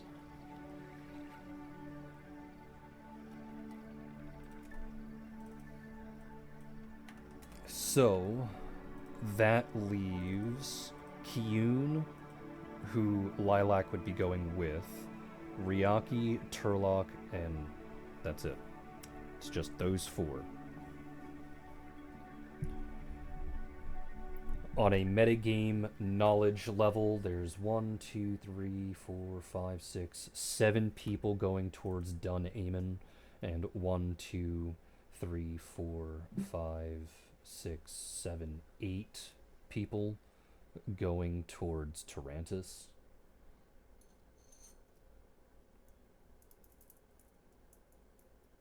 I mean, realistically, it would make sense to put Ryaki with Lotus. Yeah. Yeah, that would make the most logical sense. Probably in their Logical in what interest. way? Probably in their interests. Probably what they would want to do. Ryaki doesn't mind going in either direction because she knows that she's helping the war effort to begin with.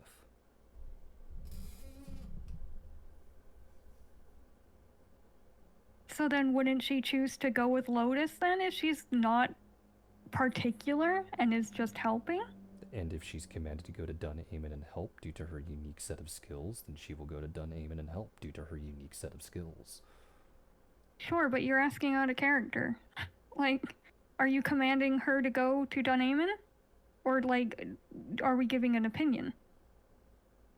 I'm asking for the group's opinion. Then Ryaki with Lotus. Yeah, The sure, argument go for it. Ryaki going with Lotus Why not? kind of boils down to, if they've been together the longest, they would know how to bounce off each other best in combat. Unique set of skills or not, I feel like they'd make the best pair. Okay, then what about the remaining 3 NPCs? I think Hyun should go with Estella. Okay, which sends Lilac with her. Which means Turlock is stuck going to Tarantus. Ugh. Okay, goodbye. Yeah. Bye-bye. Yeah, I mean, wanna be ya. we could send Turlock to Dun Aemon just to torture Luna. That Ooh, would be there's an fun. We'll idea. take him. No, fuck you. No. We'll I mean, take it him, would be another guys. Ardwalian to help keep the military in check, since it is being led by Ooh. Estella. Yeah, I think it Ooh, would be. wait a second. Yeah, sure. I forgot he was would Ardwalian. definitely. He would definitely not start shit and make morale actually worse. What do you mean make morale worse? He's good at keeping morale up. It's kind of his whole He's a deal. He's a bastard. It's to He just you. affects Kind of your morale. Look, Turlock may be a dick, but he's a capable dick. But he's still a dick. Sure. Oh, so you think Luna is unable of transferring her low morale to the entire army? Her morale of I her guess body. Turlock's going south then, because Luna's gonna make things worse if he goes north. No, just if he's gonna be an asshole, which he is going to be. Only to her. Turlock's going to Tarantus. Jesus. Fucking. Yeah. But it's so funny to send him with her. I haven't had a chance to interact with Turlock yet. I think it'd be That's fun. fair. Azura did, and he's a shithead. She's not fond of him. She He thinks is he's kind a of a sassy shitheel. little man. I'm sorry, YGF, nobody likes your kid. That's fine. Doesn't like him Azura has because like he wants many Moonrub and that opinions amused about her. people. What? What? 2 people talked at the same time. Dusk and Dawn, what did you say? I was saying Dusk likes Taillock primarily because he annoys Luna and that amuses her. Okay, well, I'm just saying Turlock goes to Tarantus, apparently, since it's such a big bone of contention for him to go north. Apparently, yeah. Yeah. Is there anything else we need to discuss? From there, let's see. For the players, that would be Luna, Razas, and Suki going to Dun Aemon, which is, okay, the German's in cynical, which means you're free every day. Tell me a day you want to be free. Wow, I was about to say tomorrow, but I think that might be a little short notice for you. Is tomorrow okay for you?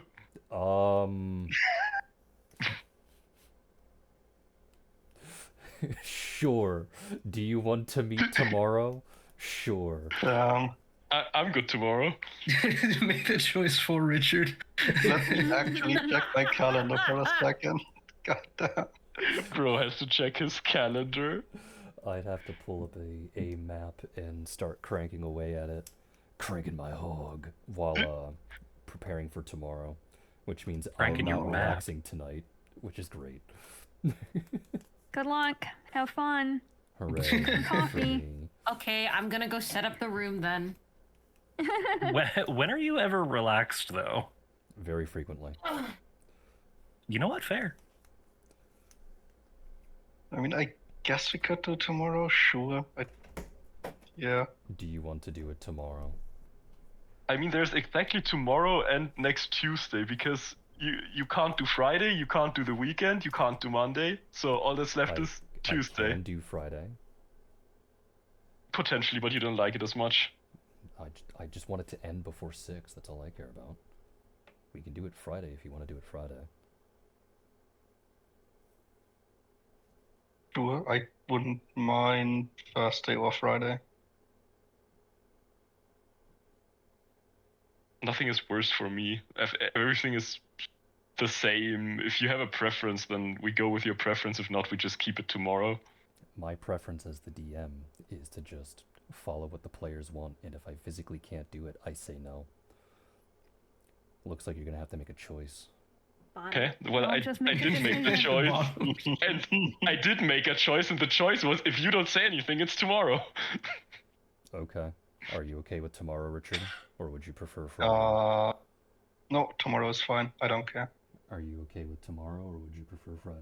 Take a guess. I'm good at guesses. Okay, I'm okay with tomorrow. Okay. Let's do tomorrow. Alright, then we'll do tomorrow. And then that leaves the other group. Hello. We are other group. Yes, the other group would be Arya, Azura, Dusk and Dawn, and Lotus. Yep.